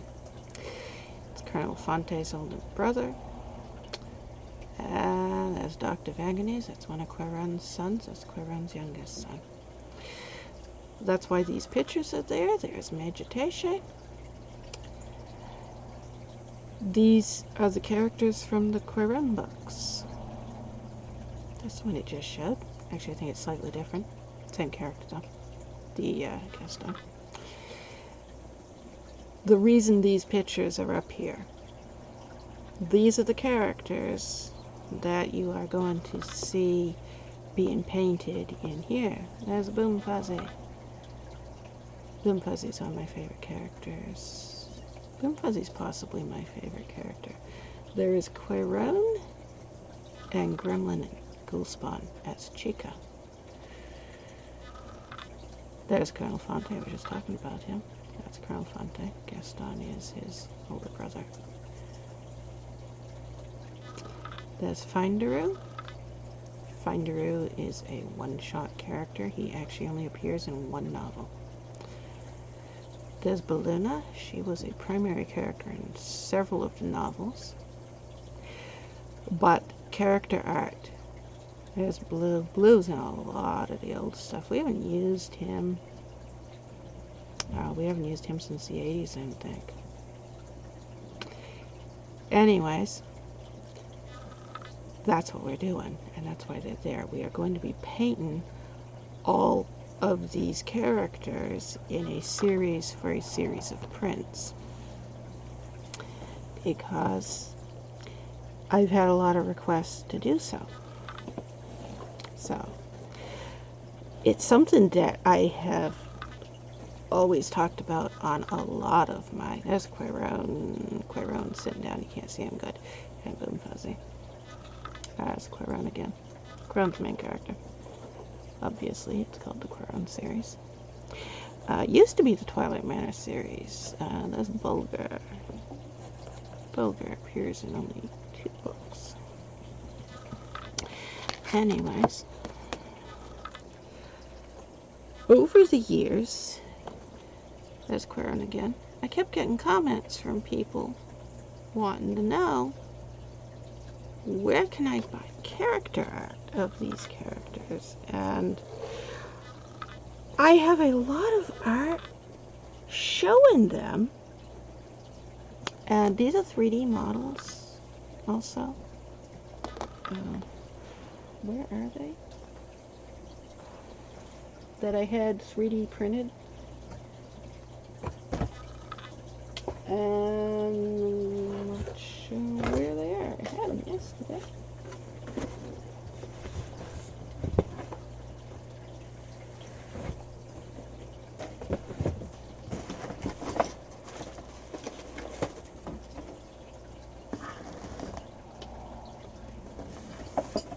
Yeah, I don't know where I put them.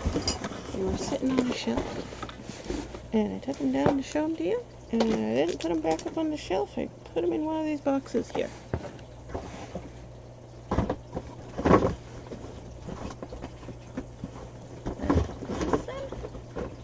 No.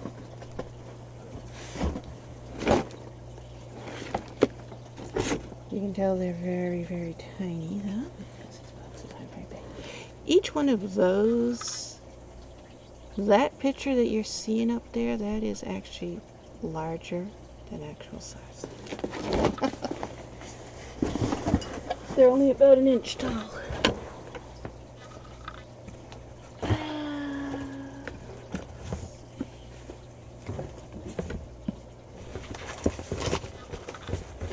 There they are. Yes, I had these out showing you to see how tiny the boxes that they're in. But there's how tiny they are. These are very, very small.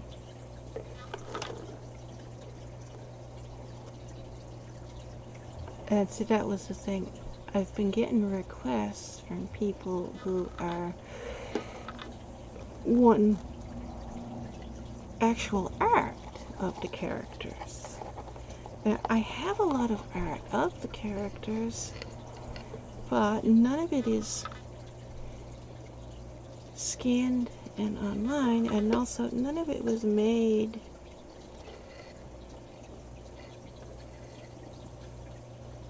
these are characters that I play in Dungeons and Dragons. That's how they got created initially. And the books are Dungeons and Dragons game sessions turned into novels. That's the one you just saw. Camera there. That's why I have them in this box here. Also, if you want to know how much this costs, this costs $200, which is also why when the people ask, how come you don't sell them? Because typically when you make something, you sell it for 3 times the amount that you made it for,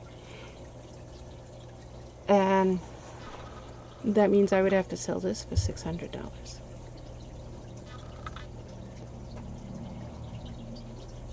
This one cost $160 to make. As I said, they're all less than an inch tall. Very, very, very expensive to have these made. And each one's a one-of-a-kind thing, and there's the pictures of them up there.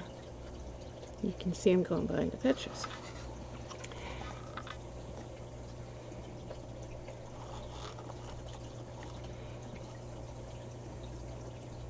Anyways,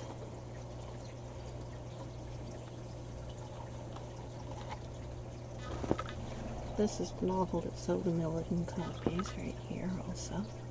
Everybody always wants to know, which one was it that sold 1 million copies? It was this one. One called Bim Fuzzy. I don't know why. Either. I never went into writing any of these with any type of intention of being an author. As I said, it's just I like Dungeons and Dragons, and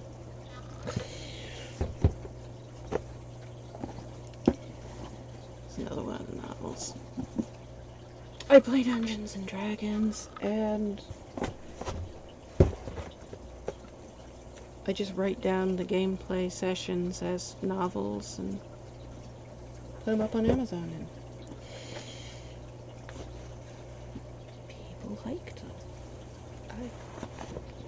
I've never marketed them. I've never done anything. People always want to know that too. They're always like, you had a book that sold 1 million copies. What is your email list like? What type of newsletters do you do? And I'm like, I don't have email. I've never used email. I hate newsletters. So I don't want a newsletter from anybody. So I'm not going to give a newsletter to anybody. So I've no email list, no newsletter. I don't post links. Nothing. I've done absolutely nothing to market these. So I don't know how one of them sold 1 million copies. Oh, and that's another thing. People always think, well, if one of them sold 1 million copies, they must all. Well, no, just because one volume sold a lot doesn't translate into other volumes selling a lot. A large majority of the volumes in the series haven't even sold 1,000 copies at all. One sold 1 million copies, one sold 300,000 copies, and they're the only two that have big numbers.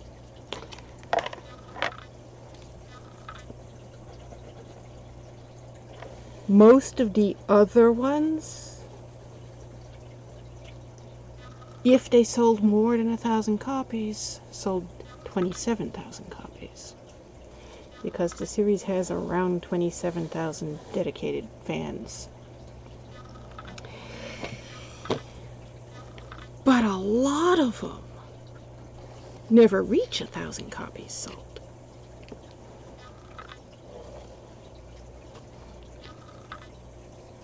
These people who ask me all these questions and stuff about how do you market books and how do you write a book to make it marketable, and it's like,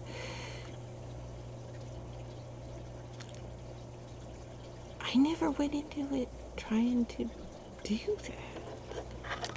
I don't know how to answer those questions.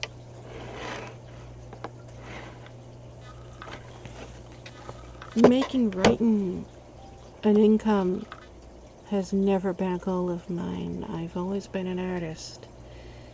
Art has always been my income. Art has always been what I do. I just happen to write on the side. That's why there's no marketing involved in it.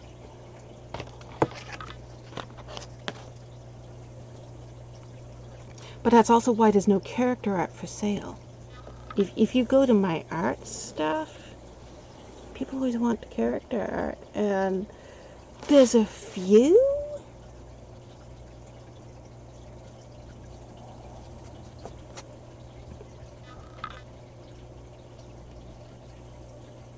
I think there's maybe 10, 20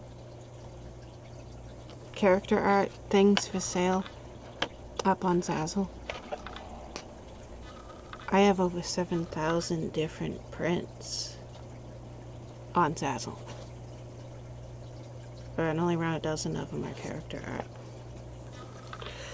Most of them are actual art type art, like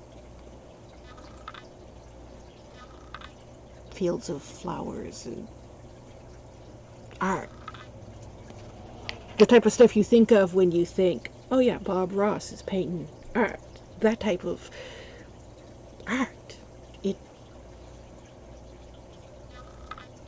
So people who are fans of the Crown books, and then they find out I'm an artist, they rush to my Zazzle site.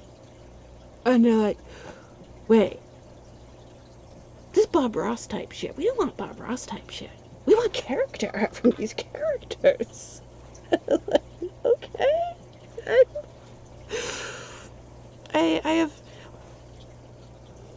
I have art of birds and flowers and landscapes, and I do a lot of like urban pen and ink street art where, draw in the front of a building, do that in pen, and then do a watercolor wash over it. It's traditional art that you would expect to find from what I guess you would call a traditional artist. And that's always been what I've done. That has been my income for decades. But then I've also always written on this side. I mean, writing I've always done, but it was never... Writing's always been a hobby. Art's always been income. And so then writing became an income, and I didn't expect it or plan on it or try to make it an income.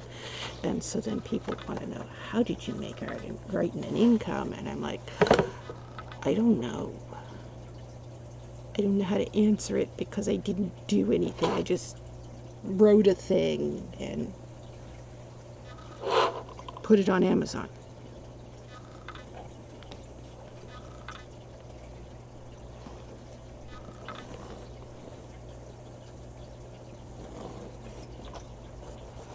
And my writing's not that good.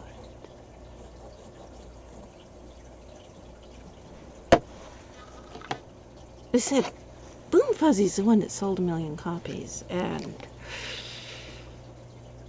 oh wow, there is so many spelling and grammar and typo issues in that novel. It's really bad. And I wrote that in a time period before I fully knew English. So there's it's obvious that was somebody who English was not their first language. You can tell. And so I'm always baffled why, of all the ones, that's probably one of the worst ones. Because my English was so horrific at the time I wrote it. I had no real grasp on grammar or absolutely no ability to spell. And yet that's the one that everyone bought. And I'm like, why? I don't know. I mean, ones I've published since then, my grammar has gotten a lot better. The storytelling has gotten a lot better. Those don't sell. No. I know why it sells, actually. It's that scene. It's got the... Boom Fuzzy's the one that has the candy cane scene. And,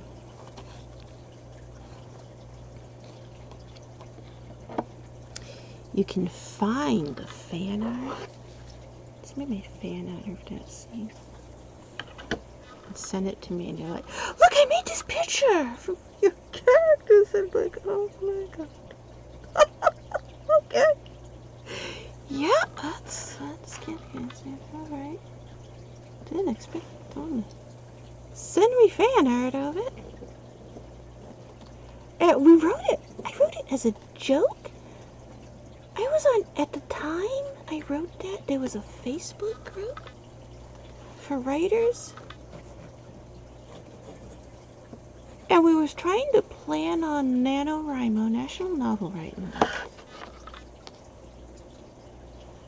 And we were trying to think, what weird, crazy things can we add? So we had these challenges that we were like, let's do something with this, let's do something with that. And so we had a list, and there's, I don't know, there was like 50 or so of us, people on this group. And we compiled this list of, let's find a way to take everything on this list and stick it in a novel and make it make sense.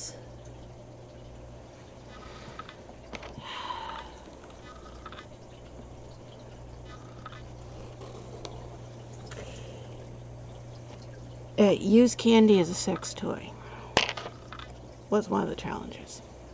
So, candy canes became a sex toy in the Boom Fuzzy novel. One of the few novels I have ever written that has an actual sex scene in it. I generally don't write sex scenes, but there's one in that one. And from what I've been able to determine from everybody who buys that book, that's why they bought it. Because they overheard that there was some weird sex scene where candy canes get used as a sex toy. And they wanted this. That one scene was all they wanted to read. They didn't care about the rest. And so that's why that book sold 1 million copies. It had nothing to do with marketing. It had nothing to do with me being a good writer. There's a sex scene that uses candy canes as sex toys. And people on Facebook started talking about it. So people on Facebook bought it. And then they told their friends, and they bought it. Word of mouth. Nothing to do with any level of marketing from me at all.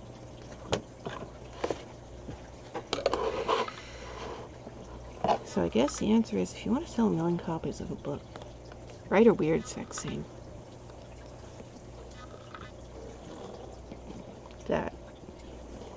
What's that? Rule 34, 36, or whatever they call it, I can't remember. write one of those type of sex scenes, because that's what that scene is.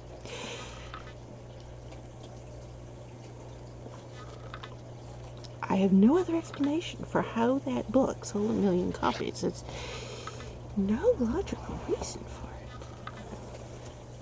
I'm still baffled by it. And if I was a good writer, it would translate into sales to my other books. And it didn't. So obviously, that's not the case.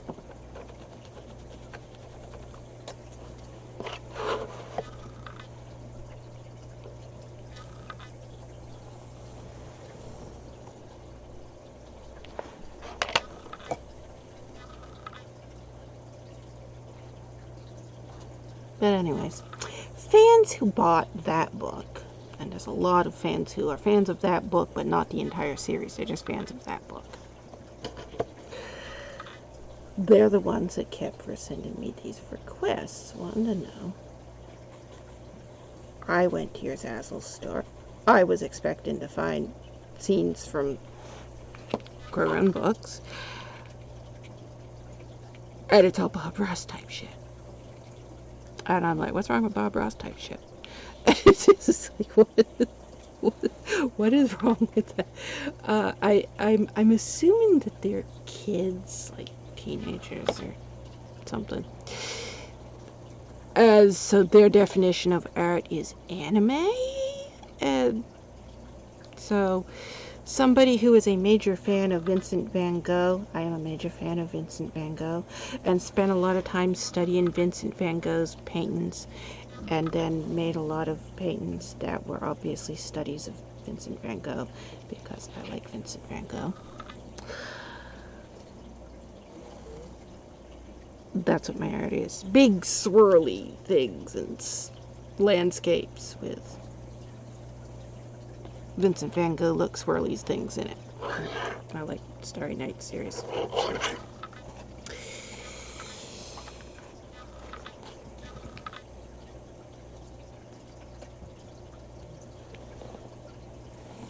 But then on my website,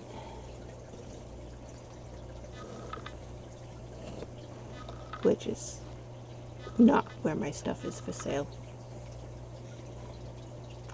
on my website where I talk about the Quirone series, because I'm obsessed with Quirone and I can't stop talking about him.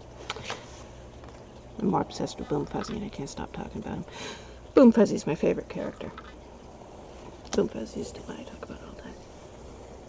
Which is why Quirone talks about him all the time. Because I write the series from Quirone's point of view. Quirone obsesses over Boom Fuzzy. And I can write Quirone obsessing over Boom Fuzzy because I obsess over Boom Fuzzy. So I write Quirone's perspective obsessing over Boom Fuzzy from my perspective obsessing over Boom Fuzzy. Boom Fuzzy's my favorite character.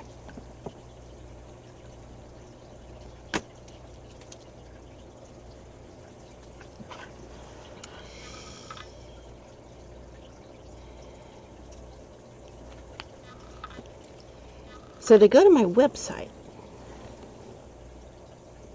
people who are fans of the Boom Fuzzy book, and they're trying to find more stuff. Over there is character art. And then they're like, well, why don't you upload this stuff to Zazzle? And I'm like, are you looking up close at these pictures? They're mostly drawn in lined notebooks. Literally, Lisa Frank lined notebooks, which that's all that wall is. We have had instances of turning the camera around so you can see. There is a wall over there, 12 feet tall. It's all Lisa Frank notebooks. That's the world building of the Quirone series. And Lisa Frank notebooks are wide-ruled. Once in a while you find college-ruled, not very often. But they are wide-ruled, lined notebooks that you write in. And all the Quirone art's drawn in those. So all the Quirone art, that's why I don't list it on Zazzle for sale, because it's drawn on lined paper in a notebook. I didn't make it with any intention of selling it as prints like I do the art that I do sell as prints.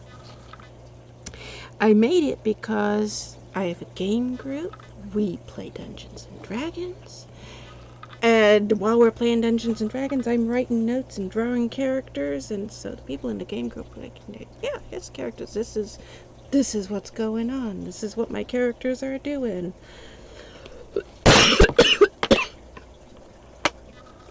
And I just draw it in the notebook.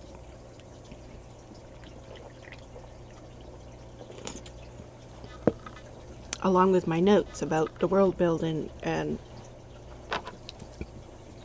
I said, the Quaron series is a mess. Everything about it is, it's a mess. You have the drafts are written in handwritten pencil on a lined notebook.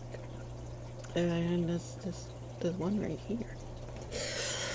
There's one right here. You can see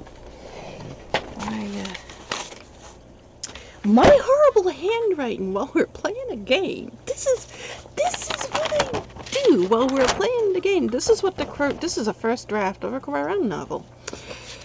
This is what they look like. I am playing a game, and with the game group, we're rolling dice around and I'm writing it all down as we're playing the game. And I draw the character art on these lined papers. That's why they're not uploaded.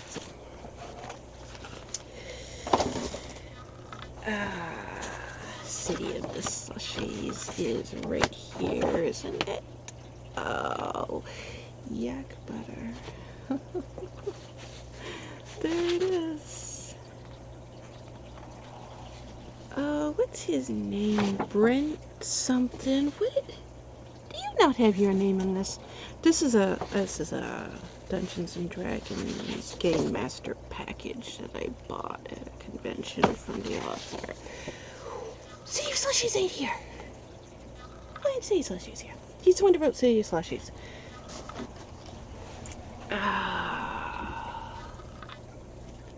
I like his books. I can't remember his last name. First name's Brent. I've got his autograph, and I've got his paperback editions, and I've got a signed book by him. I've been to most of his workshops.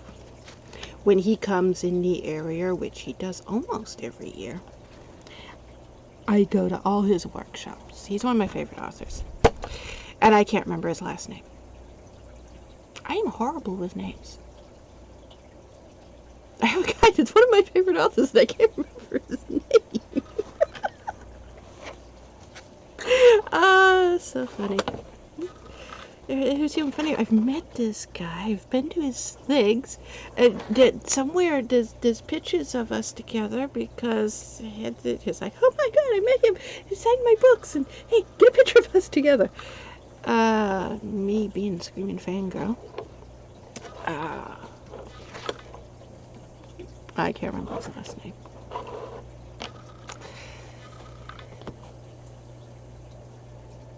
I missed his workshop 3 years in a row, and he noticed. Because me and Ben, it was the first time Ben had never been there before. Me and Ben went together last year. And he immediately, an old face, I haven't seen you. And I'm way in the back in this convention hall that's got like 70 people in the room, and he's up there, and he starts waving because he remembers me, and I'm like, oh my god. He actually remembered me. Probably difficult to forget me. I'm kind of a strange screaming fangirl when you see me at conventions. But also, I dress as Quaron or Boom Fuzzy, and I was dressed as Boom Fuzzy when he did that, so also he knows Quaron and Boom Fuzzy.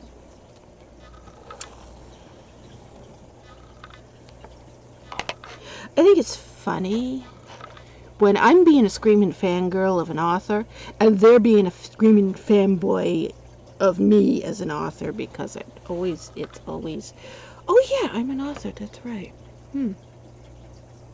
I forget. You go to these conventions and people are like, oh my god, it's you! And I'm like, what? You wrote this book? I said, oh yeah, that's my book.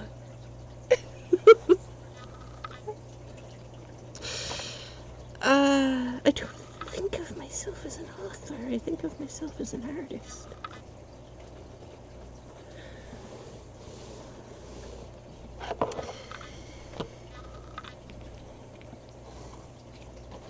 But that's because they never went into authoring as anything other than, here's my Dungeons and Dragons. This is what we did in game this week. Here's a story about it. Slap it up on Amazon. Whatever.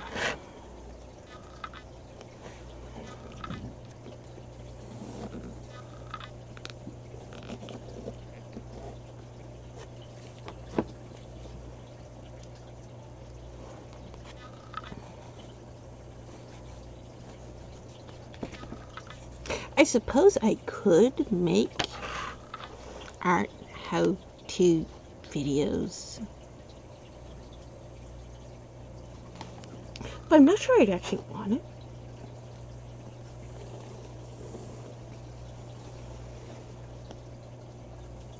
When you get into doing YouTube as a career focus, that requires all kinds of pre-planning, scripting, getting much better sound quality. And my sound quality is shit, and I know it is. Really bad sound quality. A giant fish tank. Yeah. Unless you're a fish tank specialist YouTuber, which that's a thing. I watch those videos a lot. I like fish tanks and fish tank people.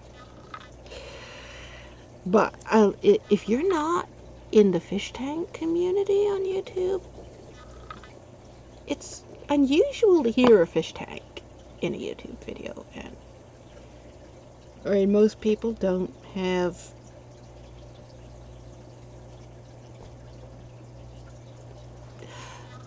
most people think of a fish tank. They think of a fish tank. They don't think of something you could swim in. So, I have a giant fish tank. I have giant fish. I have 2 Raphael catfish.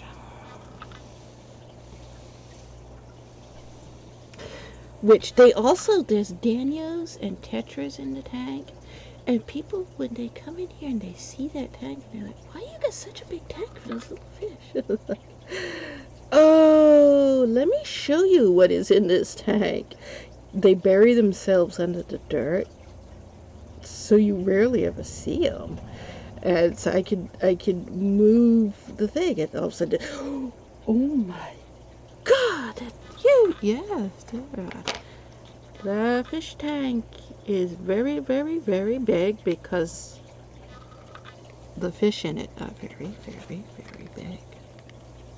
And there's 2 of them, and they are a bonded pair. And it's not a fish you often see. It's not a fish, you're not going to go to a pet store and say, I want one of these. They're not going to have them. It's not a normal fish you would normally see. I used to have eels. That's why the giant tank, because I used to have eels. And then I didn't have eels anymore. And the guy at the fish place where I went to get stuff, supplies and stuff for the eels, he knew I had this huge fish tank full of eels and knew I had eels in it. So I'm in the store, And so I know he's not going to have eels in the store, but he also can order them. This guy is somebody who you tell him you want a fish, no matter what it is, he can find it. So I go in there, and I tell him I'm looking for a green deep sea moray eel. And he's like,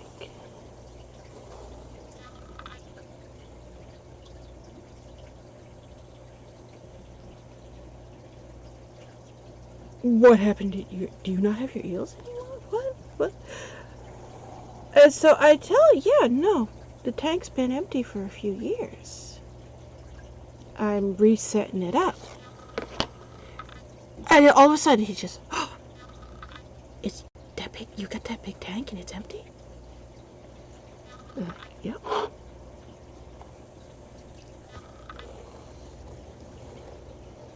And he does this whole, do you have to have eels? Can you get something else? I'm like, well, I've been raising eels for 50 years. Eels are always what I have. That's why people call me Eel Cat. Because I raise eels. That is where the name came from.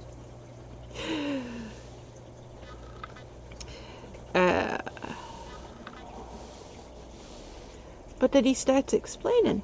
He says, I've got these 2 fish, and I can't find anybody with the equipment to take care of them.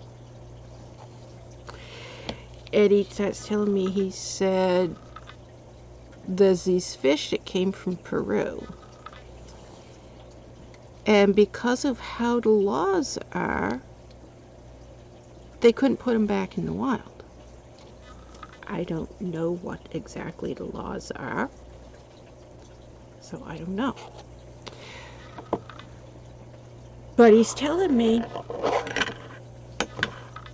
some fishermen caught these 2 fish in their nets. And they're obviously a mated pair. One is male, one is female. They appear to have always been together since they were babies, and they're fairly young. So technically they're kind of still babies. But one of them's hurt really bad. He's got all these injuries. He needs a lot of medical care.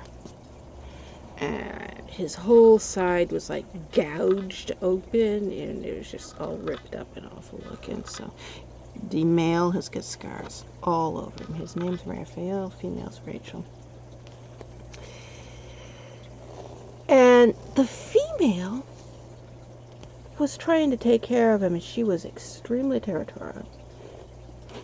And their side fins, which I don't know science, I don't know biology. So you have the fish, you have the fish, and then their side fins right behind their head. They're clamped together. Her fin over his fin. These 2 fish clamped together, so it looks like you're dealing with Siamese twins. She had put her fin around his and was clamped on just like a lobster claw. She was just clamped it right down and wouldn't let go of him. He couldn't swim. He was injured so bad he couldn't swim. And if a fish stops swimming, they will die. They need to be swimming. He couldn't swim. He was injured so bad he couldn't swim. And so her fin is clamped around his fin, and she's swimming. And she's keeping him swimming by holding him up. And so he's explaining all of this to me. This fish needs a hell of a lot of care. He needs to be taken care of. He needs all kinds of medical treatment. He needs to be taken out of the tank several times a day and put into a bath of aloe vera juice and then put back in, because you can't bandage a wound on a fish and it's going to get infected, and then he had to have this paste put over him. He needs a huge amount of care, but these are really big fish. When they are full grown, they're going to be minimum 36 inches. So 3 feet long. And this is a fish that can get almost as big as a person.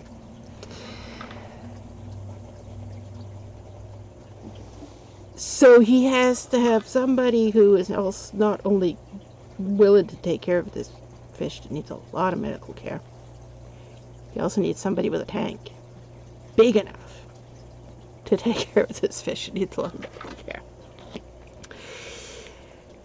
And so when he found out, I've got this big tank and it's empty, and I'm getting ready to set it back up, and I'm looking for fish to put back in it, and I've actually already got it set up. And he's like, "Do you want these? Can you take these instead?" And so I've had him 17 years now. He's 2 big giant catfish.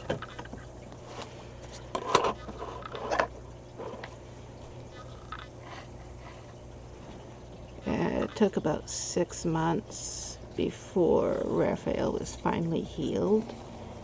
And once he was healed and able to just swim on his own, Rachel let go of him. The way they had their fins cut, she let go of him. And he started swimming on his own. But the whole time he was sick, she wouldn't let go of him. She just kept holding him and swimming with him. And I didn't know that was a thing. I had no clue that that was something that fish did. I don't know if it's like something all fish do, or if it's something that they did. I have no clue. But they are a bonded pair, and they stay together all the time.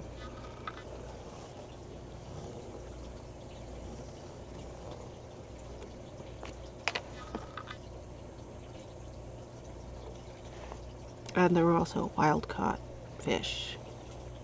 They're not domestic. They will attack also. There is a guy on YouTube.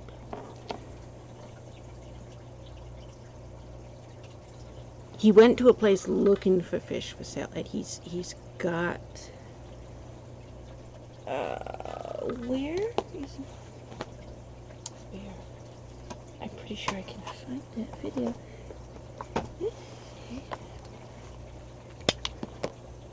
You can see what these fish are capable of doing, and also how big they are.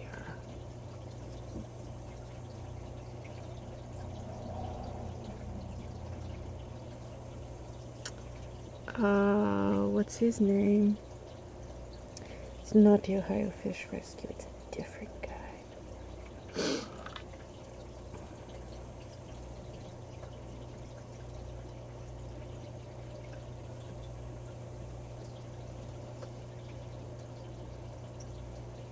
No, that's not what I want. No, wait, that's him. That's the right guy. That's the wrong video. Okay, it knew enough of the search result from what I typed to give me the right guy.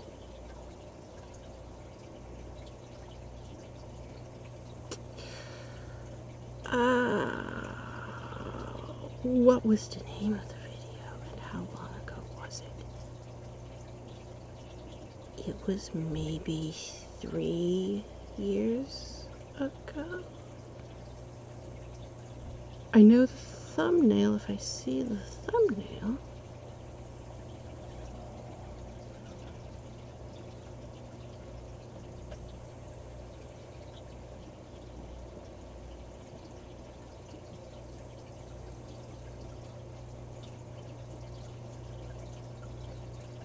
He tries to pick up one of these fish, and it attacks him. I'll see if I can find it and show you.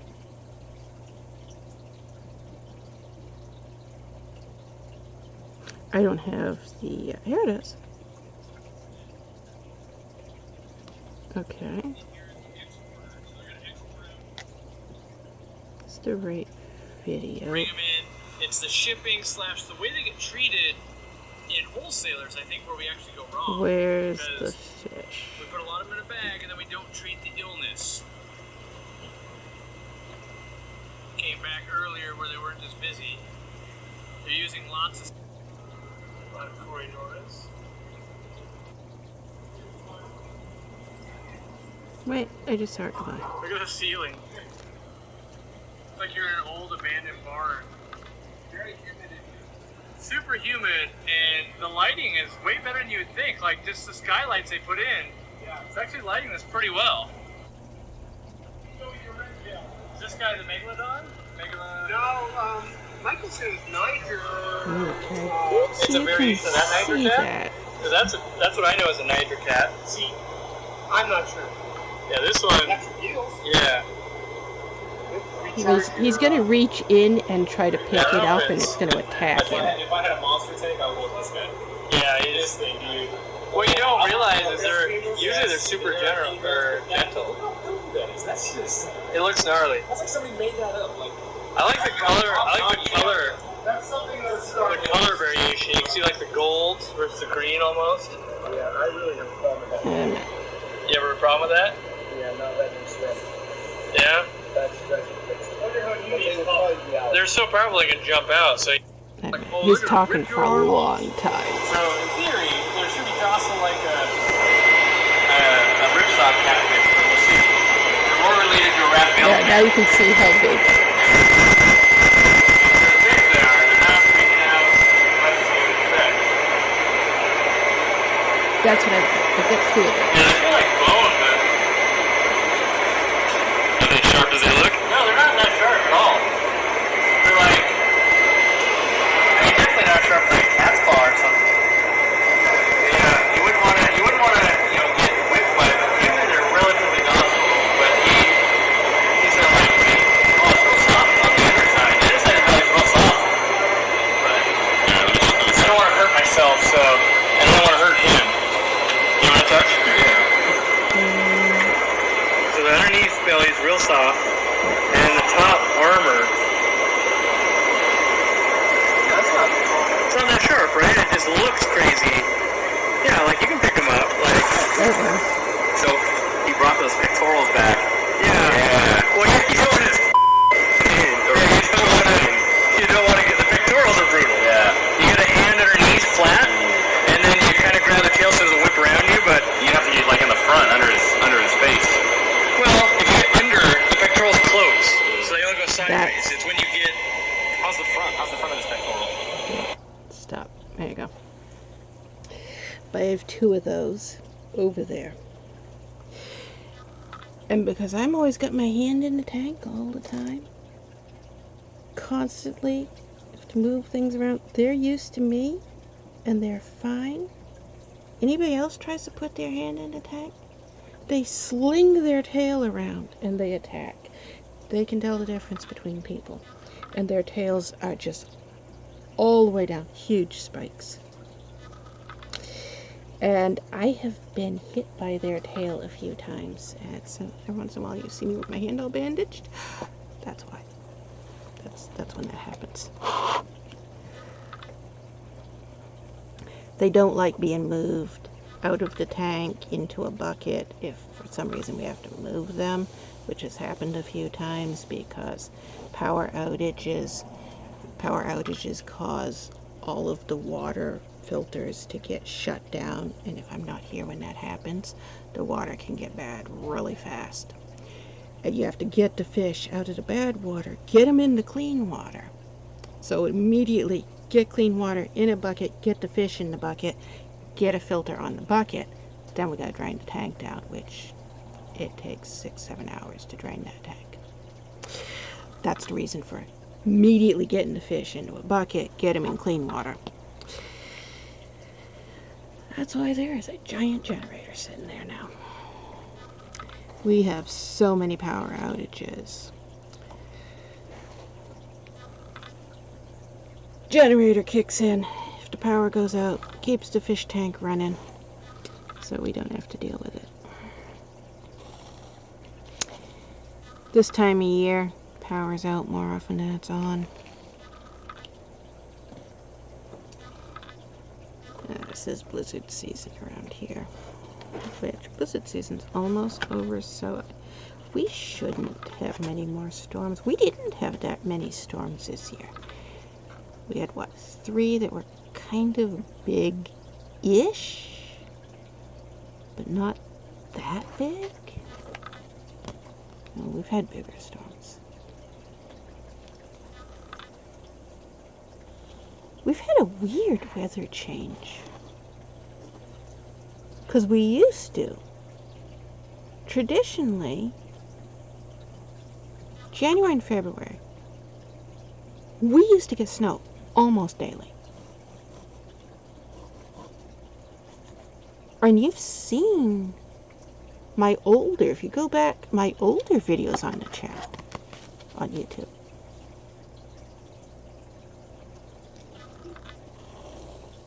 We got a lot of snow, and that was only, what, 10, 12 years ago? We got so much snow.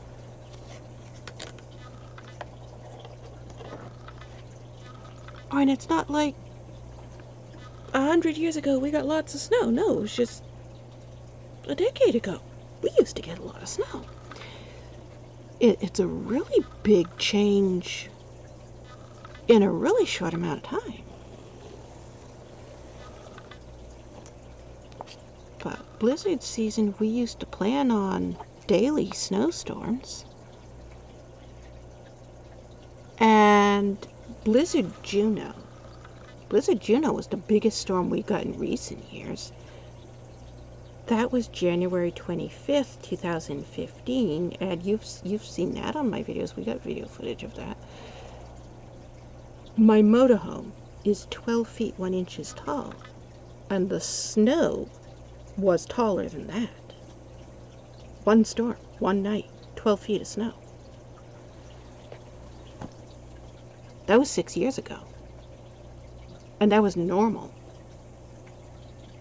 It was normal to get that amount of snow every week. 6 years ago.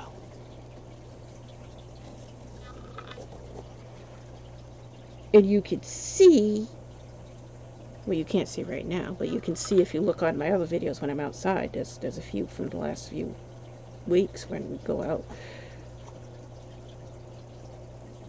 We've got about 5 feet 1 inch at the tallest this year. That's up to my shoulder. That's all we've gotten for snow all year.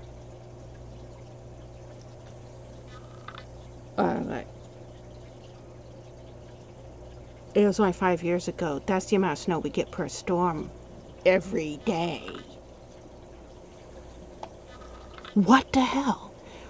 We don't get any snow anymore. I know that people from down south, they're like, oh my god, we got an inch. Well, come up here in August.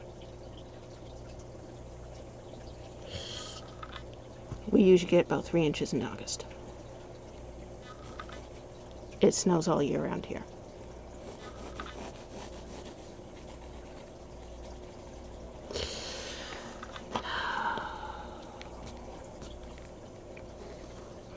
And yet, we haven't had year-round snow for the last couple of years. Which is, what the hell? That picture where my tent is buried under snow, that one that everybody posts all over the internet, that picture was taken October 17th, 2007. That was less than 20 years ago. That was one storm. That was 9 feet of snow, one storm.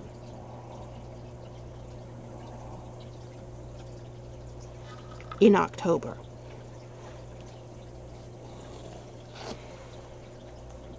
And in 2007, we didn't consider that a big storm.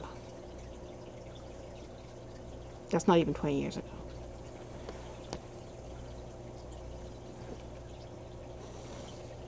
What the hell has happened to our weather? It got 80 degrees in the summer last year. I've never seen it that hot before. And I know everybody else in America was like, oh my God, we're getting into the hundreds. It's like, oh my God. I'm glad I'm not where you were. We're getting into the 80s. I can barely tolerate it over 60. I can't imagine. People in the southern states, they consider 50 degrees cold. How? It's roasting hot.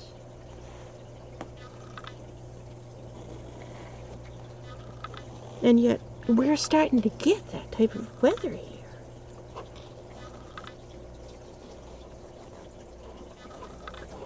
The snow comes up to the bottom of that window.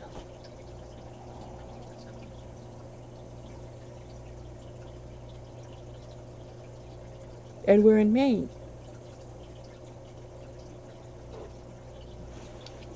That's 5 feet 1 inches. That's accumulated snow from the entire season. 5 feet 1 inches. How have we had no snow? I like snow, and I like cold weather. And I don't like that we're not having snow, and we're having hot weather.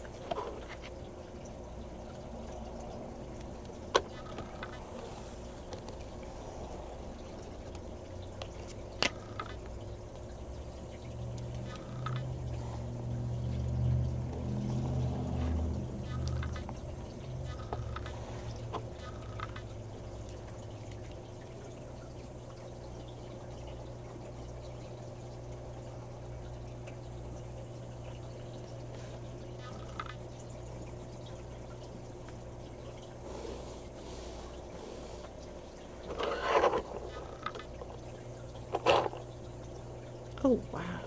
Are we almost done with this book?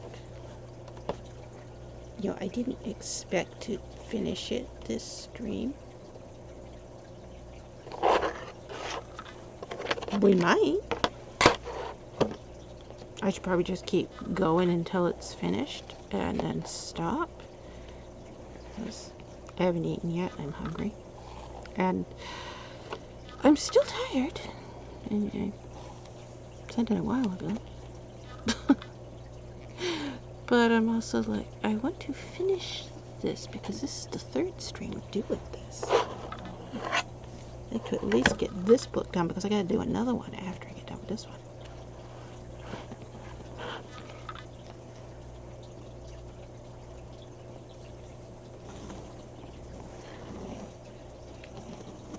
Of course, then I also gotta go back and do all the crayon markings and stuff, which I think I won't do that tonight. Or if I do that, I won't do it this stream. I may go eat and then come back on a different stream later tonight and do it. I don't know. Probably gonna take a nap first. Might just go to bed and not get back on until tomorrow. Obviously, I don't plan when I'm going to stream, so I have no idea.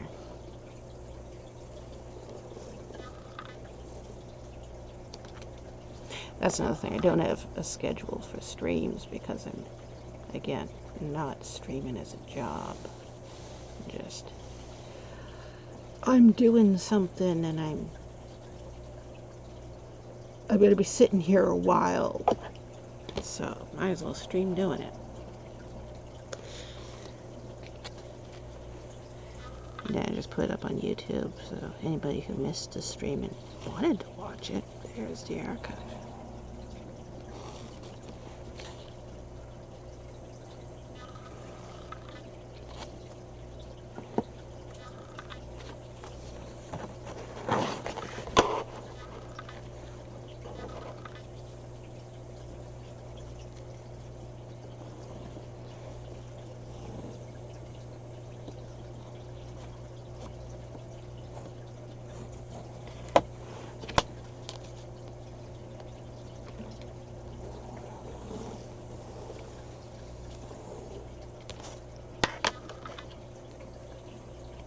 I have a really hard time finding people who do their entire art process on YouTube. Because that's something I like watching. I like seeing how other artists do their art and see, do they do something that I don't do that I might be interested in trying? Do they have some technique that I've never thought of that I want to test? But then all I can ever find are these, let me review this set of brushes. Let me teach you how to make this shape flower petal or whatever.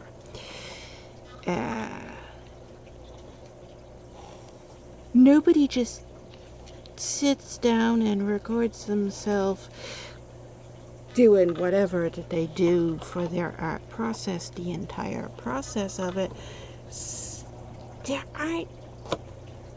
There's a few, there's once in a while somebody will do it, but it's so hard to find them.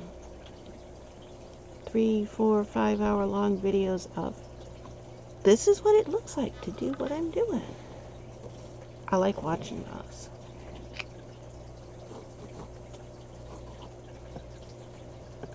But so few people make them.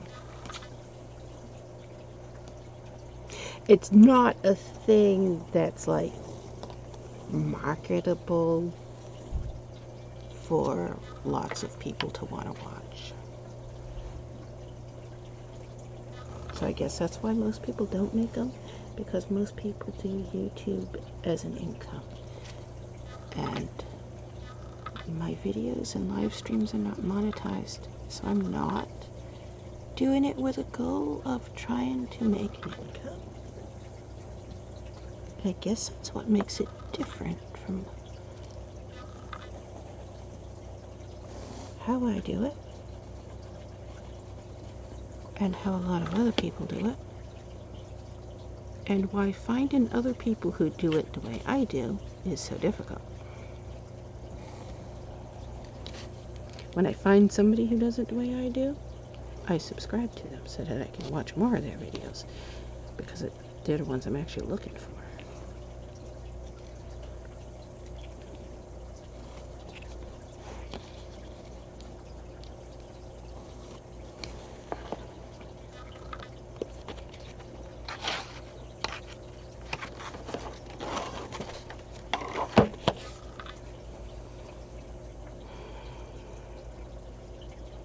Yeah, I suppose if we finish this tonight, we could do the swatches tomorrow.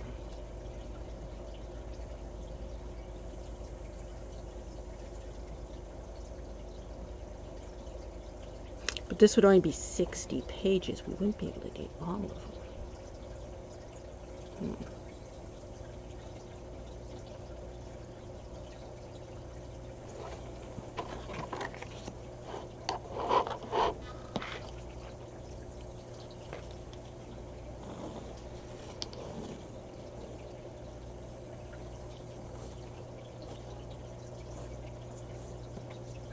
16 is 120. So 2 books is enough to do the 96 colors in here.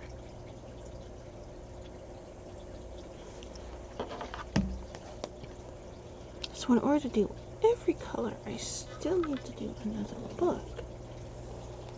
But then if I wanted to do all the colors from all 4 paint sets, because I keep forgetting the Hemi gouache. I keep not counting the Hemi gouache. And I've got to do that as well. but that's not watercolor. So I'm going to use a whole different type of swatching for that. That's why I'm not counting that in these. I'll figure out what I'm going to do for that later.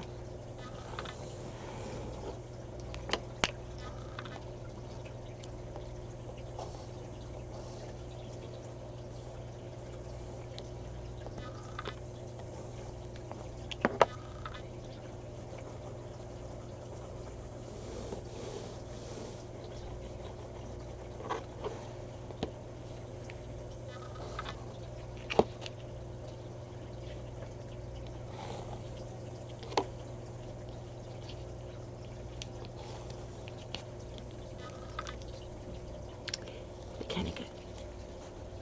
Ooh, lopsided there. These are big and this small. That's okay.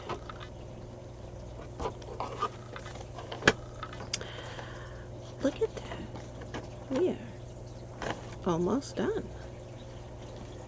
And it has taken 5 hours and 37 minutes.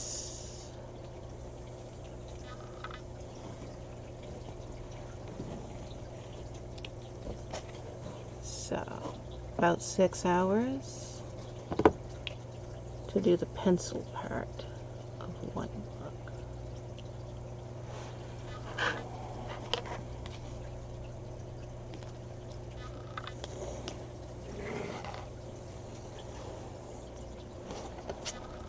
Still gotta do the crayon and pen part, but I'll finish that later.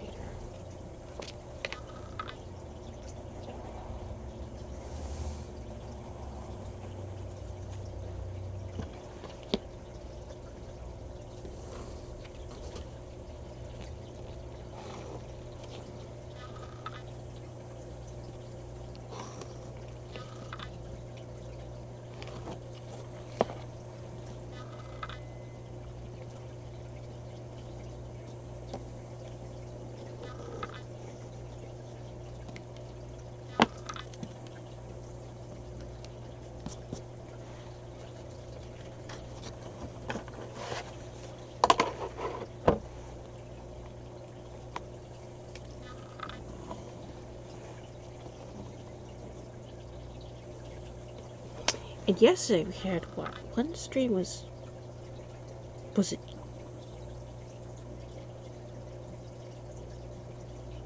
It was just under 4 hours, right? I can't remember. And then the second stream was almost an hour. So it was like about 5 hours. And I was mostly unwrapping all the paint. We only did one. Did we do two? We did two.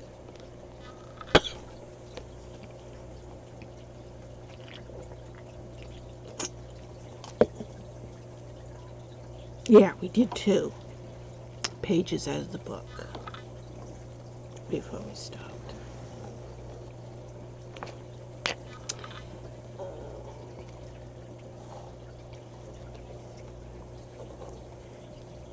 So it took about 5 hours to get the paints themselves set up.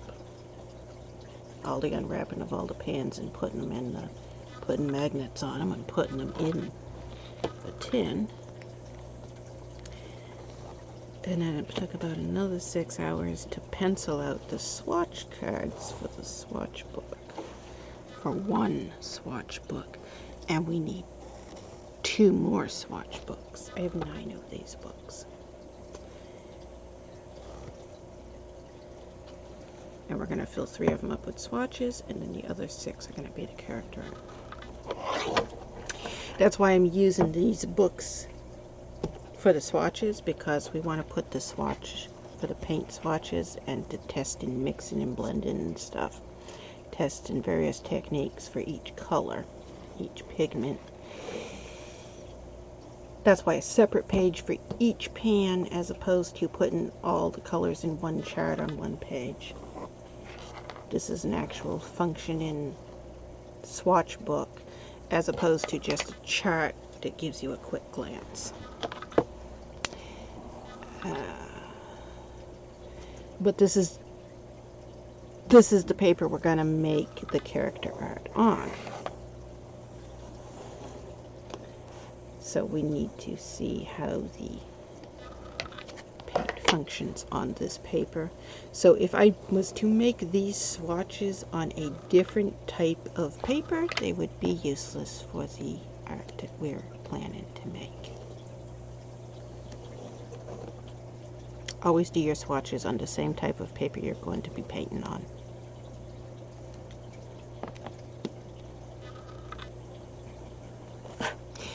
If things like how the paint reacts and flows is important to you, you wouldn't need to if you're not doing a really big project of a lot of things that are going to be a series in one specific thing like I'm doing. You probably wouldn't need to do this. It's not like a required thing.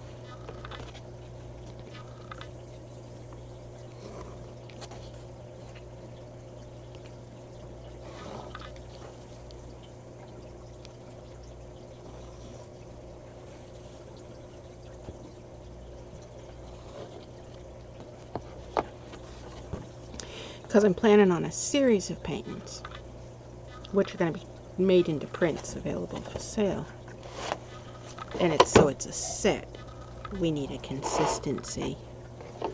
And it's going to be a very big project. I said there's over 75 characters. And some of the characters we're going to do several different versions. Like Quairon and Boom Fuzzy and Ghoul Spawn are the three main characters, so they would get several different paintings dedicated to them. Whereas the more minor characters would only get one.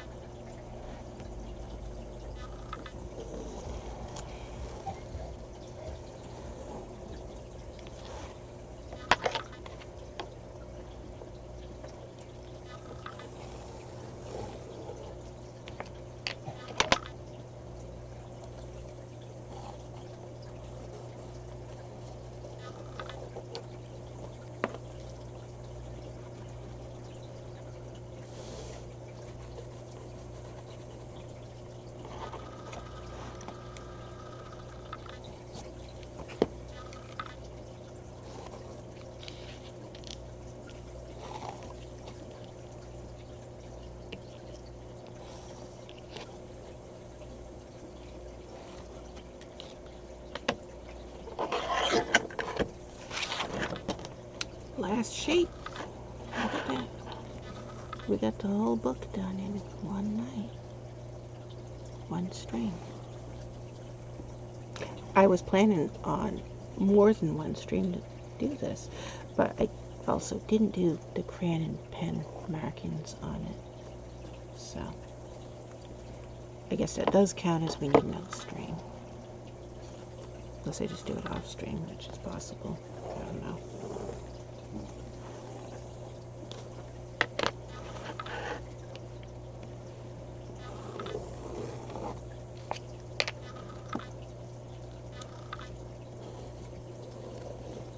Could probably do these faster if I wasn't streaming because I'm talking while I'm doing it, and that is slowing me down.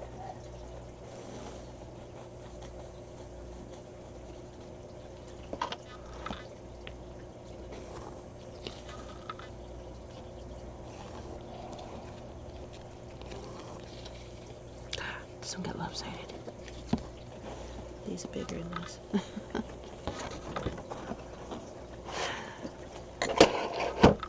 That sort of error in the actual art would bug me.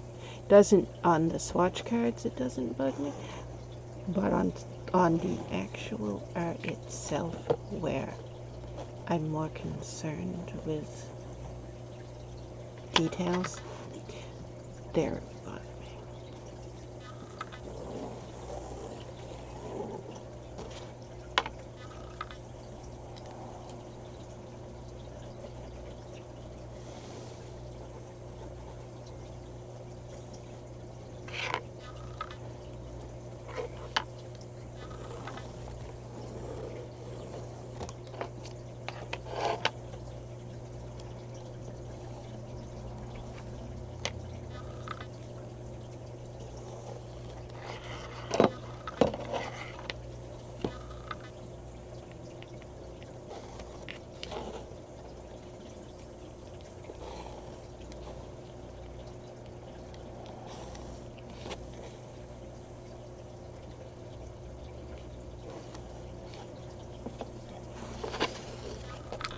we just finished.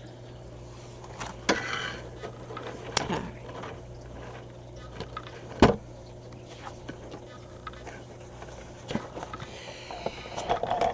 So I need to pull back in and add the crayon and pen, and then put the name of each color for each page. And I may just do that off stream tonight while I eat,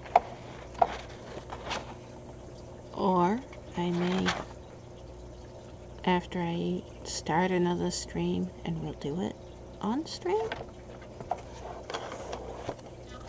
Or I may just go to bed and we'll do it tomorrow. I don't know. But at this point, I'm gonna go eat.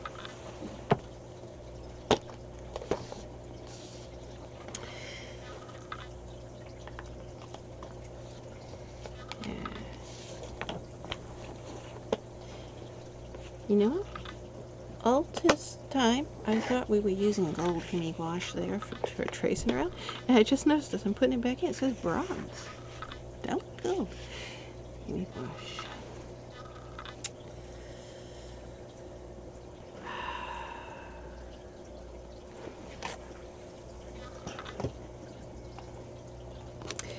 I need to get a calculator out because I can't do math in my head and figure out how many more pages do I need. The other page there. There it is up there.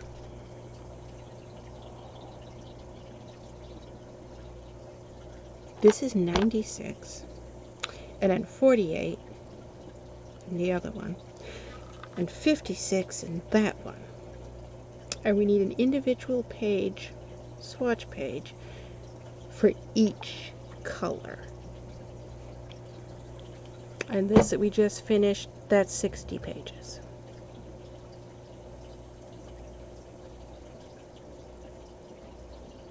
So we're about a third-ish done. That's filling one book, and I figured we need to fill 3 books.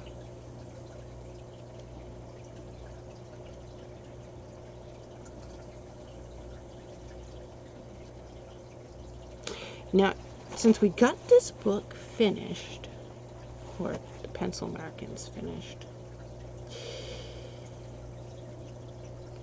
we may do the swatching out of the paint tomorrow in the morning or the afternoon, whenever I get up. Who knows when I get up? I don't have a regular schedule for anything, not streams or sleep or anything. I like these colors. This is my favorite set of paints. Obviously, since I keep taking it out and poking all the colors.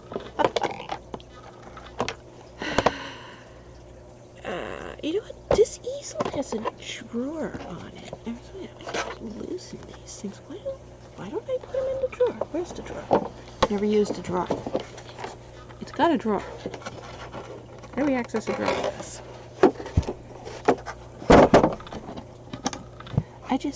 There's a moth. Go away.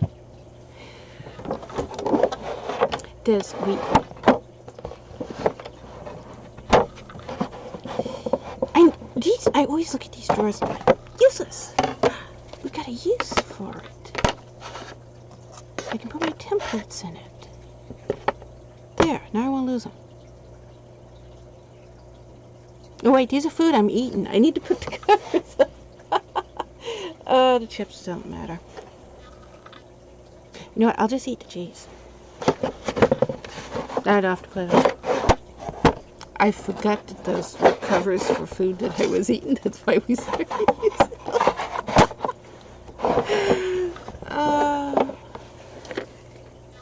Oh well.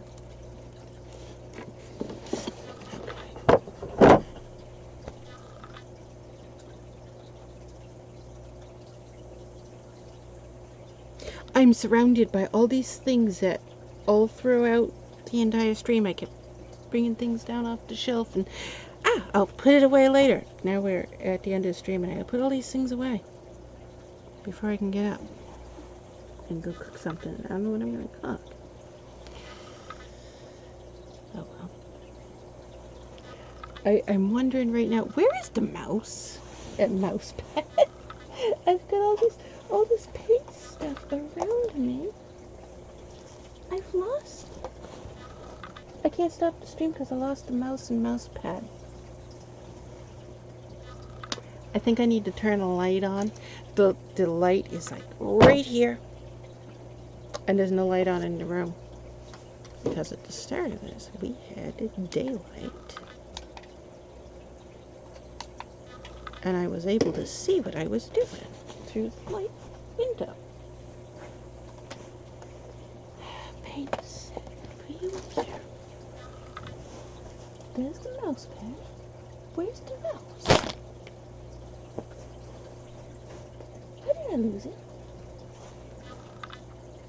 I haven't gone anywhere, did I? I've been sitting in this one spot. How do I lose things that I have in reach?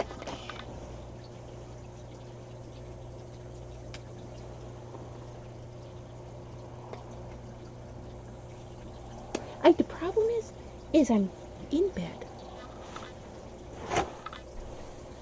And stuff gets into the blankets. The blankets get moved. I haven't gotten up yet. Getting up is difficult. I have no idea how hard it is to move when you have a spine injury until you have a spine injury. Everything is connected to your spine, so everything you move hurts. Why? It's very difficult for me to just get up out of bed. I've lost a mouse. I can't stop the stream. That's so difficult. We did this yesterday too, didn't we?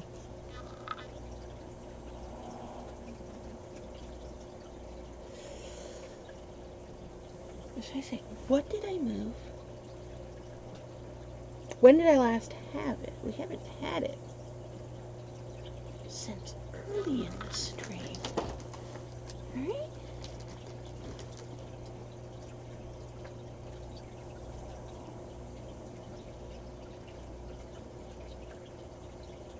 It's not in any of the usual places where I put it. Ow! My leg is so difficult. I found the mouse pad. Ah, there it is. Found it. It was in the blanket. Okay. Didn't sleep bag. I got a big sleeping bag here. Okay. I got a sleeping bag and a minky blanket. I'm sitting on a minky blanket. And I've got this Mrs. Lewis, Billy Lewis, made me this when I was a baby. This one was 60 years old. And it's fallen apart. Look at the holes in it. I used to have a rabbit, which I've seen her in some of my streams. I was back on High Street. At night she would get up and sit on the bed. She ran around loose just in the house like a cat. She had a cat box and everything. She was just like a cat. She just ran around the house loose. But at night she would get up on the bed and she'd sit there and she'd chew the blanket. So all these holes that are in the blanket, all these weird holes that are in the blanket. That is from a rabbit coming up and sitting on the bed at night when I was asleep. And she'd just sit there and chew on the blanket. I don't know why. She had all kinds of chew toys. She'd spend hours chewing on chew toys. They sell chew toys for rabbits. And this is the same blanket. This hole right here, the one that's on the green, this hole. Marcy, the Chihuahua, she would go under the blanket and she'd burrow around until she found this hole, always the same hole, and she'd stick her head through it, and then she'd walk around the room, dragging the blanket around behind her like it was a cape, until she found just exactly the right place, and then she'd sleep like that with her head through this and this blanket on her. Billy Lewis made this years ago. I've had this blanket since I was a baby. This will always sit on my lap. Alright, we found the mouse. I'm gonna go eat. Except now I lost the mouse pad. I have no clue when I'm gonna be back on. How long were we on? 5 hours, 57 minutes, and 59 seconds. Wow, it's about to go over 6 hours. Okay.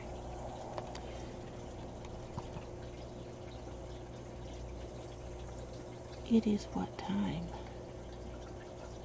It's either 9:51 or 9:31. I can't tell if that's a 5 or a 3.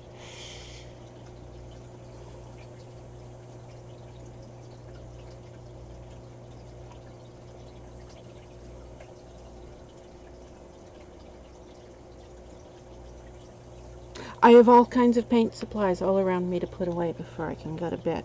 Like, all the stuff that was over here is now on the bed over here. Because every time I showed you something, I took it down and I put it over there. I can't go to bed until I put all this stuff away. Oh, well. We'll be back on sometime. I just have no idea when because I have no schedule and I never know when I'm coming on. Might be back on again tonight. Probably not back on till tomorrow, though. We'll figure it out.